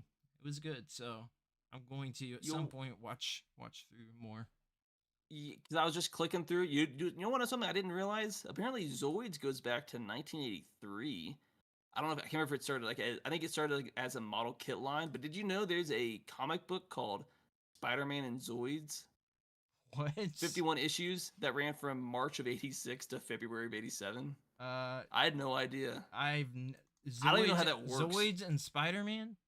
Or Spider-Man and Zoids. It's a comic book series by apparently Marvel UK. Well, there's some weird mashups. I mean, like Transformers mashes up with like Power Rangers, and then mashes up with like Ninja Turtles and Batman, and man, that's crazy. I guess it makes sense. It didn't actually get an actual TV show until '99, but apparently back in '83 they were pumping out toys, and just so happened to get a Spider-Man comic book in the UK. I thought that was really weird. I don't know how that works with the story, but yeah, that's another one that uses that 3D animation that like I liked then, like that style. I still like Zoids, but like boy, does that not, it uses the 3D animation for the Zoids. Well, you're talking, it came out in '99. You're talking, well, it's the standard 2D animation with everything else, but the actual with battles, everything the Zoids else themselves were done in 3D. it was a weird, it was like a but weird that was the but I mean, Mobile Suit did the same thing in like, was it 2001 when Seed came out? Everything's in the standard 2D animation, but that's when they started like the actual battles. They started doing stuff in the actual 3D models for when like the mobile suits would fight and stuff. The look of the battles like doesn't hold up super well with that 3D animation, but I still like it. Like it's early 3D animation. Like, let's be fair. Yeah, it is. That's You're pretty talking cool. Turn of the century. It's pretty cool that it's that old. Yeah. So what do we got next? I didn't think that was gonna take that long, to be fair, but have you ever what are your thoughts on a bridge series, or have you even know what that is? Or you ever watched it? Yeah, I've watched Dragon Ball Bridge. It's the only one. Okay, and I guess for those that don't know or aren't terminally on the internet, an abridged series, as far as the pop culture zeitgeist goes, is essentially when you're abridging something, you're shortening it down. But the fan abridges on YouTube for shows like Dragon Ball Z Abridged, essentially it shortens it down, and it's like, hey, we're gonna jokes within the community, and as far as the show, we're gonna shorten it, retell the same story in a slightly different way because we're just reusing the actual animation, but we're doing like a fan dub that's just kind of like funny and unique and just kind of like poking fun at it and stuff like that. It's kind of like the best way, and it really, I've only actually ever seen it popular with its relation to actual anime because I think that's where it started. Uh, but I mean, Dragon Ball Z Abridged is a really good show. Definitely gets better as it goes on, but it's its own unique thing, but fairly accurately actually tells an actual story that goes on without it being, it's 200 episodes long. I feel like it would last forever. Oh yeah. And there's some other shows that I think I've watched as far as that goes, just because I'm terminally on YouTube, called the Sword Art Online Abridged, because I think the original SAO, the first 2 seasons, are god awful terrible. But I like the completely changed character motivations. But I thought it was pretty funny. No, yeah. And there's a whole bunch. There's like a Goblin Slayer bridge that I keep seeing shorts for pop up on YouTube that are always funny. Like there's a lot of different bridges out there and stuff like that. But yeah, I always found it interesting. We talked one time about the voice actor got questioned about it, and he's like, yeah. "Oh, I don't support it." Is not supporting the original. You can't creators. officially support something and stuff like that, but you can kind of get away with it because of U.S. copyright law. Kind of allows people to use it and get away with it. Yeah. Or it's at the very least, it's a legal gray area that you're not really worth going after. Yeah. There's another one that should be fairly quick, and I brought this up because I was thinking of the Stellar Blade music, which I do think is phenomenal. Like you sit down and just listen to a soundtrack, it's absolutely amazing. Do you have a favorite video game music, or like maybe a specific soundtrack, or just a general game that you absolutely love the music to? Because obviously, one of the other memes that's really well known is that OG Halo theme song, which is a bunch of memes of a bunch of teenage boys in a bathroom like singing that. My favorite, if we're talking like theme song, not entire like game soundtrack, like theme song, I think it's probably Kingdom Hearts. I think it's super iconic, and I just, it's like a beautiful song. Like the Kingdom Hearts theme song is really good. Like maybe my favorite like sort of theme song for a game that's used throughout the series. If we're talking about like full soundtrack, like oh my goodness, let me think here. It would probably be something retro because it stands out more, I feel like, with a lot of those games, especially probably like, I don't know, something like Rise Star for the Sega Genesis was pretty good. Let me think of what else. There's so many really good soundtracks that are being put on vinyl now. Like Streets of Rage's soundtrack is like there's a bunch. I think Altered Beast even has a vinyl for the soundtrack, but yeah, I mean for theme song, definitely the Kingdom Hearts one, super iconic. I get like semi emotional every time I hear that song. It's just like a very it's really good, man. Yeah, but what he was talking about for the Kingdom Hearts thing, if you're not aware, there's a Japanese artist called Hikaru Utada, and she's done a lot of really well music. That the song for that is Simple and Cling, if you don't know, but she's done a lot of other good stuff. I also know her from 2 other songs I've heard her do, and she's obviously done a lot more than that.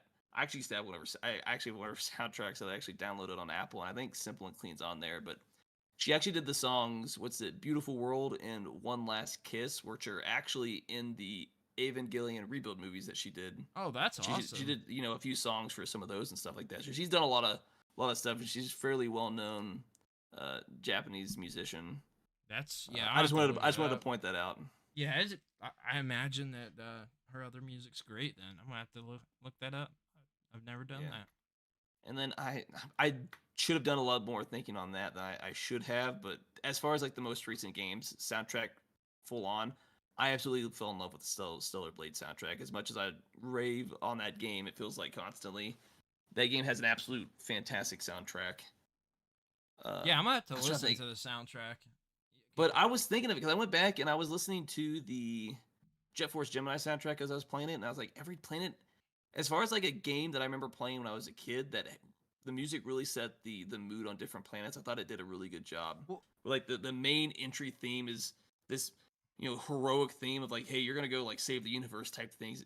But then each planet, so if it's like the first planet, it's kind of somewhat upbeat and stuff like that. There's always like, and the music can get repetitive. It's a 64 game, but standard boss fight kind of gets you in the mood. There's like a zombie slash swamp planet, and it's a lot more atmospheric than music at times. But yeah. it's kind of fits the theme on a lot of planets, and it just remember being early on where like I remember the music having like an impact because it always felt like every planet that you were playing, like the music fit the atmosphere of like what was going on and stuff like that. I Even for as limited the what they had at the time. I don't know. I couldn't speak there for a second. Speaking of 64, I think my favorite full soundtrack, because I think every single one of the songs are memorable and really good. And I would totally buy this on vinyl. I know it's came out. It's on CD. It's on everything. Ocarina of Time. Every one of the Zelda's Lullaby, the Kokiri Forest, like the main theme song. So I mean, like legitimately, like really good music. Like I can't think of one in that entire thing that's like a pass. Like they're all really good and it's because it's playing into the ocarina whole deal. So like all those songs are just so good. Like I can remember every single one of them. Or people that actually get the ocarina and can still play the music and stuff like that, which I think is pretty dope. I had an ocarina. I wish I still had it. I don't know if it's put away, but I had one years and years. It was advertised in Nintendo Power, and it wasn't officially licensed by Nintendo, but it was in Nintendo Power, and I got it for my birthday. Like I really wanted it for probably like a year, and ended up getting one. And it was like high quality and really cool, and like I would love to. I legitimately don't think I have that anymore, so that'd be cool to get. And just real quick, I wanted to mention also that Zelda sword, when it officially went up, I think 3 days ago, sold out immediately within like 2 minutes. Like immediately sold out. Like maybe less than 2 minutes. Right away, people were saying they clicked on it as soon as like the tweet went out and was already sold out. So it was $200. We both talked about it. It was really really really cool, but it's a lot of money. I mean, I think that's cooler than even like figures to like put up for collection. I think it's great. It's just like I couldn't drop it, but it sold out immediately. So that's crazy. That's it. You think $200 is? We put it back up. Yeah, you think $200? Someone's gonna be selling that for like a great plus. Like it's a guarantee. Someone's willing to pay that. It's gonna increase in value to 100%. It's not gonna be something they're gonna keep producing. I'm sure of it. Which I think is unfortunate because it's like a lot, especially with this being there's gonna be a lot of scalpers out there and you just don't care. Yeah, that is super unfortunate. I saw people's tweets like I couldn't get it, clicked it right away. I was like, man, that sucks for people. Like, dang well that those are being scalped, and probably 50% of the people that got it were reselling it immediately. Pretty much, people using bots that could just get in there really fast and just buy as much as they could. But no, back to the topic at hand. Has there ever been like a game, movie, or music that's had an actual like major impact on your life? A game, movie, or music? Yeah, or that had any kind of impact that you remember? Yeah, I think the first that had a major impact on me was Pokemon Red. Kind of changed everything for me. What the way that I looked at video games, my interest level in them, and just everything. I think that absolutely changed everything. And I would say game wise as well, the other one is Ocarina of Time. Like I loved that game, and when I played that in 3D Zelda like that, I was just blown away after having played the others and 2D Zelda. And also Super Mario 64, because the first, I will never forget the first time you see Mario in 3D jumping out of the warp pipe when you start the game, and it's just like the craziest thing ever. Um, so like I think that impacted me in like the way that it affected the video game landscape. That was just like insane, right? Yeah. But I think like personally impacting me, those two games absolutely um really did it for me. And then movie wise, like I don't want to keep repeating myself, but I think all the Godzilla movies. Godzilla just became one of my favorite things ever. So I just throw all of them together. Just Godzilla period, and then Stand By Me. That movie I think really impacted me. I love that movie. It well, and Dragonheart. I just feel like those are the movies that like really represented my childhood. Like there's so many other things, obviously, for brought up like cartoons and stuff like that, but for movies and games, I think it would be those. I'd probably throw in that original Transformers movie too, because I was obsessed with Transformers growing up as well. Like anything that was like big and giant, like Yeah. Godzilla as a kaiju, anything like that. I don't know what it was. It was like I loved it. And then like before I knew what the actual series was, like I actually really liked Robotech. Had a bunch of the VHS, so like any of those. But I feel like those two games really majorly impacted my life. Pokemon Red, I just cannot overstate how much that just, I mean, just everything in the game. It just Blew your blew me away. 8-year-old mind.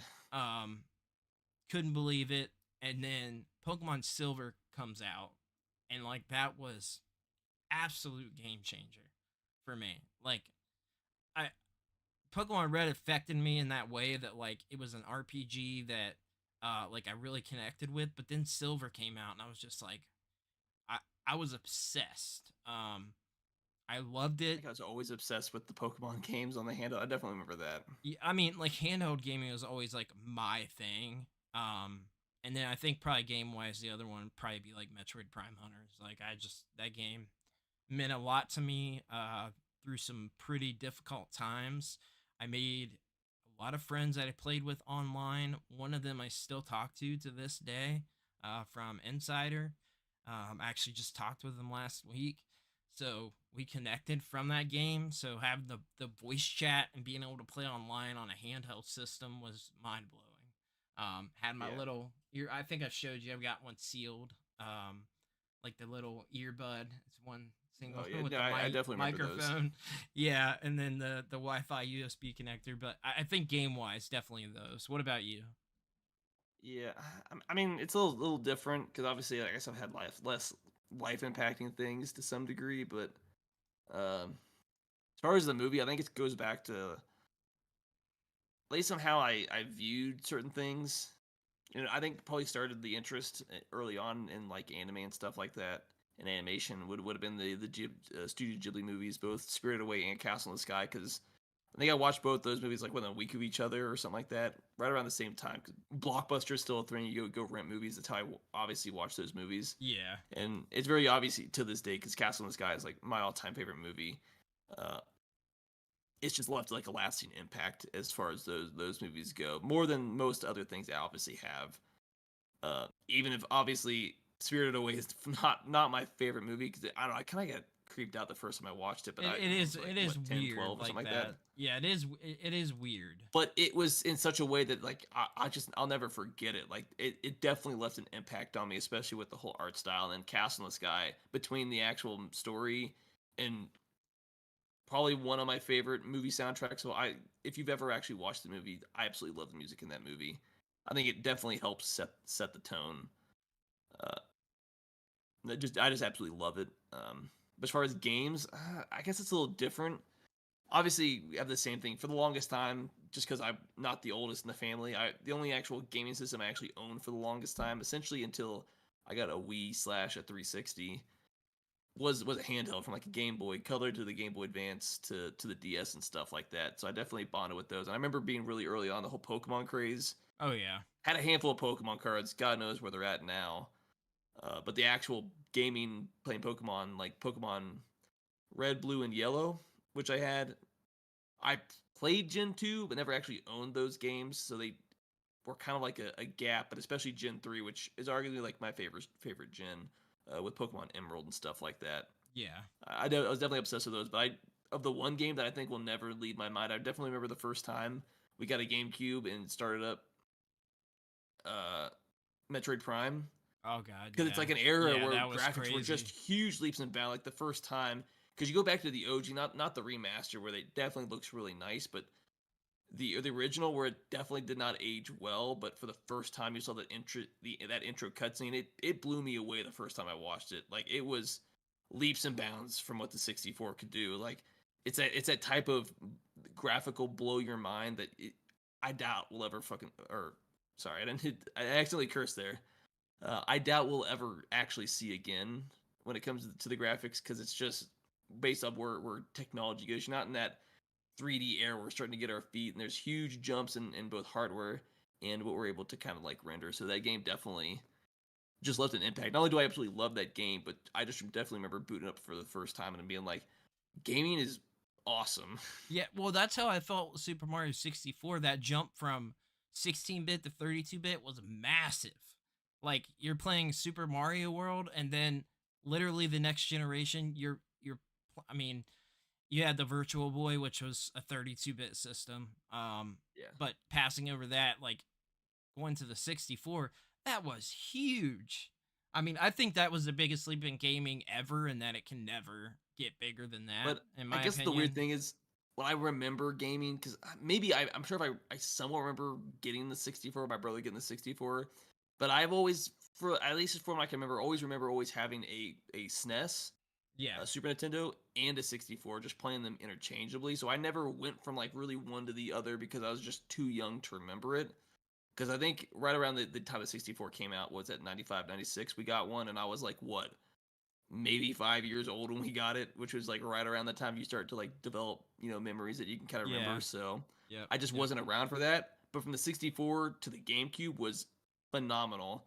And then uh, I think one of the least appreciated games, Bomberman Jetters. I obviously Very really good fell in game. love with that game. Not as good as the Second Attack, or as iconic as Bomberman 64 is, but all three of those games, Bomberman are definitely up Jetters on is great, man. I love that game. I it's such played an underrated game, I think. I played when But I first got my Pico boot done with my GameCube. I actually booted up Bomberman Jetters and the other 3D Bomberman game on Hero. No, like, it's not, that was no, 64. Generations would be on the Generations. 64. Was that on the 64 or the No, GameCube? Generations was GameCube. Hero was 64. Okay. So yeah, I booted up both of those, and Generations is really good too. I feel like that's overlooked as well. Nobody talks about that game. Jetters is great, but I think Generations is really good too. Oh, It's a 3D Bomberman. It's fun. Um, yeah, I really like it. I'm glad we still keep getting Bomberman games, but I just want what, Well, because I think do we Bomberman, though? it's not We're as, like we got two games in the last like 6 years. I mean, that's I mean, it's not completely dead like some franchises are, but it's not like the Bomberman that I grew up really wanting to play. That goes back I to like like the 2D OG Bomberman. Bomberman. I like I it. like it, but that always feels like a game mode that we got on older Bomberman games, where we actually had a much more in-depth story, an actual somewhat like it's not technically not an open world, but like a quasi open world that you could kind of full 3D explore. It just feels like there's not money or interest for it, but to some degrees, at least to me, it felt like a step back. Because I played the first game, and I played on stream probably over a year ago at this point, and I beat it, and I didn't I enjoyed playing it, but it's just like, it's not what I really want out of a Bomberman game. I remember playing it on the GameCube in 64. I want that kind of game, but that's obviously just me. Some people obviously disagree. Yeah, I like it both. I like 2D and 3D Bomberman. I'm I just a really only like 3D. I'm a big fan. I still got to pick up R2, but I'm waiting for that $10 to $15 for that one. I do know I've watched a lot of gameplay. It definitely is an improvement on the first one.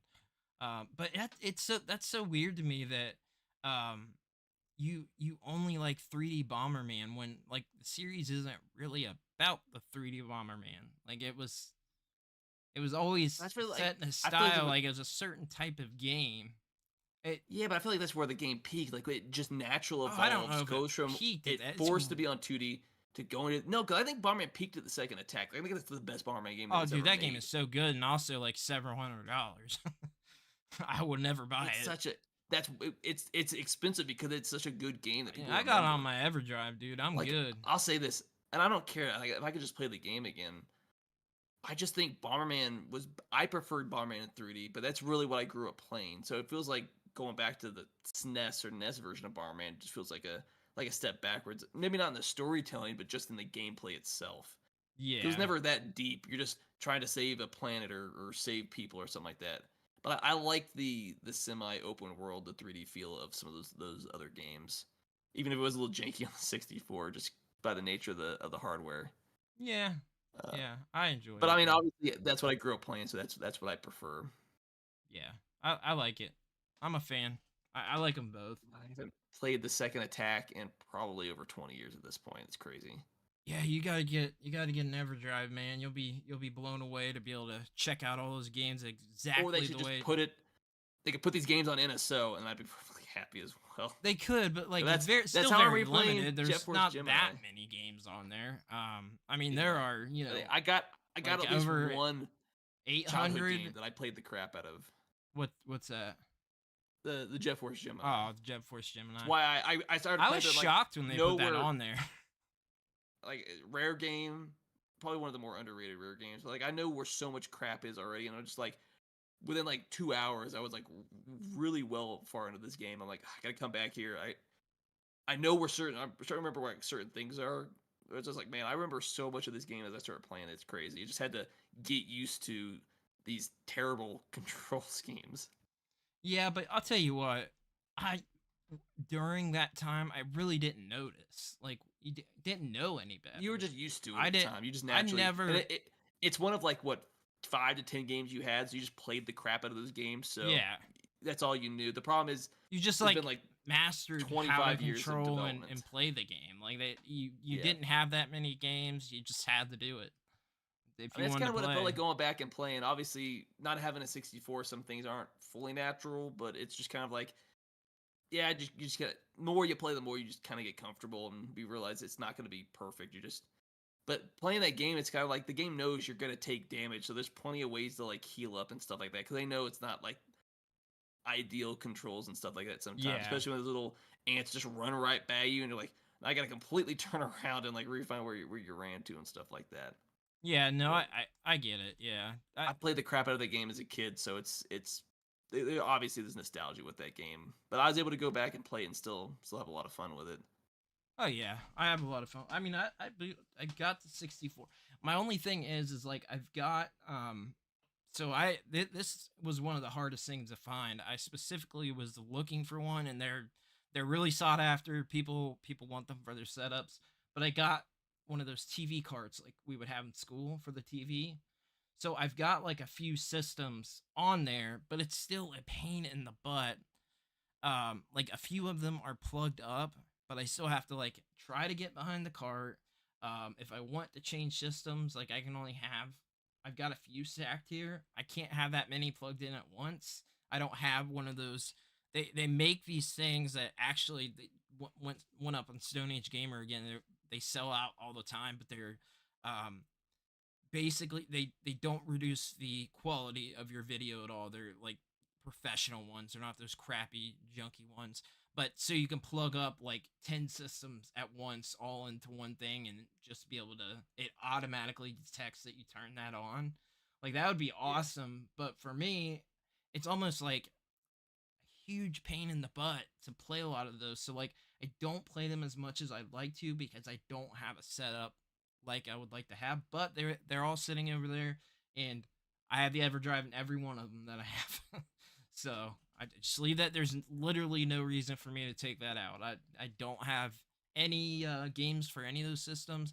The EverDrive is just the best retro gaming product out there. I mean, for systems, like it's just crazy.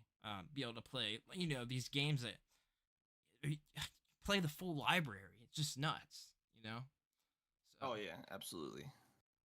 all right, what do we got next?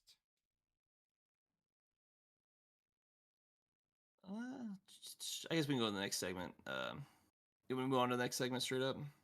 Yeah, we can. Or I don't know, do you want to we do spent a my? hot second on the topics and stuff like that. Yeah, we can go ahead and you want No, to jump back we into more news, or do you want to? we can knock out our two segments, then we go into some of the other news. Okay. Obviously, there's a lot to cover. We'll see how much we actually get through, but uh, I guess we can hop into your segment first, and I'll just hop into mine, and then go into some of the other stuff. Okay. All right. So we will go ahead and jump into Brandon's retro corner, retro spotlight. Sorry, you're the anime corner. So we're gonna do mine. So I've got Bang.io Spirits for the Nintendo DS. This released August 12th, 2008. It is published by D3 and developed by Treasure, which puts out really good games. So Bang.io Spirits has very little storyline and is not part of the same continuity as the previous game. The two new pilots are called Masato and Ruri. I think I'm saying that right. Campaign mode is limited to a brief set of tutorial stages. So this is a shoot 'em up type game. Bang.io is a series, Japanese series, side-scrolling shooter. Really, really fun. Very, very, very Japanese. Very Japanese centric. Everything about it just screams Japanese, and they put out a lot of like really weird, different type of side-scrolling shooters that are, you do different things, and a lot of them are just so much. I want to say funner than a lot of the ones that we got here, developed here. A lot of the Japanese ones, that's where like the cute 'em ups ended up coming in, and like they just do like weird different things. But you have free scrolling levels that extend horizontally and vertically, so you can turn your DS the other way and play that way as well, which is really cool and unique. The player controls a robot with the ability to fly, but is still affected by gravity. He has 7 weapons to choose from and can perform melee attacks using a baseball bat or sword. So you get a bunch of wacky weapons. It's just really cool. The whole series is really good. The first one is I would just recommend checking out the series. This happens to be my favorite. I owned 2 of them, but this one I don't know. I got attached to it. I absolutely love it. Nintendo DS is one of my favorite games of all time. So a lot of things that I pick and will definitely be coming from the DS. But it was really unique, and with the 2 screens, it was just such a cool experience. Like it's different than just a standard side-scrolling shooter on a console. It was a really unique experience. I was like kind of blown away, and like Bang.io, I just love it. It's just very Japanese and just so much fun. So that is my retro game for the week.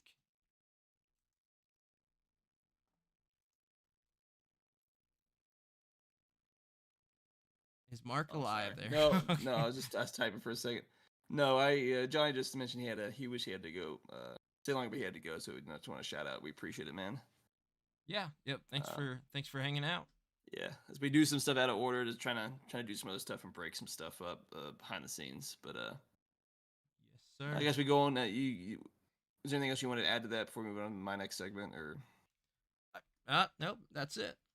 oh yeah, okay. So just because I was doing some other stuff, so I was like half paying attention for a second. And, nothing against Brand. I was just trying to look at some other stuff behind the scenes. But for I guess this week anime, and I technically already talked about it. Reach down to grab some real quick. Sorry. Was the anime Eden of the East. So this is I think a little less well known. So this anime came out in pretty much throughout the whole year of 2009, into a little bit of 2010 as I get into a little bit more. But it takes essentially a story summary. Summary is back in November of 2010. At that time, it was like a year out. Japan was essentially hit by a missile strike, essentially like a terrorist act. But luckily, nobody was harmed. And it essentially became known as Careless Monday because So we Oh just wow. launched a bunch of missiles carelessly, but luckily nobody died. In But Japan? essentially, yeah, Okay, wow. but because nobody died, it's a thing. It was essentially quickly forgotten. Everybody kind of moves on. During the main female character's trip to America 3 months later, the college student Saki Morimi's essentially her life forever changed when she finds herself unexpectedly saved from trouble by Akira Takizawa. He's essentially he's cheerful, but he's odd. I guess is a good way to explain it, or what some people kind of explained him as. But her first experience is he has amnesia and he's butt naked when she first runs into him. So that sounds like doesn't sound like a great way to meet a chick. Uh, but essentially he woke up and based off the circumstances that he found himself in, he's like, I'm a terrorist. He assumed that he was like a terrorist who was responsible for something, but he's got essentially no memory, so he's like freaking out. Uh, Plus, he also had a strange cell phone that was loaded with 8.2 billion yen, which is like a few million US dollars. I don't have like an actual conversion in front of me. Uh, Essentially in digital cash. So it's like, I got a bunch of money, I have no Dang. idea what's going on. Essentially, they come together. They're like, all right, there's some bigger plot going on, and essentially the plot of the story is to go figure out what's going on and hopefully come out okay on top.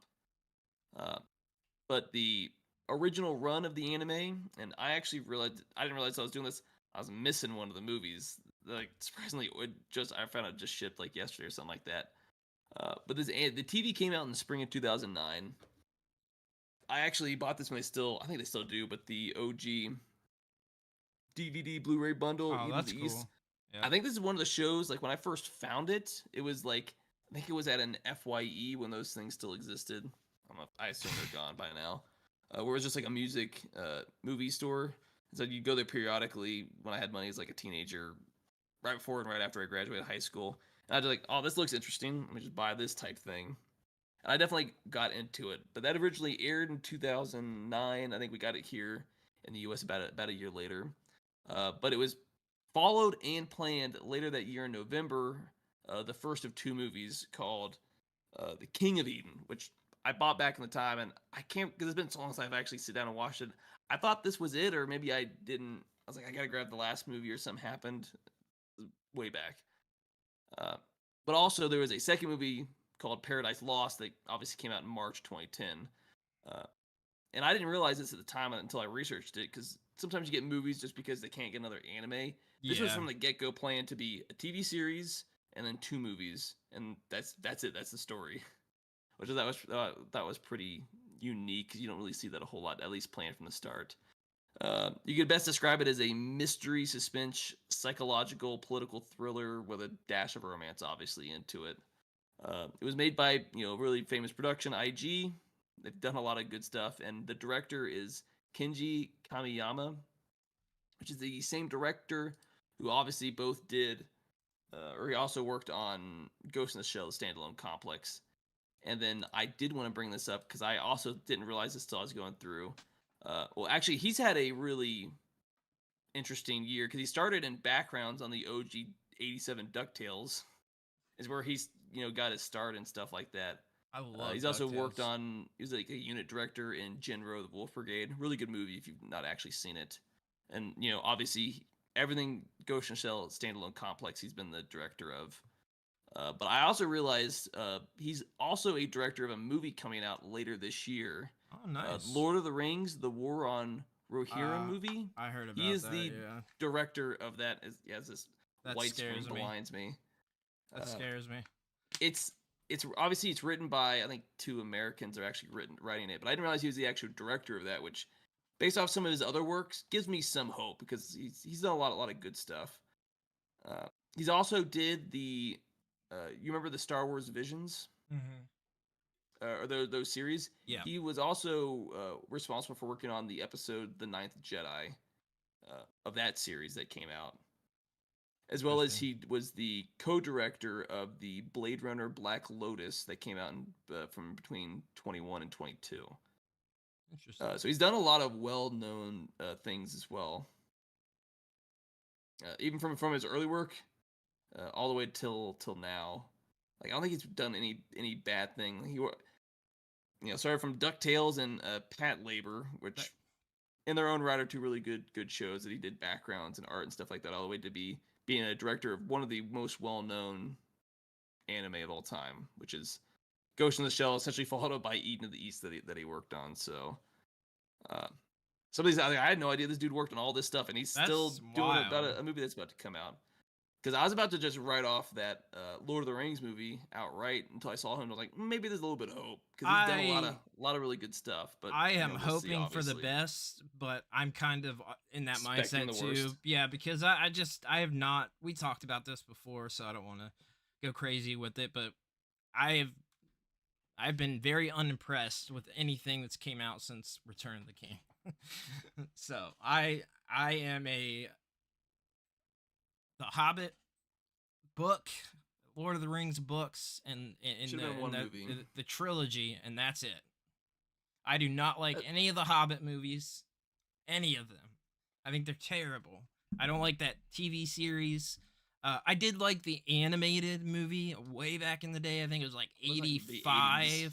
Yeah, but really old. yeah. Back there. We had it on VHS. I really liked that. But yeah, I mean, other than like anything past the Return of the King movie, I have not been a fan of. So Yeah. personally, No, fair enough. But just to finish that up, obviously, you can find it physical somewhere, whether it's going to be used or can't remember if they're still new. I just bought the second movie, so you should still be able to find it new. You can also stream it on Crunchyroll as well, because Crunchyroll just has a lot of stuff. If that's what you're interested in.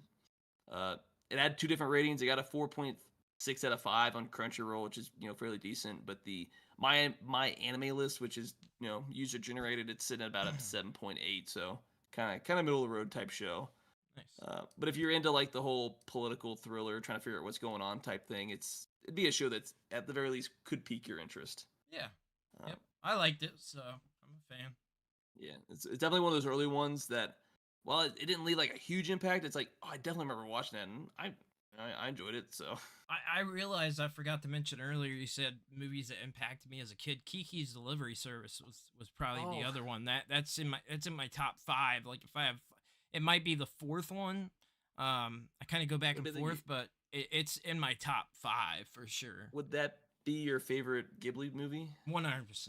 Yeah. Look, I like all of them that I've watched. Like, I would say Ponyo's like the least one that I love it. I think Ponyo's I still need great. to see Ponyo. I think it's there's really there's a good. few. I think need to it's a actually really go back and watch. You should definitely. And I'll tell you what. I mean, if I see more of those deals for the steelbooks, I'll send them to you. But 4 of those movies, those steelbooks that you wanted to collect, all popped up for that cheap. Gotta grab those right away. I don't know why, but if I see them, I'll send them your way. But crazy. I'll have to go back and look for them. I don't know if they have one for. I assume they have one for Ponyo, but I haven't seen it. I'm sure they have them for all. It's just a matter of finding it. But it was like all the, I mean, like really good ones. So you said you had Howl's Moving Castle on DVD, right? Yeah, I got most of them, if not all. I think I'm missing 1 or 2, but I got most of the Ghibli movies, even if I haven't got around to actually watching it. I'll tell you they're what, all good movies. The Blu-ray upgrade with when I watched Spirited Away versus the DVD is pretty dramatic. Like I think all of those, they really took it serious with to put effort upscaling into it. Yeah, like they put effort into it. It wasn't just throwing it on the format and doing a general upscale. Like they look really. It's a big enough difference that I say upgrade from DVD to Blu-ray for sure. But some of those I want to say are on 4K Blu-ray, and that's the way to go. I mean, Blu-ray to 4K Blu-ray is also a big jump that people like. They just underestimate it. You know what I mean? Because physical media was already at the end of Blu-ray just kind of falling off. So 4K Blu-ray was like sort of a last attempt. But the difference is huge. I watched the Super Mario Brothers Blu-ray, the standard Blu-ray, because remember I bought both unintentionally. Then I watched the 4K Blu-ray. Dude, the difference on that with a new movie was massive. Like it's just insane. 4K Blu-rays, obviously, I would say look probably 2 times better at least than you streaming something on Netflix because you're streaming it. Like Yeah. 4K Blu-rays are just beautiful with most of them that I've watched. There's a few where they ain't take the upscaling great, and then like if you're into like older films, like older films like I am, like sometimes there have been some bad 4K Blu-ray releases where it adds too much film grain to the movie. So like it's Yeah. really showing like I like a mild film grain in those movies because it really like makes the aesthetic. But there's been a few that I picked up when I was collecting movies where it like showed the film grain so much it took you out of the movie. But if you're Yeah. buying stuff like the Studio Ghibli movies, like that's there is none. So, yeah, that 4K Blu-rays are phenomenal. And like I said, I'm not collecting movies, so the only thing I want to grab the ones that like, and I'm talking about like a couple. Those three that I mentioned. I don't think Stand By Me is on 4K Blu-ray. But I would grab those. The only other things that because I told myself one thing. I like too many things, so I can only collect one thing. If it's a video game related movie or Blu-ray or DVD or whatever, I will do that. But other than that, like I got to stick with not collecting movies because like it's a whole rabbit hole. And at one point, I was collecting and had over 1,000 movies from I remember those VHS days. and toys, collecting action You'd buy figures. movies, like watch it once, and it's just gonna sit on your shelf for like the rest forever. And that was the thing. It was like that was the catalyst of like, why did I do this? I don't pull any of these down to watch them. Like I don't pull any of them down. It was like so rare. And like funny enough, I pulled the VHS to watch down more. There was a lot of those like B horror movies and stuff that hadn't been transferred over to anything, or at least I didn't have. So I would watch like there was a few years in a row where I would watch like Friday the 13th all the way through on VHS, or Halloween during October on VHS. And like I still love the VHS aesthetic, and especially like I love the upgrade with Blu-ray, but there is something to watching anime on a VHS on a CRT that is just a different experience that we did not appreciate back in the day. Watching, especially if it's something like I don't know, Akira or anything that is older. There's something to watching that on a CRT that's just it's a different experience. Like I really enjoy it, and I do that. And like you can even take. I mean, this is getting wild, but like you can take and buy a cable to transfer and watch. I know people that do it, and I've done it for. I did it for a short, long time ago. But watch Netflix on your CRT. I put it on the PVM, and then one time I put it on the portable. Little portable. It was a Watchmen player that's got a little screen, and put Netflix on there. I remember this. I remember my dad having one of those portable TVs, but it had those super the big long antennas. Yep, anytime I find one, I've only found two recently. Like I used to find them all the time, didn't care, but now I try to pick them up. I want to find a bunch of variants of those. I found a really really nice one that has a leather case with it and everything like that. And I did a short a while ago. This probably 2 years ago or something, where I hooked a Wii up to the Turbo Express and was playing a Wii game on that. Because I got like all the cables to transfer literally every format now at this point. I thought that was hilarious. I was playing a Hot Wheels Wii game on the Turbo Express screen.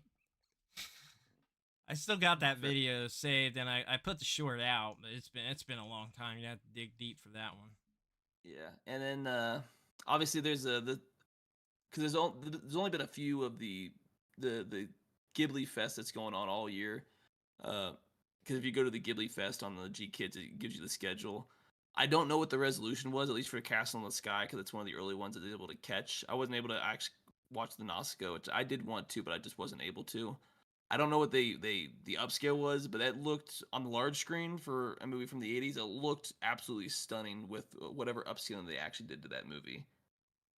because it looked like there had to have been some done. It looked really crisp on the big screen. I just couldn't figure out whether it was uh, actual 4K upscaled for whatever they're showing, or it was maybe 1440 or something like that. Yeah. But it absolutely looked amazing when I watched it. Like, it didn't look that old grainy. It looked like the old film, but it looked like it had been just cleaned up for all these movies. And I was sitting here looking at some of the other ones. I'm like, well, I guess we'll see. And for those that don't know, just because I was already talking about it and kind of already talked about the Castle in the Sky a little bit earlier, uh, there's 2 other movies coming up. So on June 9th and June 11th, you can watch The Secret World of Arity. I'm butchering that name. I just don't know why I can't pronounce her name. But it's the Ghibli movie where, they're just really like small people like the size of a house essentially. That nobody knows are supposed to exist. And then in between that, on the 10th and the 12th of June, it's When Marn Was There. So they're like the next 2 movies that are coming out the same week. So you have like two chances to watch it. One day is probably going to be the English dub. The other day is going to be like the Japanese dub.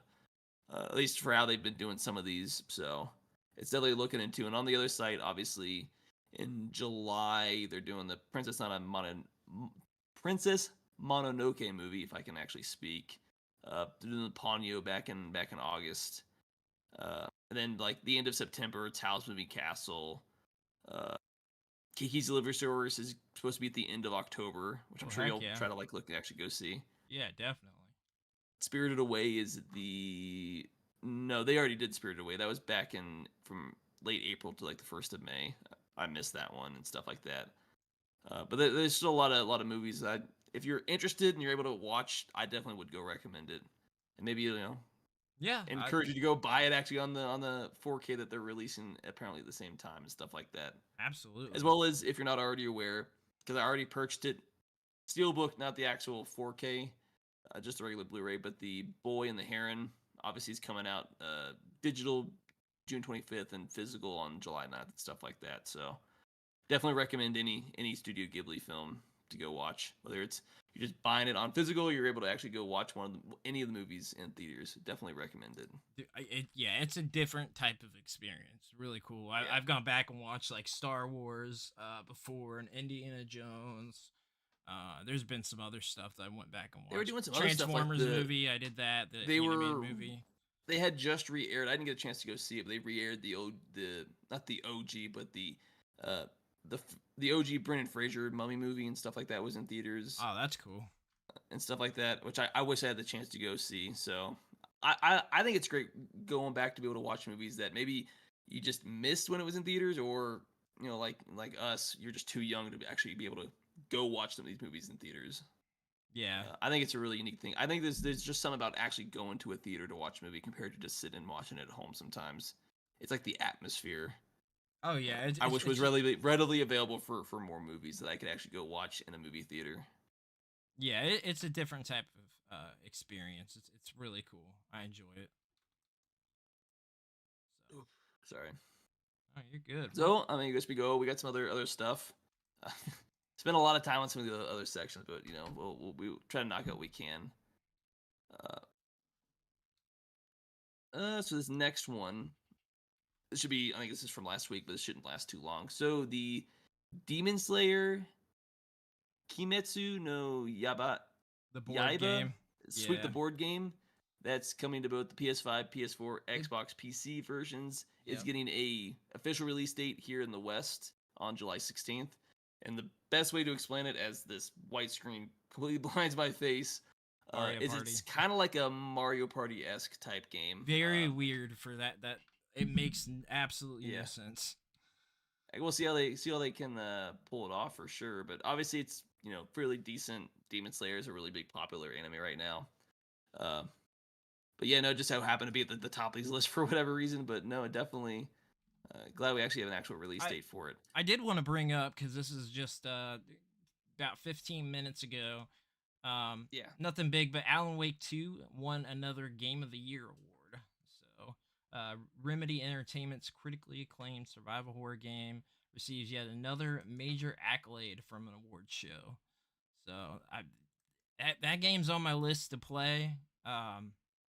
Man, it's won a lot of awards and stuff, and like you don't really hear a lot of people talk about it. Which is weird, winning so No, many you don't. awards, and I really don't hear anyone talk about it. I do want to check it out. It looks really cool. It's Um, not like the actual game of the year. Then I'm just immediately blanked on the name. Uh, uh, so did the I. same thing happened to you. The actual game As of soon as the you game of the said year it, awards. yeah. Oh, Baldur's Gate.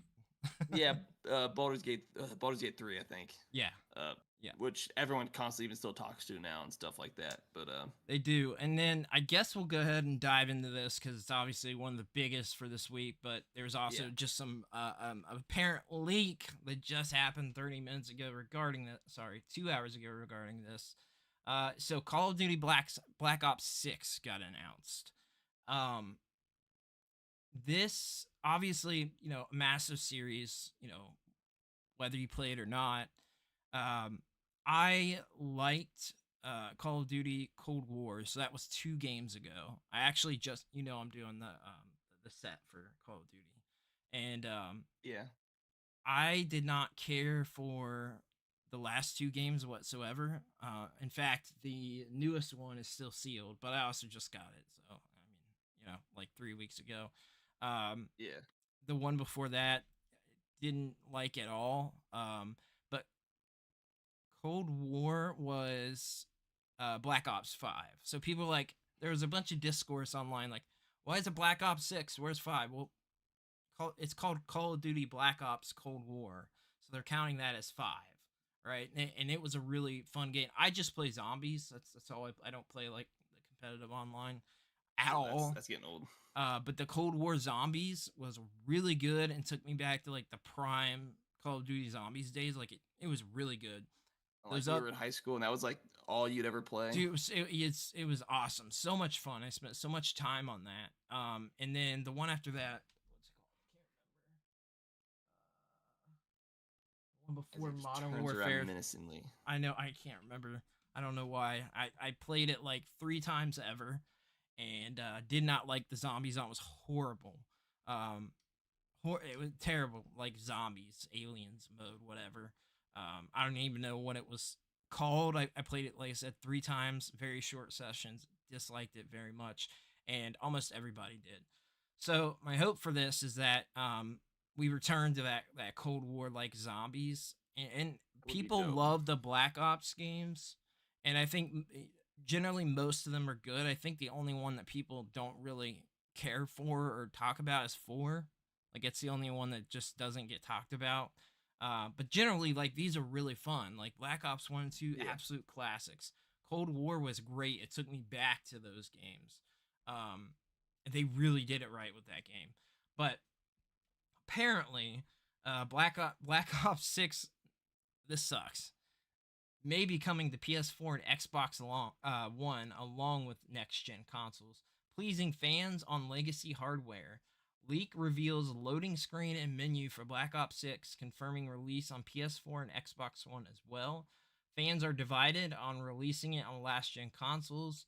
Some see it as holding back progression. That is exactly how I feel about it.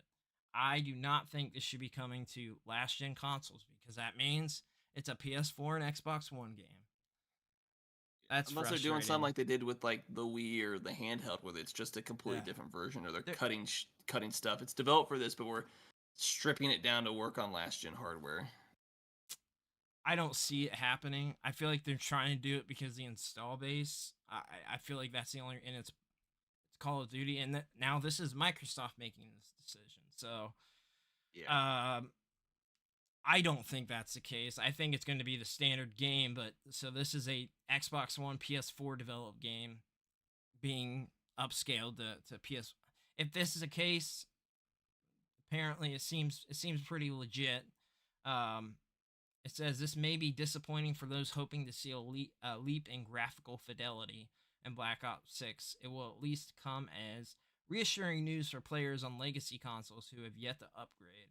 After being heavily rumored for several months, Call of Duty 6, the next mainline installment, was officially unveiled by Microsoft on May 23rd, so that is one day before this recording and live.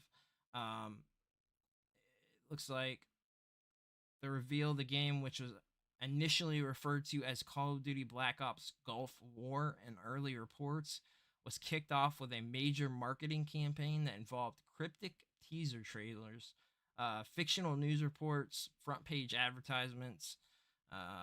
Black Ops 6 is developed by a longtime COD developer Treyarch, whose last game was 2020's Black Ops.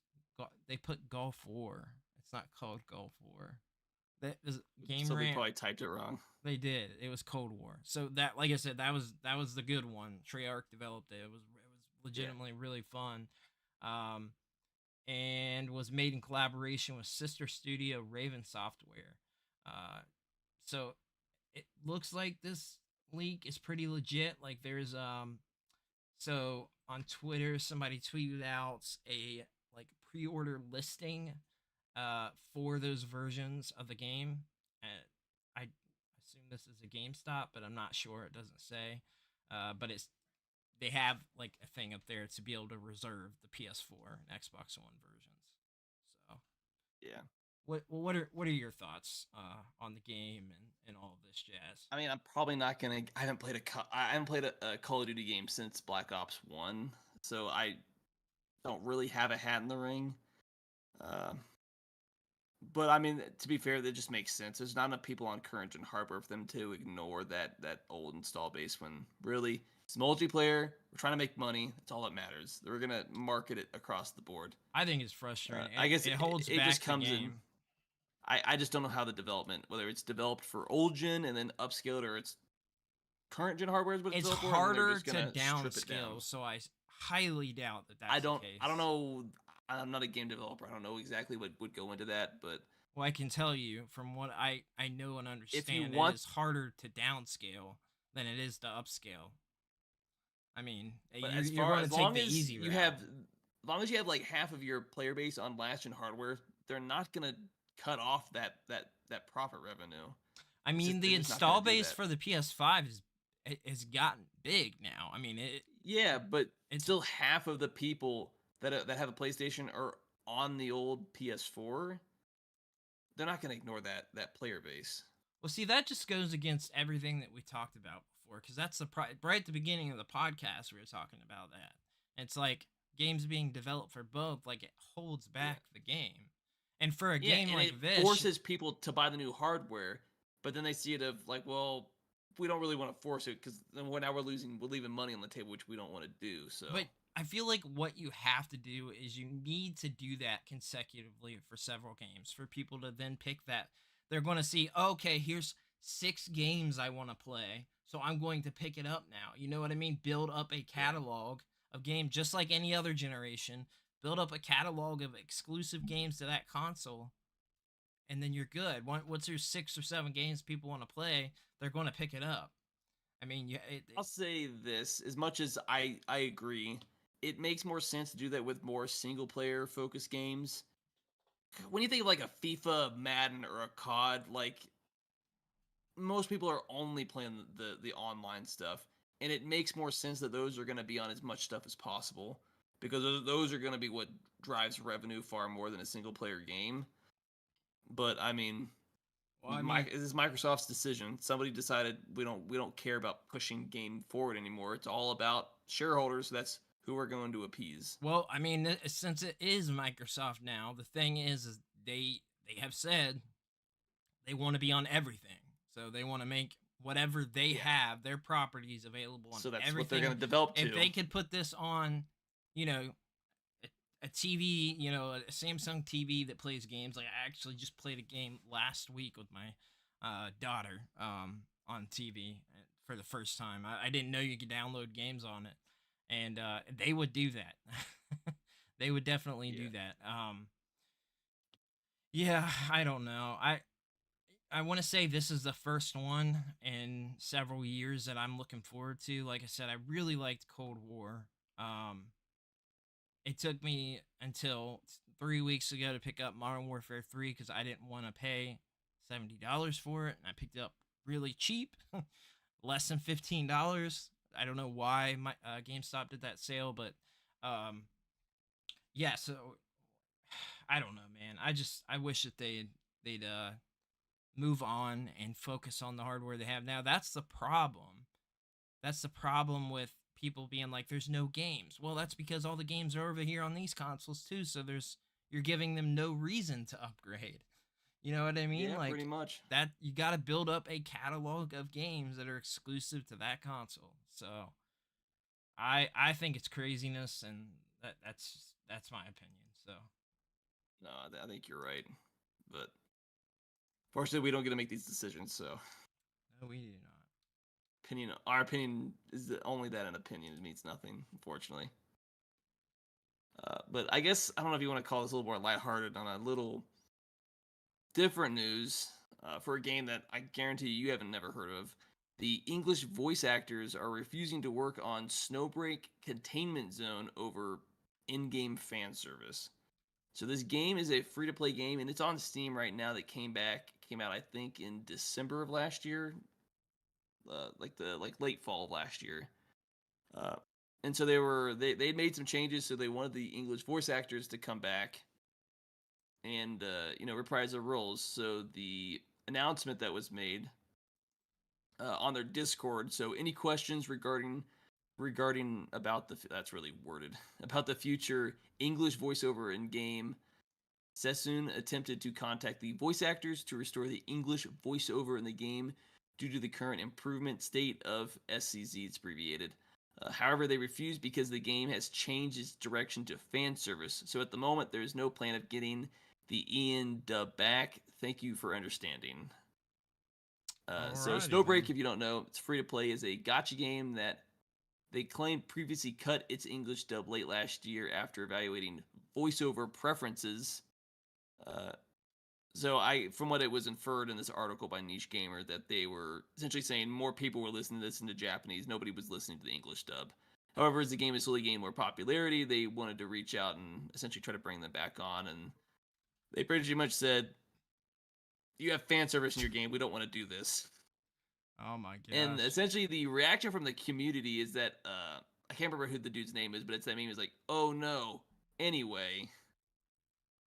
But they pretty much say the fan response has been met with some are apathetic, but most are being saying the whole celebratory because you can't get into gaming without getting into the whole culture war crap. Pretty much good riddance. We don't want you voice acting in this game anyways. We don't want you having any influence over our games, so kind of just go away type thing.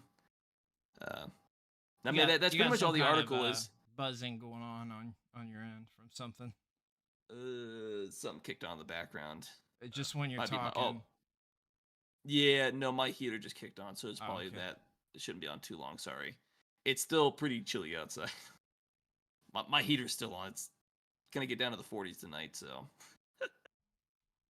I do apologize. Hopefully, it won't be on too long. But essentially, it's the whole. Should fan service be in the game? This goes back to the whole Stellar Blade crap. Where it's just like, it's a riff where fans want one thing, but nobody else wants it, and it's this, this whole back and forth type thing. But like, who cares if there's fan service? I don't get it. I mean, yeah, who cares? I brought this up because I was like, this is stupid, but it's one of those things where it's kind of like, don't voice act, but nobody cares that you don't like it because they like it and they want to play the game. That's what they want in the game. That's why the developers put it there. Yeah, exactly. I don't. I think it's stupid. That's all dumb. Yeah. But coming up next, we have some Nintendo news. Two different things. I guess we can hit the. I guess it's a little bit snippet first, but Nintendo has entered into an agreement with Embracer Group to acquire Shiver Entertainment. So Nintendo back on Tuesday announced it has entered into an agreement to acquire 100% of the outstanding shares of the Miami-based game developer Shiver Entertainment and make it a wholly owned subsidiary. With Nintendo plans to secure resources for porting and developing games. So hopefully they're not going to just buy them and then shut them down. That doesn't make any sense, but it seems like they're going to actually acquire a new developer and they're going to bring them in and you're going to be, developing games for the Switch, essentially. I sure hope not, but yeah, I feel like this is a move that they made because this company they do ports. They do ports to like Yeah. Switch and stuff like that. So that's what they are. I feel like it's pretty insane because Shiver Entertainment, they have done a lot of those ports that are on the other platforms over to the Switch that have been, like pretty crazy for the Switch and stuff like that. So I mean, like they did Hogwarts Legacy and Mortal Kombat 1. So I feel like this is a move to have something to do with the Switch 2, and it's pretty shocking. Pretty shocking. Yeah, but I mean, if Nintendo's they're not getting them, doing a lot of acquisitions. yeah, They've done it, but they don't do it often. So it is a little. I don't think. realistically, considering like the timeline, they're probably not gonna have anything out within the next year. God No. knows what they're in the middle of even doing. If they only work on ports, who knows what Nintendo wants them to do or to actually work on. So I feel like if they do something, it's probably not going to be in the immediate future. this is just a guess, but this might have a lot to do with them using DLSS for the Switch 2 to try to be able to get more of the games that are on PS5 and Series X over to the Switch and be able to run and playable, so you're getting more cross-platform. Because I think that's the biggest complaint for the Switch from people is that like a lot of those games just can't run properly on. And they've done. I mean, Mortal Kombat 1, new game, Hogwarts Legacy, like it's all playable. Witcher 3, which is insane. That's like one of those impossible ports, and a lot of stuff like that. So, but alongside that, we also got news that Nintendo's going to open a new official store next year. So, Nintendo has announced plans to open a new official Nintendo store in San Francisco, which will be opening sometime in 2025. Could be early 25, or realistically probably closer to the end of the year, so about a year and a half. Nintendo has a number of specialty stores that gives fans the opportunity to buy several pieces of merchandise based on its popular IPs from obviously like Mario, Zelda, Pokemon, and all that fun stuff. The most iconic and long-standing location that most gamers will be familiar with is their New York City-based location. But just finally getting another store. One's on the East Coast. One's now going to be on the West Coast. Middle America sucks to suck. But I mean, it's nice to see them going after another store. Obviously, it's going to be in a popular location with a lot of people. You're not going to put it in, Lincoln, Nebraska. Nobody lives there. It doesn't make any sense. But it's nice to see they're kind of working on extending, getting different locations here in the U.S. I'm sure everybody that lives at least on the West Coast within a reasonable drive will be really excited for this. Still a little far for me to drive, to be fair. But, this is fairly, big announcement that's coming out. Anytime Nintendo does something new, obviously, acquisition's fairly big. It's fairly new. Now, hey, we're going to open a new store. So, just seems like it's good news. Sorry. I was reading a comment real quick. I paused for a weird second. But, I mean, it just seems good news that they're expanding. Usually shows signs of healthy growth. Mr. Coffee, I don't know why I stumbled. I couldn't read the comment for some section. Kind of weird to put it in Kelly. I mean, it kind of makes sense. The one in New York, major city, East Coast. Why not just put one on the West Coast in another major city? A lot of people live in California or along that whole West Coast. A lot of people travel to the West Coast for vacation. So if you only want a handful of locations, you want to put it in a place that's going to have a lot of traffic. Because New York, not only a lot of people live in that area, but it gets a lot of tourism and stuff like that. Wonder how safe it'd be for the store. You think they'd open a store in Seattle? To be honest, I have no idea. And I assume if you're concerned about safety, they're going to probably put it in a place that's fairly safe, as well as have security and stuff like that. So I'd hopefully assume safety wouldn't be an issue at all with that. Outside of that, as Brandon does whatever he does, we actually do have some Stellar Blade information to talk about. 3 different things to kind of like pull up on that. So in the update that just dropped today, that automatically updated when I turn on my PlayStation, Stellar Blade update secretly added uncensored outfits. So Stellar Blade just released a new update, adding 2 what they call revealing outfits not mentioned in the game's patch notes. And obviously, I don't immediately have it available to show to you, but it's on this article from Game Rant. But if you're on X or something like that, or you search it, it was posted by Genki_JPN on X/Twitter. The new Midsummer Red Hood and Midsummer Alice outfits have just been updated in the game. And where the controversy with I believe it was the bunny outfit, was the deep V-neck was kind of covered up, essentially covered up the cleavage. And this one, the red hood summer vest, essentially has that deep V cut into the cleavage. Technically there, as deep as it used to be, as well as the other one is really different, but it's much more, essentially tight. I'm weird at describing how the outfits look, but they're far more. They're just as revealing as what initially got censored. People kind of complained about. I don't know. It's kind of hard to explain without actually showing you, but essentially, some people saw this as a way that they have kind of like won that. This perceived censorship is kind of not there. That they're the complaints they're kind of winning with this. Silly. So that's kind of what people saw, as well as they didn't really tell anybody, like, it wasn't the patch notes. It just kind of showed up in the game essentially. But on top of that, the Stellar Blade devs reveal, I can't speak sometimes, reveal exciting future plans. So Stellar Blade developer Shift Up has revealed it's currently planning a sequel and a PC port as well. That answers our question.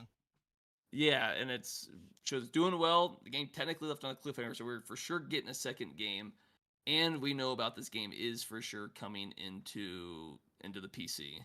Obviously, probably another 4 to 6 years, realistically, out from getting a sequel to the game. Would you double dip on that? For Stellar Blade? For PC? Oh, yeah, absolutely. I'd get on. It'll be. I guarantee it'll play better on the PC. Well, better hardware, but I'm sure. Yeah. I'm just talking about the mods that are going to come to this on PC. Oh God. Yeah. Oh yeah. I'll double dip. I'll support them. I only got it on PlayStation because it was only available on PlayStation. I mean, no idea about the development or the timeline, but we do know it's kind of coming up. Supporting these companies. Yeah, apparently it was kind of leaked before they wanted to announce it that it's coming to PC. But to be fair, with Sony's moves, it's not really that surprising. We kind of expected this was going to come to PC. We knew it was going to. They have to go that route. I feel like at this point, like they've got to. Oh, it's going to go to PC, and you're just going to have full nudity in that game. I guarantee that there's going to be a mod for that. It's a guarantee. If you know anything about modding at all when it comes to video games on the PC side of the house. But essentially, they came out, and as well as we're getting a sequel, so I assume they're going to canonize the secret ending, because it's really the only one that kind of sets up for a second game. Have you gotten any more of the endings? I don't know if you've played it anymore. I haven't played it since I beat it, to be fair. But the only reason for me to actually play the other two endings is just to platinum the game at this point. Which I'll do eventually, but I also didn't want to immediately burn myself, because that's really the only game I played for 2 weeks to beat it. So I was like, there's other games coming out, maybe, pump the brakes and stuff like that. Yeah, for sure. You don't want to you'll get burnt out. But I definitely do see myself going back and playing that game again. I really like the combat and the music. You like the Soulsborne combat? It's like a Souls light. It's nowhere near as difficult as a Dark Souls and stuff like that. I'm watched. I mean, it's pretty combat close to the combat. It's kind of a bunch of it's time dodging, time parrying, but you just naturally get stronger as the game goes on. So a lot of that combat, most of the general combat gets easier the more you play. Do you get less and less clothes as you get stronger? Is that the deal? That the clothing's fully cosmetic and it's optional. You collect more outfits as you play the game, but whatever you wear has no impact. Can you buy any? Are there DLC outfits? I think there's the initial DLC when you first bought the game that might have one outfit, but obviously you can buy outfits in game or you collect them. I know they teased about if they did a collaboration, it'd be DLC, but the only outfits you'd have to, I remember them saying that you'd actually have to pay for is if it was a collaboration. If not, it's just going to be in the game, and you're going to be able to play it and stuff like that. Well, that's good. I was curious if, because I mean, it kind of goes against everything that we constantly talk about. It's frustrating. Yeah, so that's good. Because it's it's the only thing is this is not wholly our IP and stuff like that. So That's what they kind of came out and said. And there's it also at the end of the article, they said shift up short-term plans for supporting PS5 are still in effect, with Stellar Blade set to receive a photo mode in an upcoming update, which sucks that it's not already there, as well as new IP collaborations and paid DLC, possibly offering players new experiences. So we don't know exactly what's coming in with the as far as like the collaborations, which would be outfits only, but obviously they mentioned it when the game came out, so we kind of figured probably something's coming along. They've done collaborations and stuff with their actual mobile games and stuff like that, so it Yeah. wouldn't be surprising. And then we don't really know about DLC. I think they teased it, but we don't know if the DLC will just be outfits, or we're gonna actually get more downloadable actual DLC content Like that'll actually add to story. the story I and mean, stuff like that. can So you did it leave at a point where like they could do that like they did with Final Fantasy VII Remake, because if they Intergrade did, added like that additional story on that game. well, it's weird because the game has an autosave feature. There's no manual save. So like as you go further in the game, there's some content that kind of gets blocked off near the end. You'd have to start a new game. I feel like if they did add DLC, it'd have to be before the story actually. It'd be during See whatever story's going on. that's or it's kind like of a what they side did story for type that, thing. where it was like sort of a side story that connected into like the middle of the I think it would- story. You saw I like think it would have to. yeah, like Because some the other main stuff going on during that time. because the main story, especially if you get the secret, it definitely ends on this is this story. Now, if we get a sequel, it's setting up to move on to whatever that sequel would be. That makes the most sense. But I mean, who knows what they're gonna do with it? It's not like the stories that super in deep, super heavy as far as the first game goes. And if I'd say there's one weak aspect of the game, it's the writing and the storytelling and stuff like that, and or the English dub. Yeah. But I mean, it's doing pretty well. Obviously, I came for the fan service and I stayed for the gameplay and the music and stuff like that. Only But you would say that. I'm not lying now, am I? Um, But there was one small thing, and unless you live in the land down under, you're kind of just SOL on this one. But Stellar Blade is also getting its own limited edition burger, apparently. oh my god. So PlayStation Australia and Gami Chicken have launched a limited edition Stellar Blade burger down in Australia. That So is unless you live in Australia, you don't get interesting. this. That reminds me of that Black Whopper they did for God, what was it? I can't remember. It was promotion. I remember. I don't know if it's Black Whopper. I remember. Oh yeah, they were Black. being, like- I bought it. It had like black. Was it the one with buns. squid ink or something like that, or is it just black? It was just black. Because I remember when I was in Japan, there was a burger that they advertised, but it was like the bun was black, but it was black because they used squid ink in the burger. That'd be interesting to try. Yeah, I never tried This it was for just. whatever reason. I'm but sure whatever food coloring they used was absolutely terrible for you. Worse than the. I mean, but you know, do you know how it's bad fast food, it's all buns terrible and for you. bread? It's worse than anything else. Literally on the burger.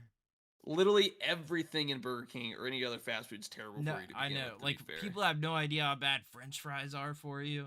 Oh my god, like very bad. Anyway, well, it looks like we got some Asus ROG Ally X specs leaked online today. So we got this is the follow up we knew was going to happen.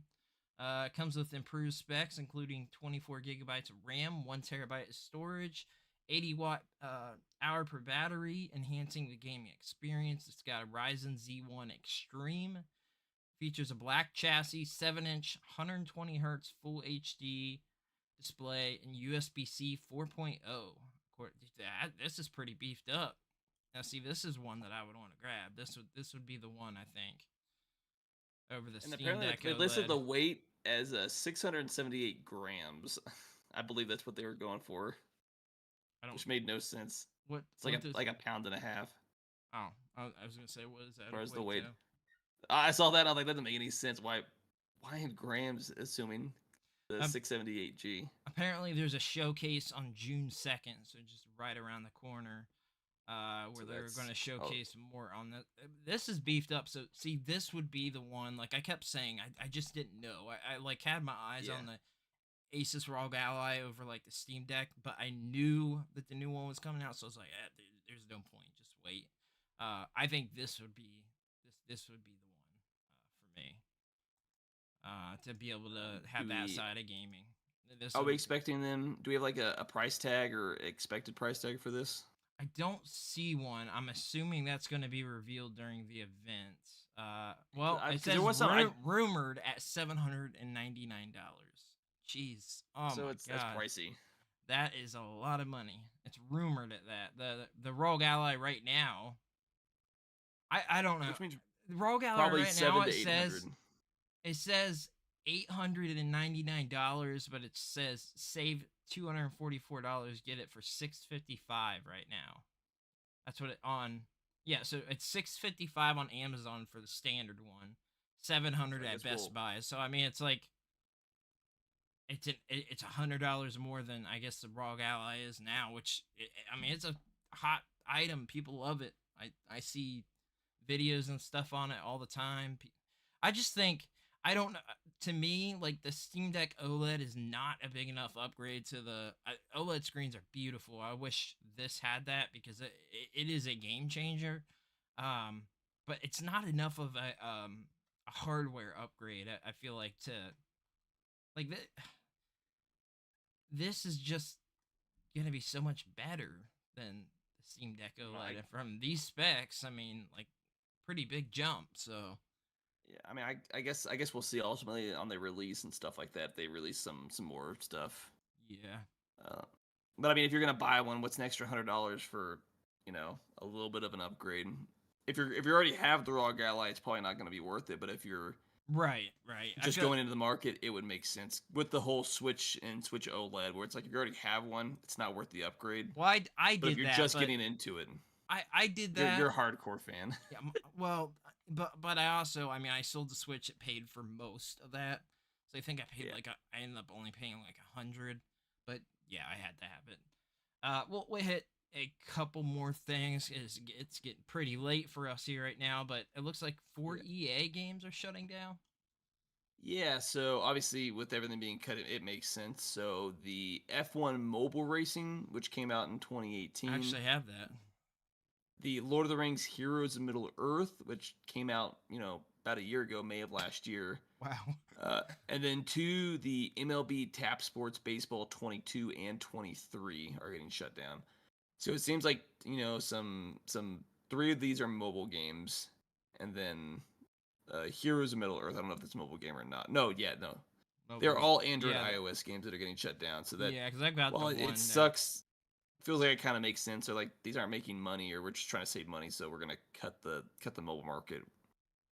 Yeah, people would just kind of forget surprising. About stuff really quickly. But of course, 3 of the 4 games are sports games. So, and if it's not the current year, or actually, really, if it's not the next year, you got to be a year ahead. Then it doesn't matter anymore. So, another quick. Oh, go ahead. No, what were you gonna say? Sorry. I was going to bring up because I actually watched a full video on this. Pretty crazy stuff. Nearly all Nintendo 64 games can now be recompiled into native PC ports. Add proper ray tracing, ultra wide, high FPS, and more. So I watched Modern Vintage Gamers video on this, and it's absolutely insane. Like just craziness what they can do to these games. So this I don't want to butcher because I don't completely understand the development. Like I watched his video and I followed along and sort of got it, but basically it's obviously trying to recreates the original hardware, but then they go within the code or something, and it's called recompilation. So it adds all these new elements with current tech to be able to use with it, and like the games look completely different. Like it almost looks like something that could have came out as like an indie game today. That, you know what I mean? Like it looks like modern but made retro. Like that's almost how these look. So they did that with Majora's Mask, and there's a couple videos on it, and that one's currently out. I think that's the only game that's out so far that uses this new recompilation. But they have several expected, including Super Mario 64. And then Modern Vintage Gamer, he said in his video, Banjo Tooie is supposed to be being worked on, I believe. So Interesting stuff there. Yeah, and then obviously, just want to like gonna ramble through a few of these other things. Yeah. If you are a fan of the Ace Combat series, there's a rumor that Ace Combat 8 could be currently in development. So obviously it's a Bandai Namco game. We haven't seen a new game since 7, so it's been about 5 years. It's what, about 2017, 2018 when the last game came out. Yeah. Obviously they're more kind of like arcadey stuff like that, but it's being teased that after the long hiatus they're working on the other games. So if you're into, it's not really a sim, but a more like flight arcadey type game. More fan of it. I tried 7, couldn't get into it realistically. I have 7. Yeah, I think I got 7 and 6. I definitely played 2. They're my fine. bad. Ace Combat 7 came out in January of 2019. I got that wrong. But it's not like it's a long game on average, 10 to 15 hours to beat the game. Yeah. It just goes from flight mission to flight mission with the story kind of being told in the background and stuff like that. Yeah. Yeah. I just remember having a really dope trailer and then being personally disappointed with the game itself. But I've never been to flight games, to be fair. Some of them are fun. Yeah. Apparently, Hayao Miyazaki's son reveals that the Studio Ghibli legend isn't done yet. All right. While Hayao Miyazaki's unexpected return to filmmaking with The Boy and the Heron won big at the awards, apparently, it feels like a decade ago at this point, he was like, I'm going into retirement, I'm done, and now he's like, he's just gonna keep making movies until, he's not gonna retire at this point. He's like, I'll make movies as long as I can, as long as I draw breath. And I don't want to go too deep into it because it goes back into, at least this article that I pulled up, goes back to a lot of the history, but Boy and the Heron was a really good film. Both winning awards and just watching it's a really good film, and I definitely recommend anybody to actually watch it when it comes out. But I saw that and I was like, I got a little happy because I'm like, it always feels bad, and I get it. Some people want to retire, move on with their life, but I'm like, he makes such good films, such good movies. Like, I've never watched a movie of his that I didn't like. I was like, I would love to see at least one more movie from him. Yeah. And if he loves it, why not? Who says you have to retire? True. Especially if you enjoy what you do. But there's some hope we could get another movie. Yeah, for sure. I guess he's famous for that quote that anime was a mistake, or I think it's like a misquoted thing that he said. I think it's funny. Oh yeah. I guess like a really quick thing. Monster Hunter reached the series as a full reach 100 million sales. So that's pretty wild. That's good. We know we got popular. We got a new series. one coming out that's like the sequel to World. So it's in that style. Yeah. They just keep pumping out stuff. Yep. And then I just want to say there was like at least 3 other articles I did want to hit up real quick, and one of them was you talk about studios and stuff like that being acquired. Relic, the Warhammer and Age of Empires 4 dev Relic Entertainment is going independent. They're going indie now. Oh. So they've officially gone independent. They've been around for nearly 30 years. Was quickly recognized, and I think they were owned by. They're a subsidiary of Microsoft, I believe, for the longest time. Huh. But it now, essentially, because they're not fans of the layoffs and everything else going on in the industry, it was one of like the final driving forces that said, "Hey, we want to go independent." I can't remember exactly who. So Relic initially announced its decision to go independent in March following a round of layoffs from Sega, its previous co-owner. So they're co-owned by Sega. A little wrong on that. Sorry. Announcing a partnership with new investor Inmon Capital, Relic states a revitalized commitment to continue making great real-time strategy titles while thriving as an independent developer. And then I know we talked about it for 2 hours ago at this point with everything going on, but it's one way for some studios to survive. We don't want to be under the boot of somebody else that says, I agree, we're just trying to save money, so why not just, if you're able to, go independent, and then you can just not have to answer when it comes to layoffs. Especially if your studio is still making money, making good games, it's just not making as much money as a Sega or a Sony or a Microsoft wants you to make, so they're just going to completely cut it off completely. Which this is because they made a lot of good games. Like the 3rd or 4th report we made on studios doing this, so it's a good move because it's not, it's scary to be attached to Sony or Microsoft or any of those right now. So Yeah, I and think going independent is the way.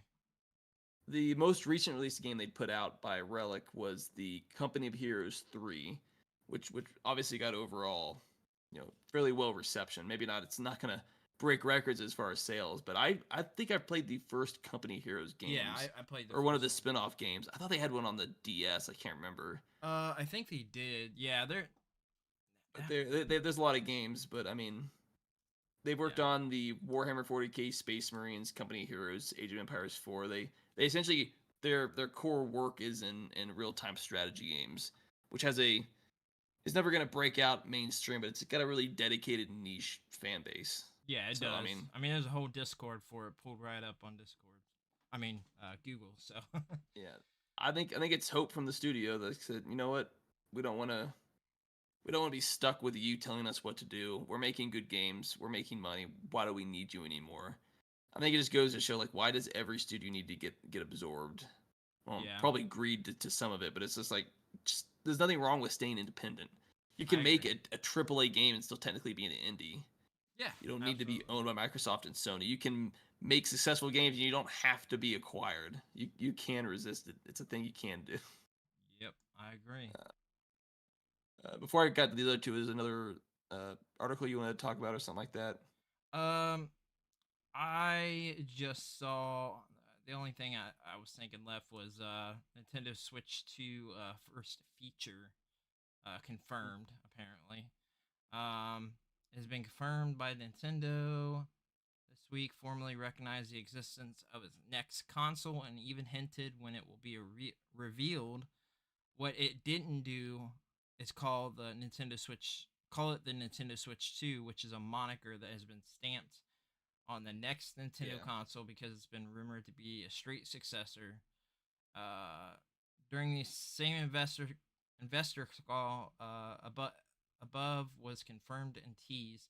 Nintendo President Shuntaro Furukawa confirmed that the next console will be continue to use the Nintendo account system, so your stuff will transfer over. New feature, it's just the accounts, so they kind of go back and forth. I mean, yeah, I saw that. It's good because you lose your stuff from the Wii U to the Switch. Yeah, so there's some like continuity, continuity from one to the next, which is always nice. Maybe they should stick with that, from now on, not swap it back and forth constantly. Well, some of the other news of the last two was the Nier producer teases potential new entry into the franchise. So obviously, Square Enix and executive officer and Nier series producer Yosuke Saito recently teased his upcoming project, hinting at the possibility of a new Nier, which Nier Automata was a really well-received game, and it's sequel to Nier, which is then a spin-off of the Drakengard games. I can't remember which one it is. It might be 3. Yeah. Drakengard. Yeah, that timeline is super convoluted. Yeah, it's very weird. But they were really, really big games. And we haven't got a game from Yoko Taro since 2017. When Automata came out. I loved Automata. I just got that Switch. I forget what they call the edition, but it's like the I don't know. Yeah, it's basically a complete edition with all the DLC. And then we got the remaster of the Nier Replicant about 3 years ago, back in 21. So hopefully that means we're just kind of in the mix of just kind of keeping the interest alive, revitalizing the older game, and then I'm excited for what we get next, because I don't know where the story would go after where Automata was, or how long or how short the timeline's going to be. But I absolutely love that game, and I'm all for it. Me too. Just going to go back and forth between Nier and Stellar Blade games at this point. Just really hit a niche. There you go. And then this one, a little old, because obviously still the aftermath of Akira Toriyama. But he was quoted as saying, "I don't think I would have taken the job as far as signing on for Dragon Quest." Yeah, that's wild. I saw that. So it was about it. Yeah, so the actual full quote was, "It was very easy to convince me to take on the job of character designer for Dragon Quest. What the heck is a role-playing game?" I thought. That was the sort of time it was, really. If I had known that it would still be going on after 30 years, I don't think I would have taken the job. Honestly, if I had known how long it would last, I would have politely declined. So it's like I'll help you out with a game I think is probably gonna be a one-off, and then it just absolutely blows up into this really massively successful game series. That's wild. I guess one last thing to end on. There is a picture out there of him playing the first Final Fantasy game with his kid. It's like a picture out there of him. Oh, that's Really yeah, cool. blast So from he was the like past. kind of inspired the artwork, sort of style Yeah. from Final Fantasy. So, all right, I think we will wrap up episode 85. Do you have any closing thoughts?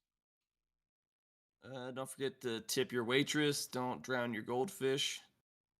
Uh, don't disrespect the great Corn Julio, because I got in a big Beavis and Butthead binge recently.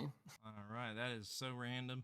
I like it. Yeah, I know. If you are watching on YouTube, be sure to subscribe, like, and actually sharing the video helps out a lot as well.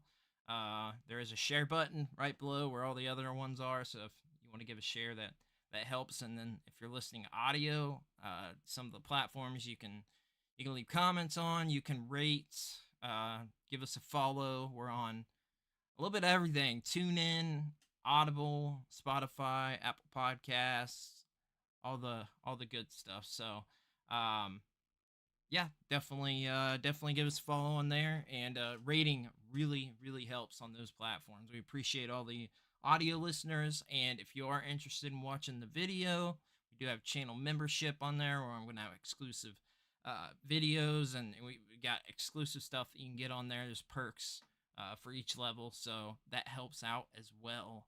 And we will be back again next week as usual. And we hope everybody that celebrates has or had a great Memorial Day weekend. Definitely. Hopefully, you all enjoy a fantastic weekend, and we'll see you next week. See y'all later.